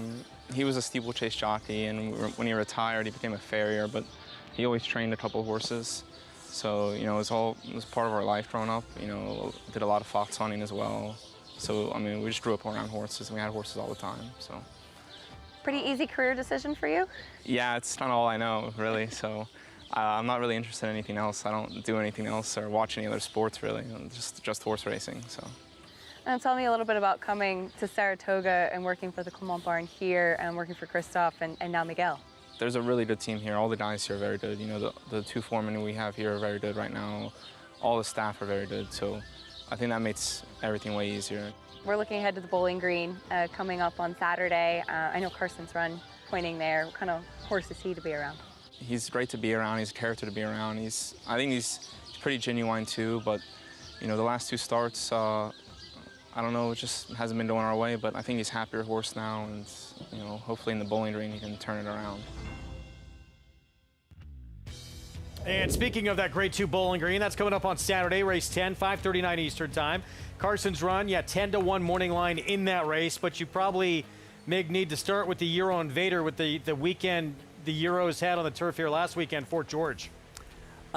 Yeah, and what really kind of baffled me a little bit too about the Euros, usually we beat them with our speed. They're now outrunning us to the lead and continuing on. They're not beating us with their turn of foot as much anymore. So they're kind of evolving their game a little bit in how to approach us. I think they're learning that it's not always their, you know, if they bring over a horse that has some tactical speed, that's the kind of horse that does well over here. Sometimes some of their stamina, plotty types are better to keep over there, and they really seem to figure that out. It's worked well for them. Kensington Lane completely forgotten on the board at 23-1 in one of those big upsets. Race 8, 5.5 furlongs, sprinting on the lawn. Let's go back to Acacia. And a very wide open race coming up here, as the board would suggest. We'll take a look at your tepid 3-1 favorite in the number 2, Bridal a Butterfly, going out for the first time for Amelia Green, who claimed this horse last time. And the last time I saw this gelding, I wrote down, looks more like a sprinter. So I love the cutback for this one because that's exactly what he's built like. He is more shorter coupled, strong in his hind end. He's sharper today as well. He's gotten himself a little bit hot here in the paddock, but nothing over the top. But I just really think he's going back to doing what he wants. And if you look back at his sprint races, he does have plenty of back form to go off of, and a very intriguing claim. Those horses with back class, as she does dip in for this one for the first time. The number 7, Joker on Fire, has some speed, and I think a very intriguing prospect, as he's now third off the layoff. I saw him 2 back, and he was a horse that I thought ran very well behind the in-form Voodoo Doll, and now third off the bench. This is by far the strongest and most refined he has looked since coming back off of that layoff.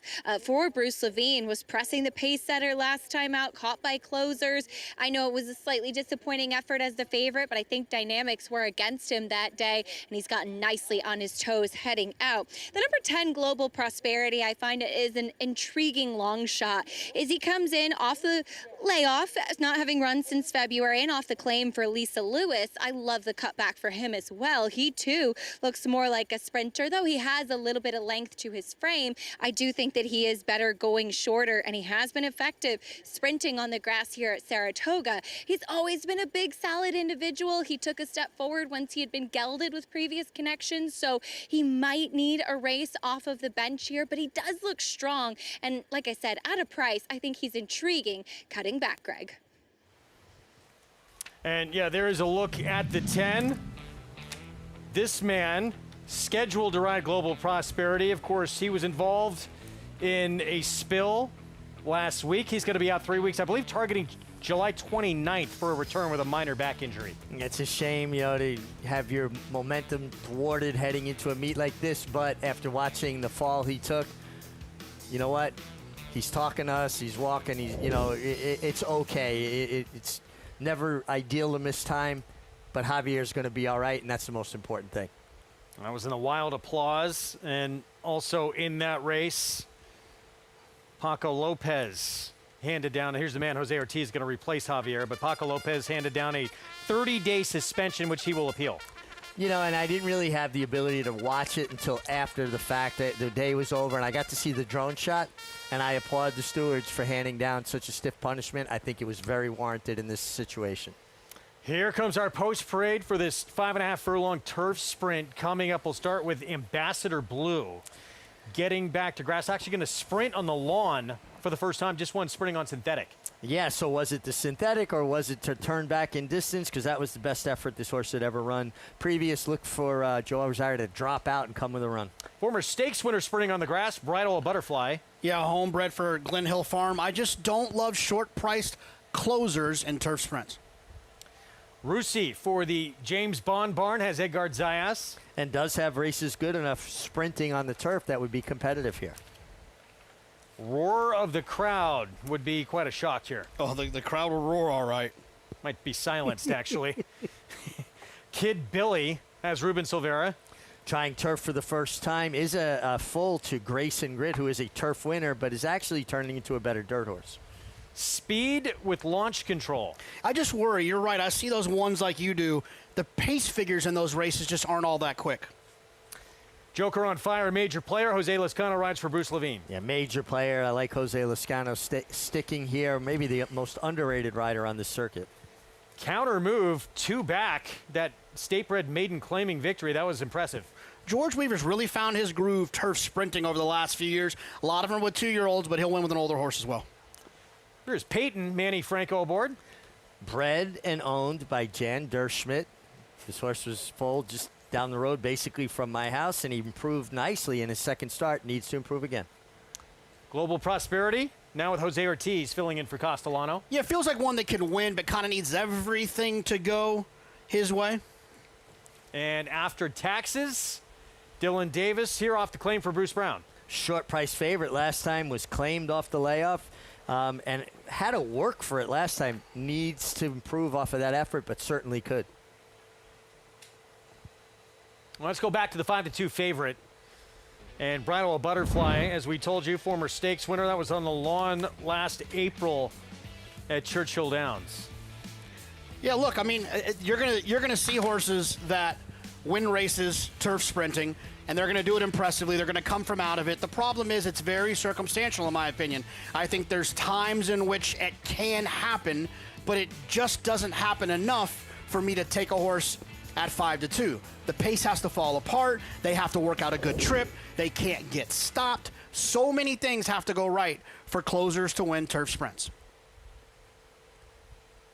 Despite that, the one to beat on the board. Meanwhile, Joker on fire. This is one who maybe tactically can be a lot closer. Yeah, this is a horse that has natural speed, doesn't need the lead though, should be in a good stalking spot. 3 back with Javier Castellano, came from well back to get it done, but he's a gamer and he's already shown he belongs against winners. Bruce Levine does a great job. I think Joker on fire is very much the horse to beat here. You know, I think the same way that I say about a horse like the 2, Bridal or Butterfly, they need things to go their way, and at short prices, I don't love closers in turf sprints, but horses I do like are horses that are forward. They need less things to go their way in order to get into the winner's circle. They still got to get out there, not go too fast, be able to hold off those closers, but it just feels like a more likely proposition at what seems like a much better price whether you're looking at the 7 or the 8, 7-2 or 5-1. Especially, is it more to Mig? I mean, you're a favorite with Pratt, too. Back-to-back Eclipse Award winning rider on your back. Everyone's going to want to put that horse in a tough position, aren't they? Well, if you're aware of where the favorite is in a race, yeah, it's your job as a jockey to compromise their trip as much as possible within the boundaries of the rules. It is a big enough field, though, that he probably can get a little bit lost where the other riders, you know, have other things they're contending with. His current form makes you feel so confident that he'll get back to some of those better races, turf sprinting. I don't know. It just feels to me like he's It's been a long time. A long time, right? Now, there's a few speeds in here. One of them, counter move, who 2 back, made the shift to the grass, and immediately that paid off, Acacia. It definitely did, with a gaudy Beyer speed figure of an 87, so a huge improvement going from dirt to turf, though it was against State-bred maiden claiming company. And while he technically regressed last time out, finishing third, I thought that Counter Move backed up that effort with his good third place finish. He broke running, went forward, he got caught by closers, but I thought overall it was a solid effort for a horse that I think has greatly improved since switching surfaces, and a major contender in here. I wanted to watch him warm up and continues to check all the boxes. I just liked what I saw from Joker on Fire. Third off the bench is my pick, but I greatly respect Counter Move. Now, a couple of other price horses. The 3, Rusi, as Richie mentioned, he has races on the go back plenty fast enough to make him a contender. It's just been a long time. In fact, 2 years pretty much since he has seen the winner's circle, but he's a better turf horse. So he's getting back to the grass today. And furthermore, he's a horse that I think is able to get himself a little bit more into the game if he can get out of the gate. He's had a habit in his last couple of starts of kind of tossing his head and braking slowly. If he can brake, he used to be able to kind of be in a chasing position. We'll see what Edgar Zayas is able to do for him, but I like him back in these conditions. Quickly at 18-1, the number 1, Ambassador Blue. I've been waiting to see this horse sprint on the turf. He's not the smoothest mover, but he looks so much more like a turf horse. I saw him as a 2-year-old in his lone grass race, and he looks more like a sprinter. So at a big price, we'll see if he can get out of the gate better today too, Greg. Yeah, he's had some issues getting out clean. There he is with Joel Rosario. Big number there at 18-1. One sprinting on synthetic. Was it getting back to sprinting, or was it the surface? Can he be as effective sprinting on the grass? Well, I think it's something we're going to talk about, talking about Belmont Park a lot over the next year and beyond, is the lazy assumption that because a horse runs well on synthetic, that they're going to also handle turf. Sometimes they will, sometimes they won't. Yeah, I think there's definitely more of a correlation that the synthetic and turf, but that's not 100%. Yeah. Favorite remains Bridal a Butterfly, stakes winner at this distance on the lawn at Churchill Downs last April. Getting back to sprinting today after going longer the last couple of starts for the new barn just claimed by Amelia Green. Flavian Pratt rides the 8th from Saratoga. We send it upstairs on our Fox Sports 2 coverage to Frank Miramati for the call. Last few runners left to load. Peyton comes forward and loads. Global Prosperity standing behind him. Kid Billy. First turf start for Kid Billy. And After Taxes completes the line. They're in the gate. And they're off. Global Prosperity is the quickest out of the gate. After Taxes up close in the opening furlong. Joker on Fire and Launch Controller 3rd and 4th, racing 2 clear of Peyton, 4 lengths off the pace in 5th. Then Rusi, Roar of the Crowd is next. A 3 wide Counter Move has a dozen lengths to make up as they move into the far turn. The 2 trailers, Bridal a Butterfly and Kid Billy is at the back. 21 3/5 seconds for the opening quarter mile. Global Prosperity, After Taxes, 1-2 since the gate open. Joker on Fire in the pink angles out for the drive in 3rd. As they reach the top of the stretch, Rusi is trying to pick up some momentum. He is widest of all and finishing nicely. There's 1 furlong to go. And Joker on Fire is coming after Taxes, who has the lead. After Taxes, Joker on Fire, 3/4 back in 2nd. These 2 coming to the wire, and it will be After Taxes holding on comfortably. Joker on Fire was 2nd. A late run came from Ambassador Blue, and in behind them, it was a battle between Bridal a Butterfly and Rusi. After Taxes claimed away from Wesley Ward, one of the top turf sprinting trainers in the game. Bruce Brown, Dylan Davis team up. Nice to see Bruce Brown get a win here. His horses always look good. This horse obviously came off a nice effort, and I think this horse took a step forward, Jonathan, with that race under his belt. Now 2 for 2 in 2026. Yeah, showed some early speed, was up there close. You know you're going to get that from a Wesley Ward. an ex-Wesley Ward runner, a horse that can pop away from the gate. It's one of the things they do before they even walk. It feels like is get out of the gate well. And After Taxes did that, popped away from there. I mean, it looked like the 7 Joker on Fire had dead aim, but just couldn't really get there. Kind of got a little goofy late switching leads, but I think that was probably because he was trying to get there. He just couldn't catch him. Digging so hard and not making any impact, and out of desperation, look at the horse said, "Oh, let me try my other lead. Maybe I go lefty. I'll get there."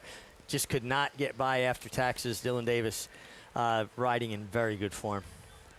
8-1 here on After Taxes. So 11-7, 1-2. Ambassador Blue at 18-1 winds up third in here.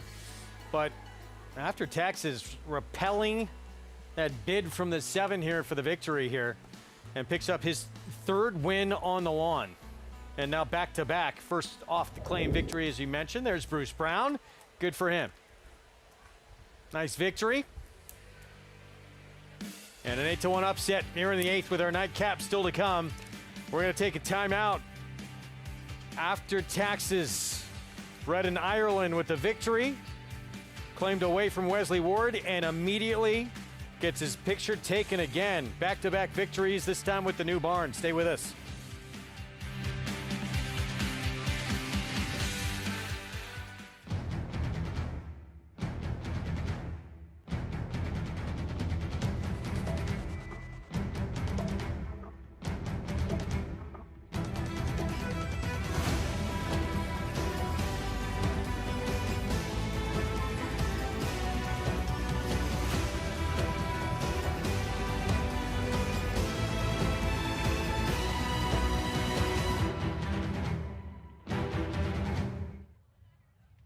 Bet any track, anywhere, anytime.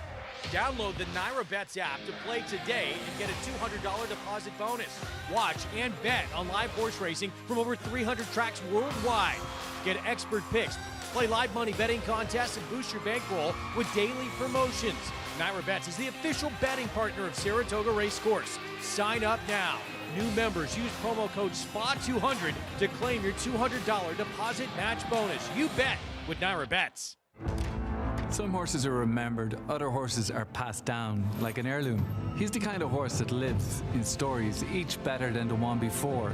He ran 3 straight years at the highest level, and he himself was elite. Who's it gonna be? It's gonna be National Treasure. Has opened up a 5-length advantage. It's a 1-horse race. National Treasure, the key to quality.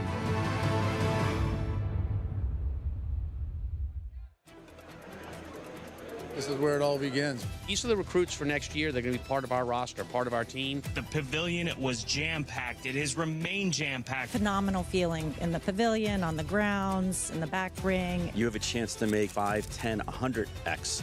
Big sale with a lot of quantity, but they're going to sell over 4,000 horses here. We had quality racehorses today, I believe, that will go on and we'll be reading about in years to come. Keelan Sale, you got to be here.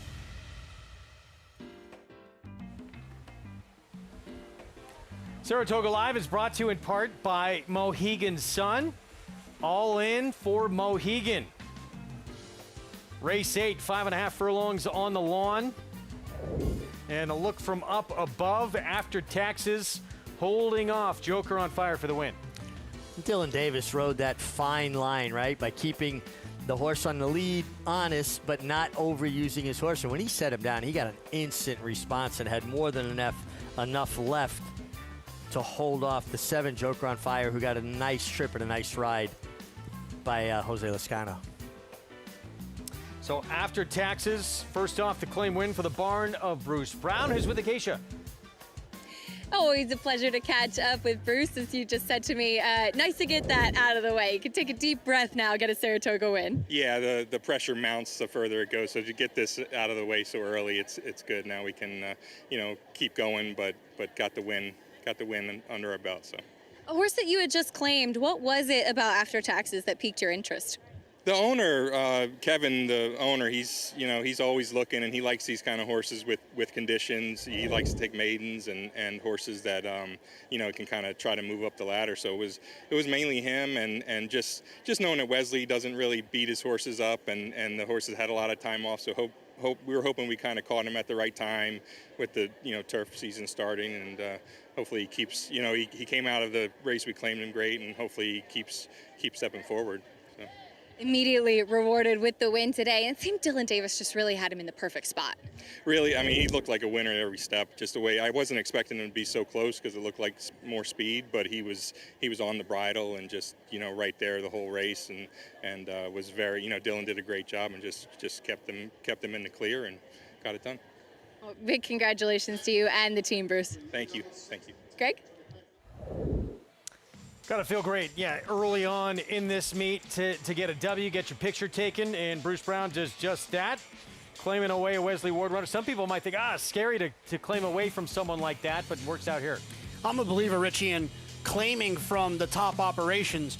You're getting a horse that has been cared for at the highest level, has every stone unturned, has had good riders, has had good feed, has had good vet work, has had everything done the right way. Sometimes it's better than trying to find a 0% trainer to claim off of. Maybe they've, established that this horse doesn't want to win.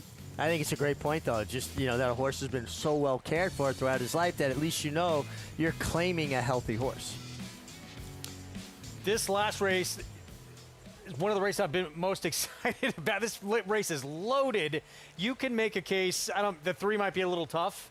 Just about everybody else in here you make a case for. Mile and a 16th on the turf, maiden special weight.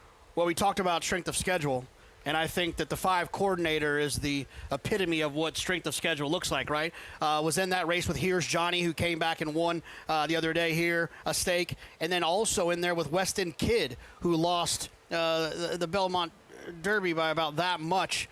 You talk about strength of schedule, coordinator came out of that race as well. Still, a lot of interesting runners around him in this race, including a stablemate. Pay the Piper for Chad Brown on the rail. We'll talk more about this field in a moment. Let's go back to the Kelso Stakes and that dead heat finish between trainer Chad Brown, Mark Casse, Zulu Kingdom, and Mibago.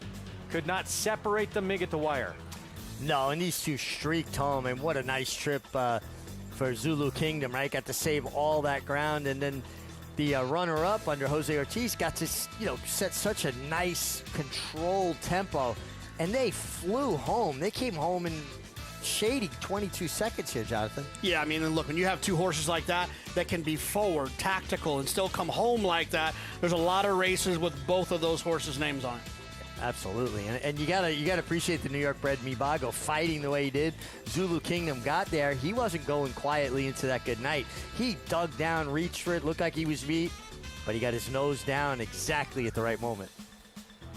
Turning into a nice little rivalry between Chad Brown and Mark Casse. 3 cheers to the breeder from our friends at 3 Chimneys, where dreams are born. So those 2 trainers, they go finished in a dead heat in the Kelso, and we're going to see them go head-to-head in this race coming up. There's some other big ones where we might see them tackle each other.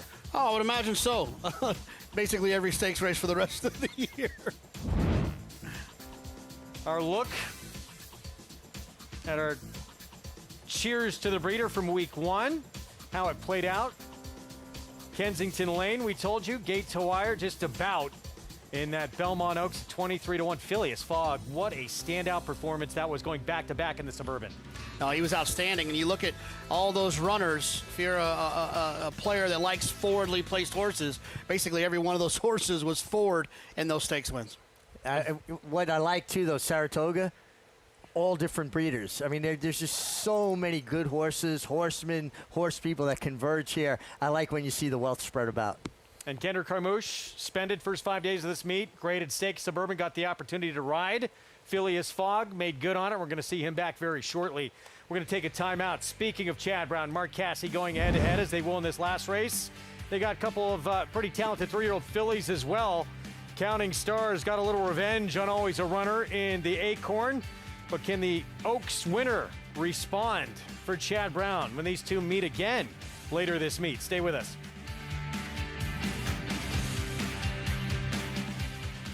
The joy of traveling well is feeling at home, yet a million miles away from home. Discovering new flavors, or savoring the ones you already love. Not knowing what lies beyond the horizon, but knowing what matters most to you. This is the joy of traveling well. Oceana Cruises.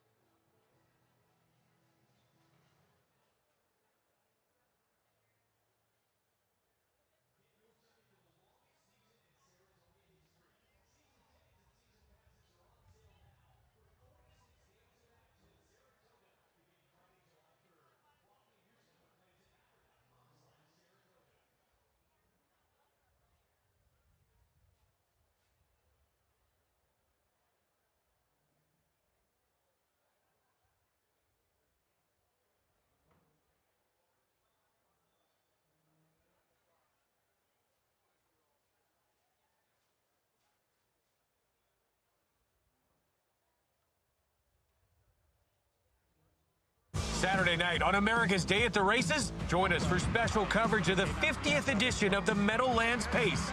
And Samantha Perry live from Prairie Meadows for the Iowa Derby. Saturday night, America's Day at the Races, 8 Eastern on FS1.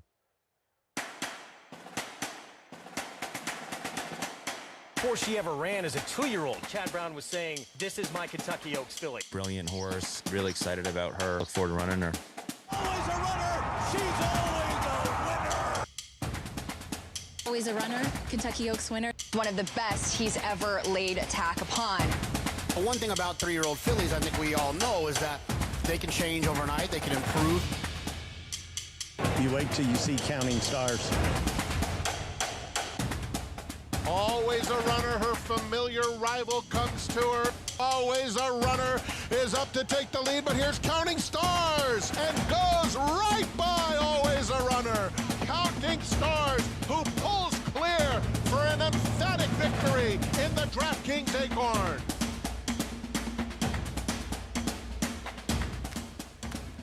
Nice little rivalry developing between the Oaks and Acorn winner. Will we see them in the CCA Oaks renew that rivalry? We'd love to see that. Our Fox Saratoga Saturday schedule, they're presented by Oceana Cruises. Your world, your way. What a lineup we have. This meet kicks off with the Diana, presented by Duncan, July 18th. Jim Dandy, that prep for the Travers. The Whitney, which of course this year for Marcassi. Nitrogen, going to line up against the boys, adding a little extra intrigue. Going to be a terrific summer. It always is. You know, I look at all those races and I get excited about the horses we're going to be able to see throughout the year, or throughout the summer, but I would have imagined that Whitney could be pretty special. Yeah, it feels like that older horse division is really solid this year, and now throw the filly into the mix in Nitrogen. And I'm so happy that Naira quickly renamed the sword dancer the Christophe Clement. It's just so meaningful and appropriate. Made that announcement, on race day last year. For someone so important to this sport, to New York racing, who we lost way too soon. Way too soon, and he will be inducted in Racing's Hall of Fame right across the street this summer. Something I wish would have happened when he was alive, but I'm happy that he's going to be inducted. We're going to take a timeout. We'll be back. We have more coming up post-parade from this finale. Mile and a 16th on the turf. Maiden special weight to close out this opening day of Week 2 action from here in Saratoga. 17 minutes to post here in our finale. Stay with us. New York breds. Race them. Respect them. Bet them. Respect them. Breed them. Respect them. Buy them. Respect them. Train them for a second career. Respect them. Join us in respecting thoroughbreds at every stage of life. Learn more at nybreds.com. Adelphi Racing Club offers the unparalleled excitement of owning thoroughbred racehorses at a fraction of the cost. We're not just a syndicate, and our members aren't just investors. We are partners. Our New York-based high-performing equine athletes, trainers, and jockeys compete and win at the highest level circuits. Contact us online to get a taste of the Adelphi difference and come hang with us this Saratoga meet. Nobody wants to fall into a safety net, but when adversity or hardship presents itself, it beats the alternative. Since 1943, the Jockey Club Safety Net Foundation has been serving those individuals and families in need across every facet of the thoroughbred industry. Help us continue to be the safety net and catch those most in need. Visit tjcfoundation.org to learn more. Racetrack Television Network brings you every race, from every track, on every screen, every day. With monthly packages starting as low as $5, RTN gives you great value and access to more live HD streaming and race replays than anyone. Visit RTN.tv today to sign up and watch on almost any device, including Roku and Amazon Fire. RTN has packages that start at $5 per month.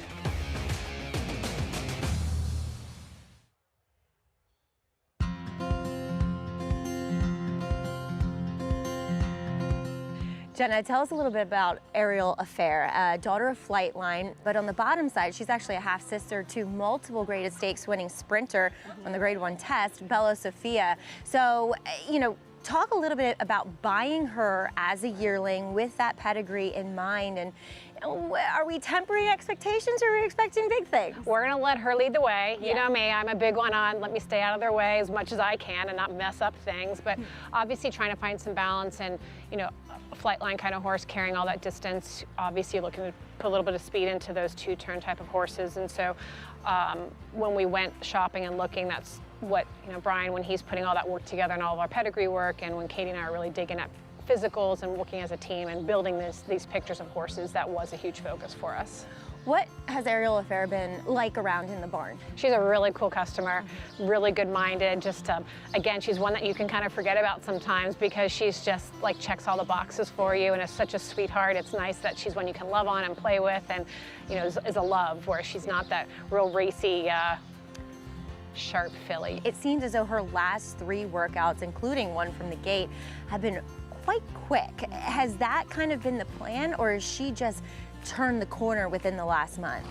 I think, you know, we've done a couple little shifts in how we're bringing 2-year-olds forward and showing them a little more speed before they're running, and so there has been a little bit more of a design in that, but they're also carrying a little bit more naturally, and that's a little bit who she is as well. So we'll see Ariel Affair for Jenna Antonucci. That's race 2 on Saturday, 1:08 Eastern time at a maiden special weight, making her debut. Jenna Antonucci sending out Bull Shoals the 7. There's Jenna in the background. And Bull Shoals, good effort, Jake, on the turf last start. That was Belmont at Saratoga week. Yeah, that horse, you know, ran well enough, got a nice figure. Second off of a short break. The debut at Gulfstream was pretty good too, going to 7.5. Bull Shoals is definitely one that, you know, at 9-1, you could look to try to take a step forward, but it all depends on what happens with this horse, this gray horse coordinator. If he shows up and improves and runs like he did in his first couple of starts, especially the one he ran against West End Kid, and Here's Johnny. I think he'll be very tough for this group to handle. 8-5 right now, Mig. Yeah, I mean, the company lines are there, and JK pointed it out so well. I mean, he's just faced some really good horses, and he hasn't embarrassed himself. He's run well. I'm a big fan of the sire Kingman. We've seen more and more Kingmans here in North America. Look, I thought Here's Johnny had a shot the other day, and part of the reason I thought he had a shot was because of the company he had been keeping, right? Running against a horse like this and Coordinator, who I know Chad liked that day at Keeneland, running against West End Kid. The reason I liked West End Kid so much in his last few starts, the last 3 wins, or 2 wins and then the second last time, was because of Coordinator, because of Here's Johnny. Well, all stays the same. The reason I like Coordinator so much here is because of those other 2. 11 minutes to post in this finale. Let's go to Acacia.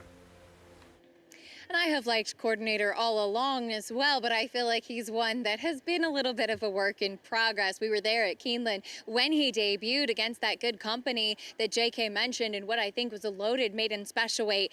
Just not too much of a surprise in the spring at Keeneland.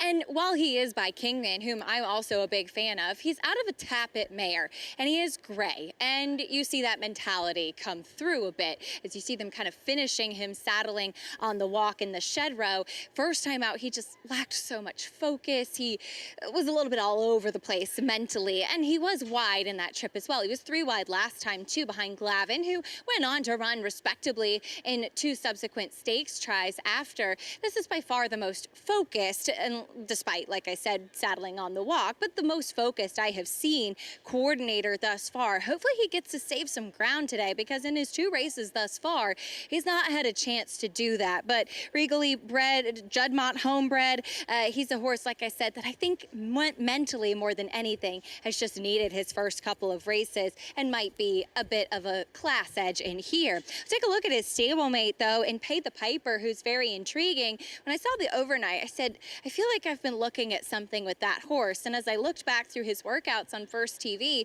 he's been working with some very good company in the Chad Brown barn in the mornings. He was the workmate of Emerging Market prior to the Belmont Stakes. Recently with Hadrian's Wall, who, while he is still a maiden, has been a highly touted runner and a very good workhorse. I take it, Pay the Piper, a very good workhorse as well. He comes back and he has been gelded, as it does seem, watching his first 2 races down at Gulfstream, he's another one that maybe mentally has needed some help. Off incredibly slow and awkward in his first race, and did run on the outside last time out. The chart says he was extremely reluctant to load, so maybe gelding will help with that as well. And then while he did get bumped at the start, he broke awkwardly again, causing his rider Tyler Gaffleone to lose his irons and be pulled up in that race. So he looks fit coming back here. My first time seeing him in the flesh, and he is a tall, lanky individual. Very short cheater cup blinkers. Hopefully, again, that ultimate equipment change will help him get out of the gate and load into the gate smoothly more than anything. I thought the number 8, Feline Curious, was a little bit interesting for Kelsey Danner coming here to the NYRA circuit. I always pay attention to Kelsey's horses when she ships into New York. We saw her with a 2-year-old long shot winner last week here opening week. In this one, yes, he hit the front and got run down at Churchill last time out, but going 9 furlongs and behind Royal Causeway, who would come back to win again, improving his speed figure by 4 points. And this is a horse who broke much better last time out. He broke running. I thought it was a much improved effort from him, and he stacks up nicely with his competition. Physically, I like the slight cutback to the mile in a 16th here as well, and he's taking some attention down from that 12-1 morning line, Greg. All right, Acacia, thank you. There's Jenna Antonucci. Bull Shoals the 7. 9-1 on the board. Let's go to CJ Star, though, for Mark Casse. This one at 6-1 on the board. You see riders up as we go back to Feline Curious, who Acacia was just touching on for Kelsey Danner. Beat by Royal Causeway last time out. It would come back and win out of that effort, improving 4 Beyer points, 80 Beyer, in a race at Ellis for trainer Dallas Stewart. The hard part for me with Feline Curious is that this horse got a pretty good trip last time. I think sometimes when you get great trips and you can't win, then I say to myself the next start, well, I mean, how much better is it going to get? Can you work out that much better of a trip? And at a short price against horses that are likely better, I got a harder time with that. Yeah, I agree with you. I thought he had every chance last time, but he was complimented by Royal Causeway coming back to win again. So maybe he just hooked a rival that was a little bit better than him. Meanwhile, I'm going to go back to the 10. There's the 10. Joel Rosario filling in for the injured Javier Castellano, CJ Starr. Let's look at the most recent start and the beginning of the race. Yeah, he got hustled away a little bit. You saw him kind of bobble there, but I don't think it really cost him any position. Now he's a little bit keen. I did think he kind of middle moved in this race, though, guys. Don't you think he moved just slightly premature? I do, and I think if you look right here, he's wide going into that turn. He's wide coming out of this turn. Yeah. I think geometry can play a little bit of a role in turf racing, losing all that ground. I think this performance was better than it looked. I'm with you. Last two starts, too, both on the grass, put together basically the same figures. We'll see if he can jump forward to a new personal best coming up and work out a better trip. Rosario, as we mentioned, Mig, last weekend, great to kind of see him get going with that big upset win in the Belmont Oaks. Yeah, I mean, obviously, Joel Rosario's career went a little bit off the rails, right? I mean, just kind of in a funk, not riding as well. Win like that in the Belmont Oaks going gate to wire, that'll pick a rider's head up and kind of get things going again. Call to post. And we'll pick things up here with Pay the Piper being a little bit ignored here for Chad Brown, the other Chad Brown runner. Yeah, this horse has never really been bet that much. Broke extremely slowly first time out. Didn't do much running last time. George Weaverbaum with the first-time starter, Iron Palace. Comes in off a nice gate work on the turf course over at Saratoga. Not taking much money, though. Usually like to see a little bit of interest. Luz de Gaia for Nick Zito getting on the lawn for the first time. Yeah, the horse ran for 50 a few times back for Nick.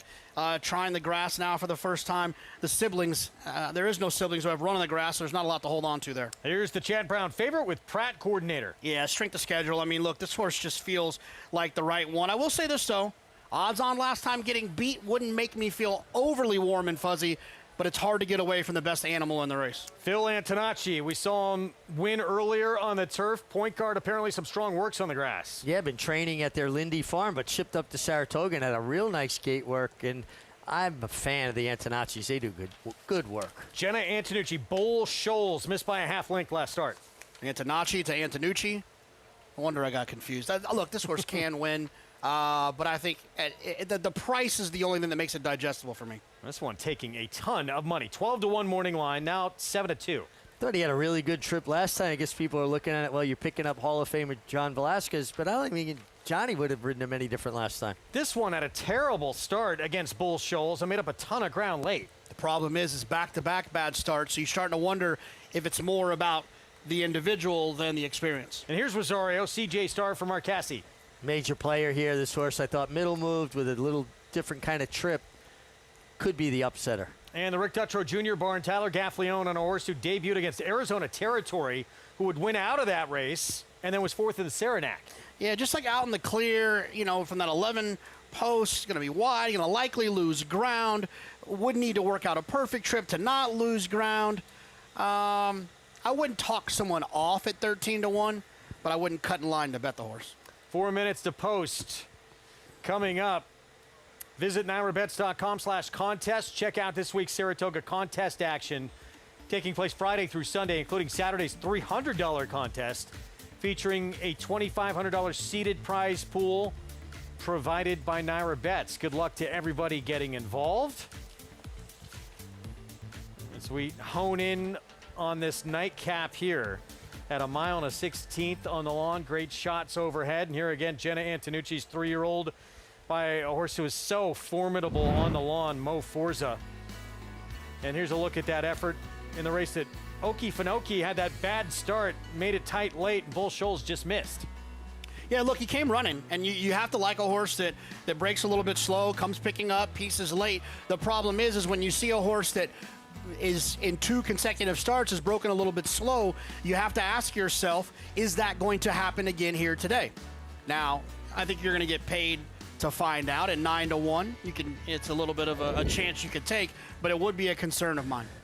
But you got to like the way he rallied through traffic. He was game, and he did show finish, and if he could ever just get out of the gate in good fashion would help a lot. But what about this horse, Bull Shoals, Mig? We're talking about, obviously, about Okefenokee, who's behind him. Can this one take that next step? Yeah, I thought he had a really good trip. Yes, he was a little wide, but he had his opportunity. He ran well. He needs to run that race back and maybe push it forward just a little bit more. Late pick 5 Will Pays, and the 5 a huge favorite in this pick 5. Coordinator for Chad Brown with Pratt. Some nice numbers elsewhere if this one can get beat in our nightcap with 2 minutes to post. Let's go back to Acacia. I thought this was a really fun race to wrap things up, and I respect the horses coming out of that race that you talked about. But to take a look at some that I think are being ignored on the board a bit, the number 10, CJ Star, as Richie mentioned, yes, did make a middle move, and he was caught 3 wide. I thought that he was best 2 starts back in that trip as well. And one thing that I noticed about him physically, from his first start off the layoff to his most recent start, he looked more drawn up last time out, as if that first race off the bench had really taken a lot out of him. Sometimes we talk about it, horses that are really ready off the layoff and then maybe they don't win and they don't come back quite as strong. Well, his weight and conditioning is back on today, looking the part that I had seen from him 2 starts back, which I am thrilled to see. Just sometimes it kind of shakes a horse a little bit when they come back off that kind of layoff. So I loved what I saw from CJ Star, and hopefully he too gets a bit of a better trip in here today. The number 11, Ollie Lookout, is a price, and he faced Arizona Territory, as Greg mentioned, first time out, who's been running in stakes company. And then last time out on the turf, I think on the rail was really where you wanted to be. The winner came up the inside along the rail, and this horse ended up tipping out and was wide in this stretch. I think that he was not really finishing on the turf where you wanted to be that day during the Belmont at the Big A meet. He's been freshened up since then, and my goodness, did this horse turn heads when he first walked into the paddock. He's striding out beautifully. We'll see as he gets a class test in here today, but I think he had a legitimate excuse last time out, faced an impressive one on debut, and is a generous price on the board, Greg. All right, thank you, Acacia. Favoritism has not wavered from Coordinator in here. You know, we talked about Phil Antonacci. Mig, he had those horses back in race 6. He won that race, and he's got Point Guard in here. This one being totally dismissed on the board despite some strong works. Yeah, I think dismissing this barn is probably a fool's errand because this barn has proven consistently to win at high percentages. And I like St. Elias stable, Vinny and Teresa Viola getting involved with the Antonacci family and their Lindy Farms. You think about Vinny Viola, he's like a modern era Art Rooney, right? Owns 2-time Stanley Cup winning hockey team, owns Kentucky Derby winners, Belmont winners. That's in the old Art Rooney fashion there. I gotta tell you, partnering with St. Elias with their group of 3-year-olds or this group of 3-year-olds, not a problem at all. Here we go, nightcap on this first day of our week 2 action. Mile and a 16th on the turf to close things out. It's the 5 Coordinator, one of a couple in here for trainer Chad Brown. At 9 to 5 on the board, he has Flavian Pratt in the irons. We send it upstairs here on our Fox Sports 2 coverage to close things out. Frank Miramati. All right, Greg, we're waiting on Okie Finoki coming up. Dylan Davis looking to sweep the late daily double. CJ Star, Coordinator. Here's Point Guard. And Ollie Lookout. Goes in. They're in the gate. And they're off. Coordinator had a smooth start, but it is Iron Palace who comes through on the inside to take a narrow lead. Bull Shoals is in the top flight too, and CJ Star is moving into contention, a wide third into the first turn. Down at the rail, Luz de Guia is right there next. They're followed by Feline Curious, and Okie Finoki settles behind this group 6 lengths off the lead. It's another 2 to pay the piper. Ollie Lookout is second to last, and at the back of the field is Point Guard. 23-3 for the opening quarter mile. Iron Palace on the inside. side. Coordinator right up alongside in second. They are followed at the rail by Bull Shoals with CJ Star racing in between horses, and Feline Curious in the orange colors is fifth, racing about 3 lengths off the lead. 2 more to Luz de Guia inside of Okie Finoki, then Pay the Piper by himself, 8 lengths off the lead, a couple clear of Ali Luke out and Point Guard. Rounding the turn, 47-2 for Iron Palace, with Coordinator still second, trying to put some pressure on, but 3/4 back and under a bit of a ride. Down at the rail, it's Bull Shoals who has saved some ground, looking to angle out for the drive and doing so now. Just in behind them comes CJ Star. They're in the final furlong, and Iron Palace has something left. Spurts clear to lead it by 3. Bull Shoals is in second. From the back of the field, Point Guard, first-time starter, is going to have some late interest, but the meantime, it all belongs to Iron Palace. Iron Palace all the way. Bull Shoals was second. Photo for third between Pay the Piper and Ali Luke out. Iron Palace, first time out. George Weaver, Edgar Zayas had some strong works on the grass and does this at first asking. George Weaver, a 2-horse in the last on the grass. If you were watching last week, you know what I'm talking about. Gets the victory here. Hey, look, that was impressive. You know, George has been outstanding with young horses as of late, the last few years, and it doesn't change here with a 3-year-old first-time starter. There's nowhere to put up an inquiry sign here. No, and he went gate to wire, basically, so took no money whatsoever and did have those solid turf works that we talked about before the race. I guess it kind of threw me off the scent because you're expecting to see some movement on the board when a 2-year-old, a first-time starter, which is a 3-year-old, has been impressive in their morning training. But the one thing that happens, you'll see, and it doesn't happen all the time here at Saratoga, is you'll have a lot of horses that are working on the dirt and they're running on the grass. So their real talent sometimes doesn't show up in the morning. You don't know exactly what you're going to get. This horse absolutely loved the grass. And there's the best thing ever in this sport, making that winning phone call. Yeah, I guess a phone is a trainer's blessing and a curse. When you win, your phone's blowing up, you're talking to the owner, everybody's happy. When you're getting beat and not having the best time of it, you probably want to put that phone away. Well, that's the beauty. Just send a voicemail. Yeah. 27-1 over 9-1 over 6-1 over 14-1. Coordinator was in great position early in this race. Just no response. No, you know, he had no excuse. Zero excuse at all. You got a great trip. If you needed him, if you wanted him, whatever it was, there was absolutely no excuse. I'll have to go back to the drawing board with that one. There's George Weaver. Strikes again. And we've really seen him the last couple of Saratoga summers. Last year, of course, very strong meet. And even for the big barns, and he's one of the big barns, Mig, good to get going early. Absolutely. You want to get that pressure off of you right away, start winning. And George is just so good with first-time starters and young horses. You know, we think of him a lot with turf sprinters, but obviously not bad with routers either. So Iron Palace, you don't usually see this barn ignored to that extent, but this race was loaded. Yeah, but look, you work your way through the past performance, you can see how a horse like this ends up 27-1, right? You got a Chad Brown horse on the rail, going to take money. You've got Coordinator, who's got all of those past performances that are encouraging. You got Phil Antonacci, who's got one. You got Jenna Antonucci, who's got one that ran well. You can keep going. Kelsey Danner has one that's taking money because that horse has experience. You got Mark Cassie off of a wide trip last time. There's a bunch of other horses that can take a bunch of money, and horses like this that have been working on the dirt so ho-hum can get ignored. And the New York fans might not be as familiar with Edgar Zayas, but they should get familiar with Edgar Zayas because he's fitting in quite nicely in a very deep jockey colony. Yeah, well done here to go gate to wire on this first-time starter. Tomorrow's action, race 9, grade 3 victory ride, 3-year-old fillies, sprinting 6.5 furlongs.